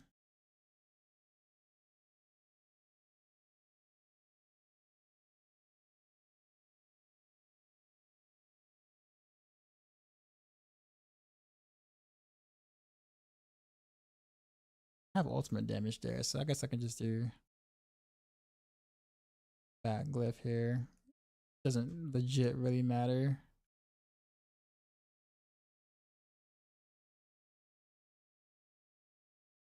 Actually, I can just do combat glyph here. It doesn't matter if you cap or, you know, get to 100 or whatever, you'll still be capped.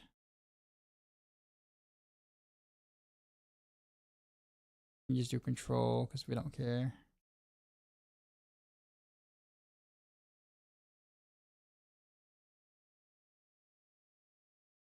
Use for the sort of a pair of 4GA to boss like 50 billion. Jeez.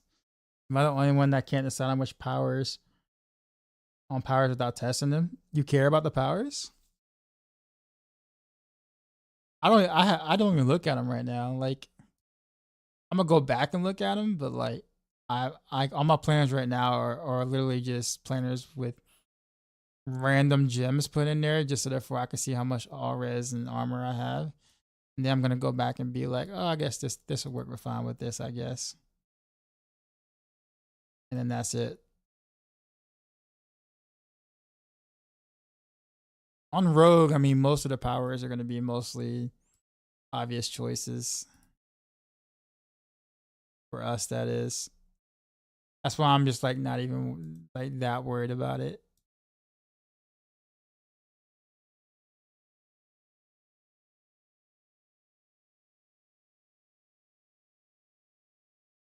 So I imagine Jurassic like Jurassic 5.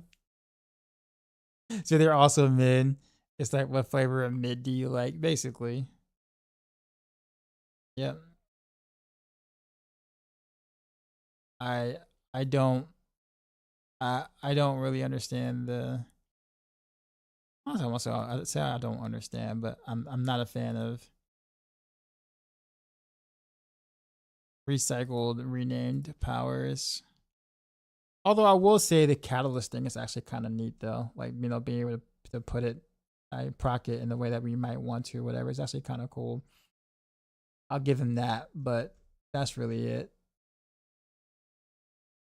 I would have been fine with it if we just didn't have like back to back to back to back, back to back to back borrow powers.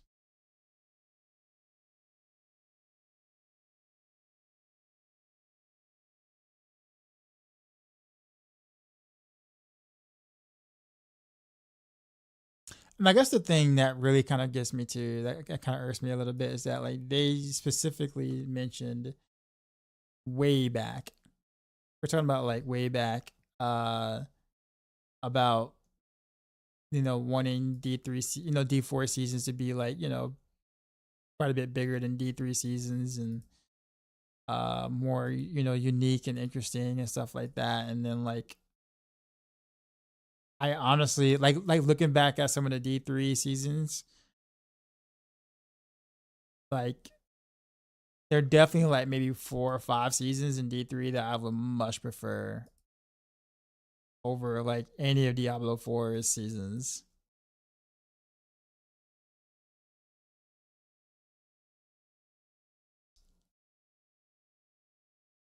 So like I don't know, man.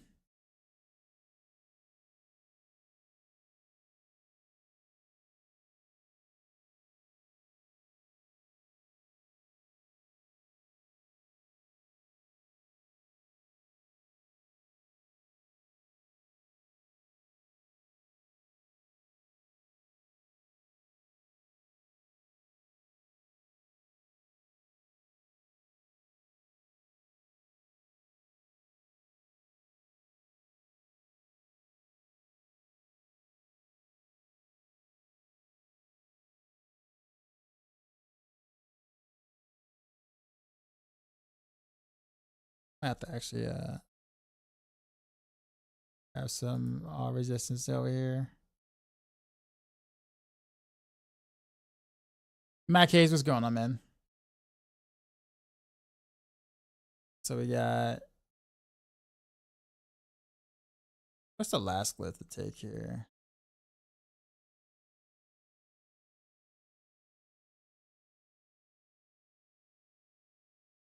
Headhunter.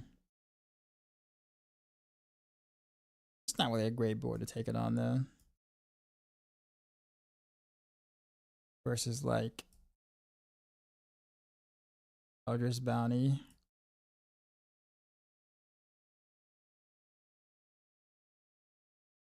Or Daily Ambush. Although I think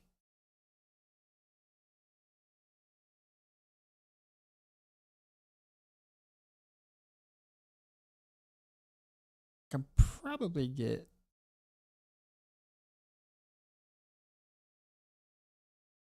to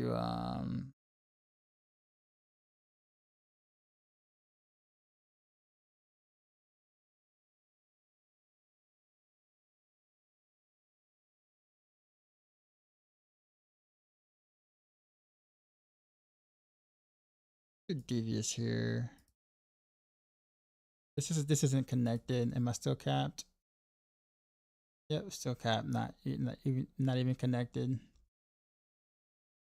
Okay, so yeah, so we don't even really need to like buff or boost the thing.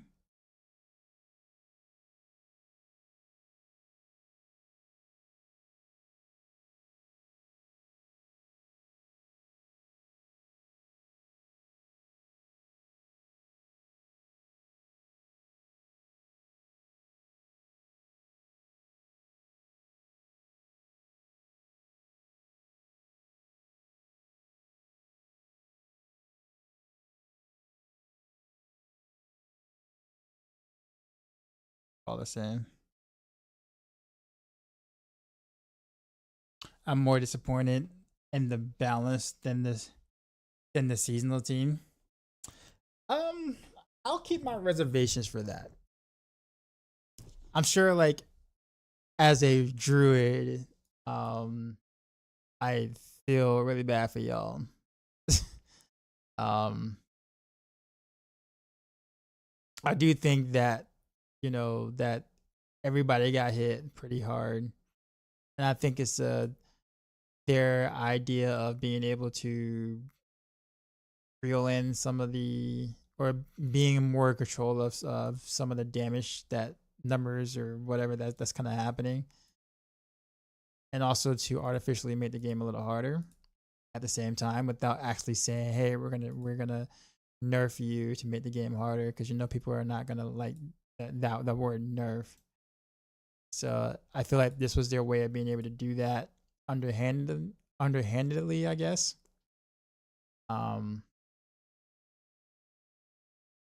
It's not that, it's like a creativity. Oh well, yeah, there's that too. I mean, rogues have 3 builds. Like, or sorry, rogues have 3 skills: Death Trap, Random Variables, and Clone. That's it.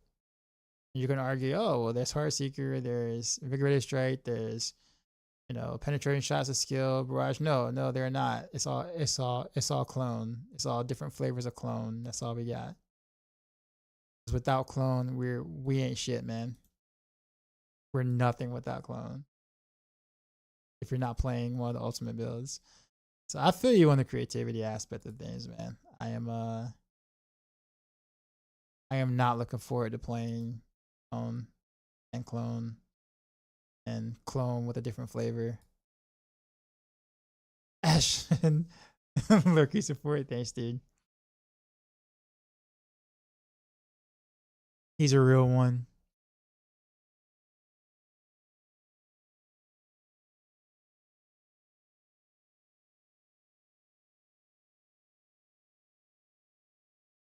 So I'm at 40 already, so I guess we'll just hit up some stuff here. I don't even care at this point. None of this really matters. Let's go at that. Pick up some here.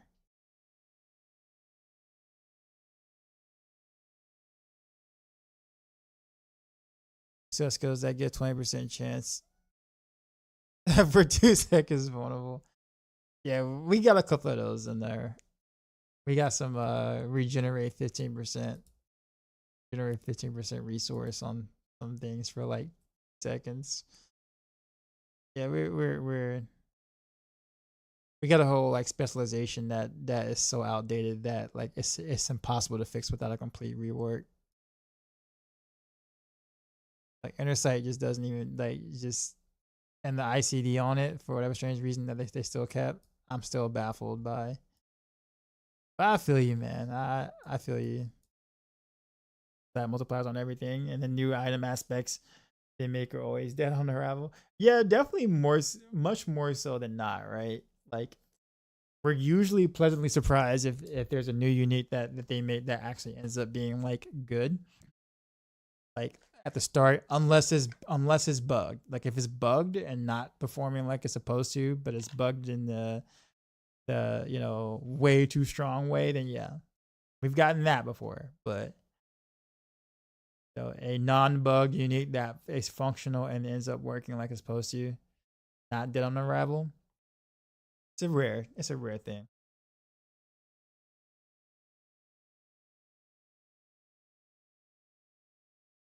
You remember when they said that they didn't want Death Trap or the Ultimates on Rogue or Death Trap being like the strongest build again for 2 seasons, even though it was only the strongest build for 1 season. So I don't know where they got the second season from, or where they felt Death Trap was strongest Rogue build for 2 seasons in a row. It's only been 1 season. Guess what's the strongest build going into season 9 for Rogue Danger?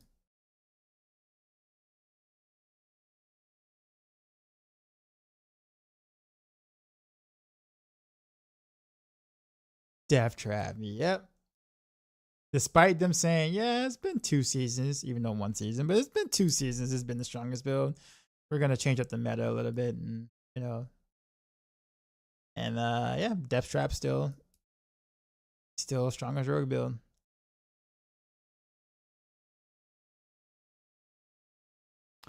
Nuts. Okay, I think this works.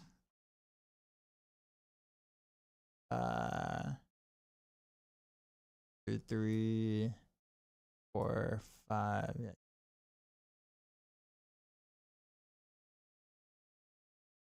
Let's say I have to go can, but I don't mind it. I'm still wondering if I need to temper the shadow clone cooldown reduction more, so I can for sure have my stuff up longer. I guess it should be fine to get rid of some of the decks. That shadow clone cooldown reduction. Yeah, that probably makes the most sense, because that'll put me at what, 12 seconds. Add the Vex in there. Put me at almost 10 seconds cooldown to get that off of cooldown pretty quickly.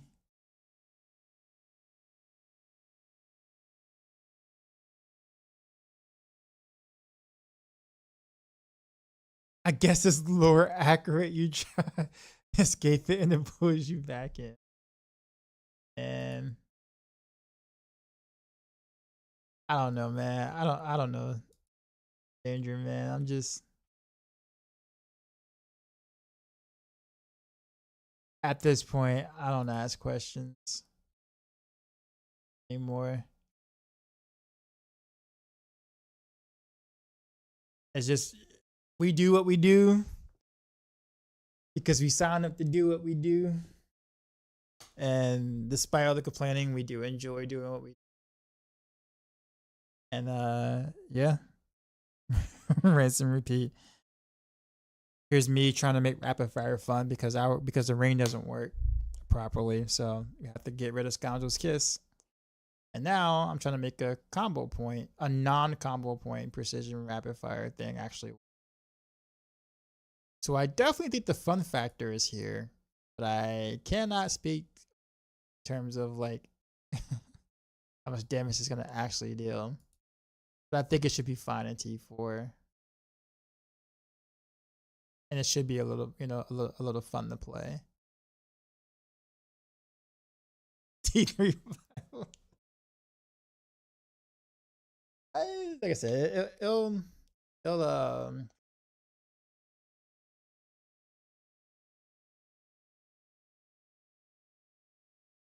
wait, does right here actually work now or no? Oh, he does.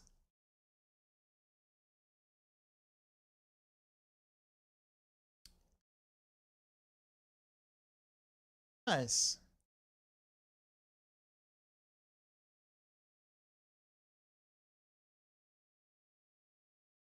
Now I gotta make sure I go back to my other planners because I didn't think that you know his thing is gonna actually work. It does. So now I think about what they do with some of the armor stuff. Uh, uh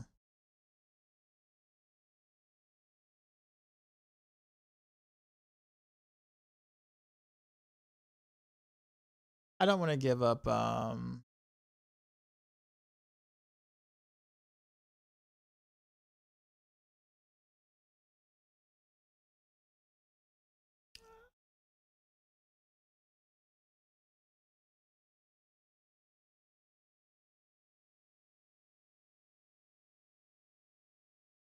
I could do armor here.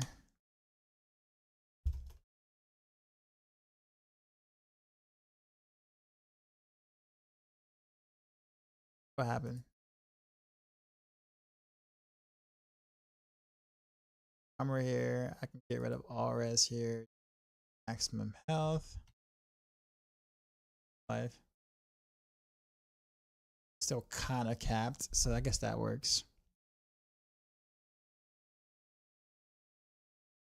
Yeah, that works. Be fine. Now I'm thinking about it, the Paragon system is basically the most restricted thing to early game exploration. Paragon's boring. It's definitely the most out of date system that the game has in terms of like progression is concerned, character progression is concerned. We were hoping for a big Paragon board rework going into the expansion, but they actually simplified it instead of giving us more to do with it, which has been very disappointing, honestly. So yeah.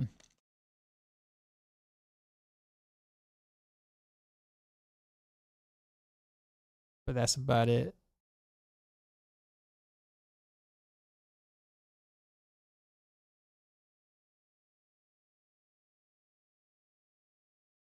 Like yeah, a lot of what you do with your Paragon board, like legit, just literally just doesn't matter. Actually, why do I have so many points just over this way?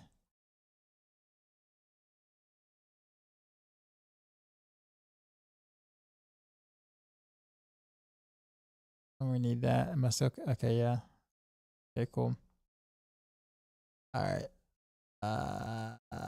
That's about it, really.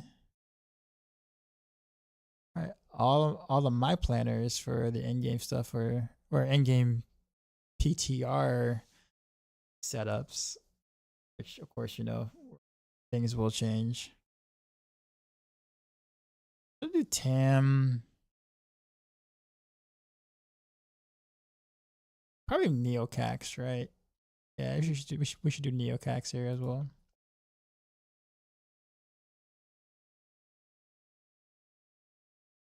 Appreciate the follow.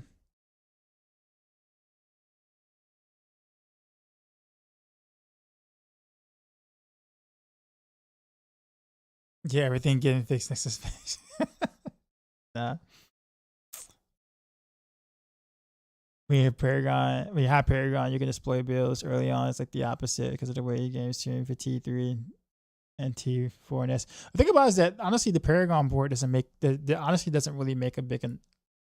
Let me phrase that. I think I guess in the progression part, like the leveling part, you do feel a difference with having your paragon, like the correct glyphs and things, but like it's just more so just more damage. Like it doesn't, the paragon board doesn't do anything unique. Like if I just remove this entire board, the build will play the exact same way. It's just different flavors of more damage ish. Like nothing mechanically different that changes anything that I do with this at all. Right. But it's necessary to scale your damage, but that's all it does. This is, the paragon is just basically just an extension of your gear, basically more damage. It doesn't do anything exciting to augment or change the way that this happens. And it's funny because like that's how they sold the paragon board back to and D4 launch, where they basically said, hey, you know, like, you know, paragon board is gonna be like the thing that really changes the way you play or gameplay or whatever, and like it never became that.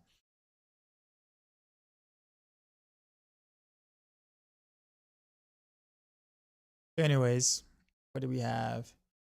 We have Season 9 Renoveros. Sorry, Season 9 PTR Renoveros. Season 9 PTR Invigorating Strike. Season 9 PTR Heartseeker. Season 9 PTR Copium Seeker, because this is Victimize version. So I just call it Copium Seeker because it's probably not gonna work, but I figured I'd give it a shot anyways. Season 9 PTR Barrage, and then Rapid Fire. I'm really hoping I'm wrong about Copium Seeker, but yeah, well, it's laughable how bad Victimize is on paper, really.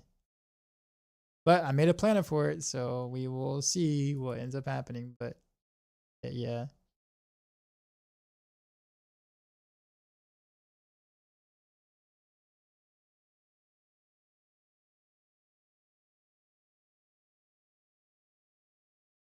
Okay. That is it for the night, guys. Took a little longer actually to finish the rest of my planners, but hold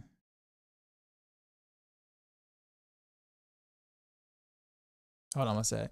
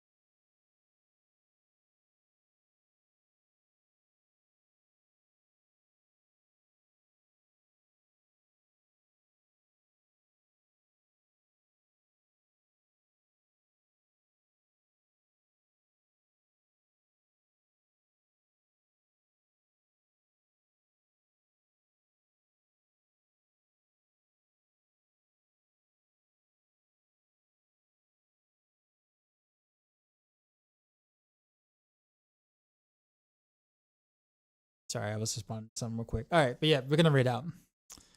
Trying to think. Tomorrow, so tomorrow night, which is what, Monday? Yeah, Monday night. I guess tonight. May not see me on just because sorry. Yeah, you may not see me on because it's gonna be a long day Tuesday, so it's a Tuesday PTR drop. So I'll be blasting most of the PTR from the moment it drops. So you'll see me on a lot this week: Tuesday, Wednesday, Thursday, Friday, Saturday, all that kind of stuff. So I'll be on the PTR for a while, or for as long as I'm, you know, remaining interested in it. I'll stop when I become bored. So whatever day that is this week, we'll see. But yeah, so I think I'm gonna take Monday off so I can kind of relax and chill and get ready for the week of the blast. If I get bored of touching grass, I might hop on and play some Expedition 33, like stream that instead tomorrow or tonight.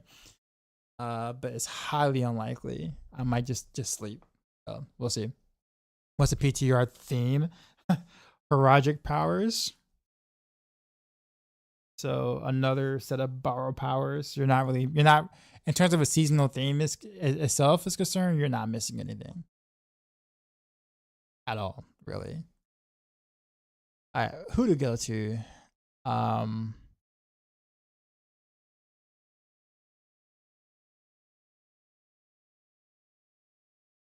Yeah.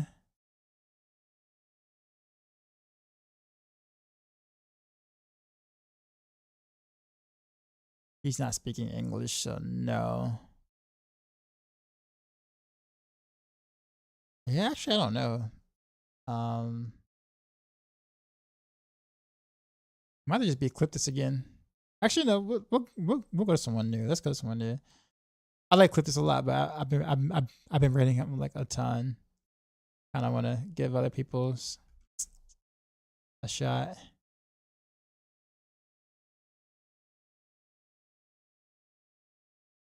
I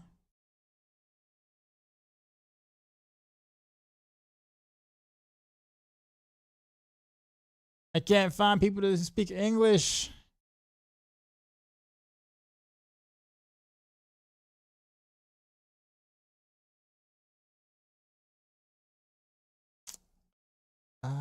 Who's this?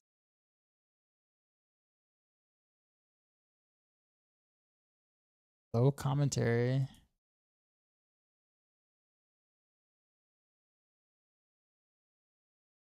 You're totally not playing the build you're saying you're playing. Let's go. Somebody's title is called Diablo 4. Like literally, that's it. That's the title.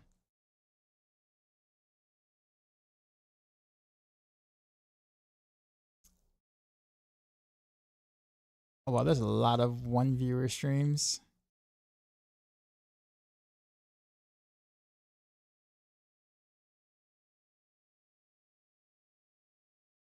Those are hard. Like as a streamer, like those are like rough. Like it's hard to stream to like maybe your mod ish and that's it kind of thing.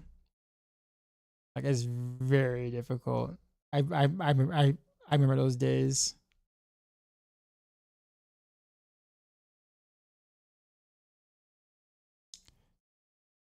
Who's this?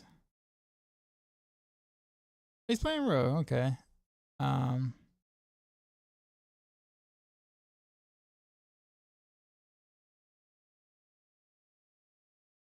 He has to just got on. We'll go to Rod. Is it Rod Chill Spot? Looks like.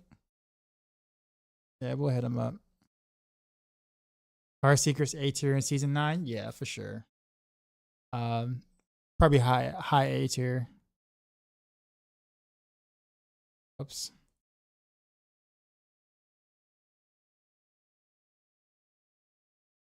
So yeah, it definitely gets bumped up a little bit. D4 ref gain the stream, to be honest, unless you're set up. Also fair. That's true. Very, very true. All right, guys. I will see y'all on Tuesday. For the PTR blast. I'll be on at launch. So appreciate you guys hanging with me. You guys can be anywhere else, but you decided to hang out here and well, chill for the most part. But enjoy Rod Chill Spot, and as always, till next time.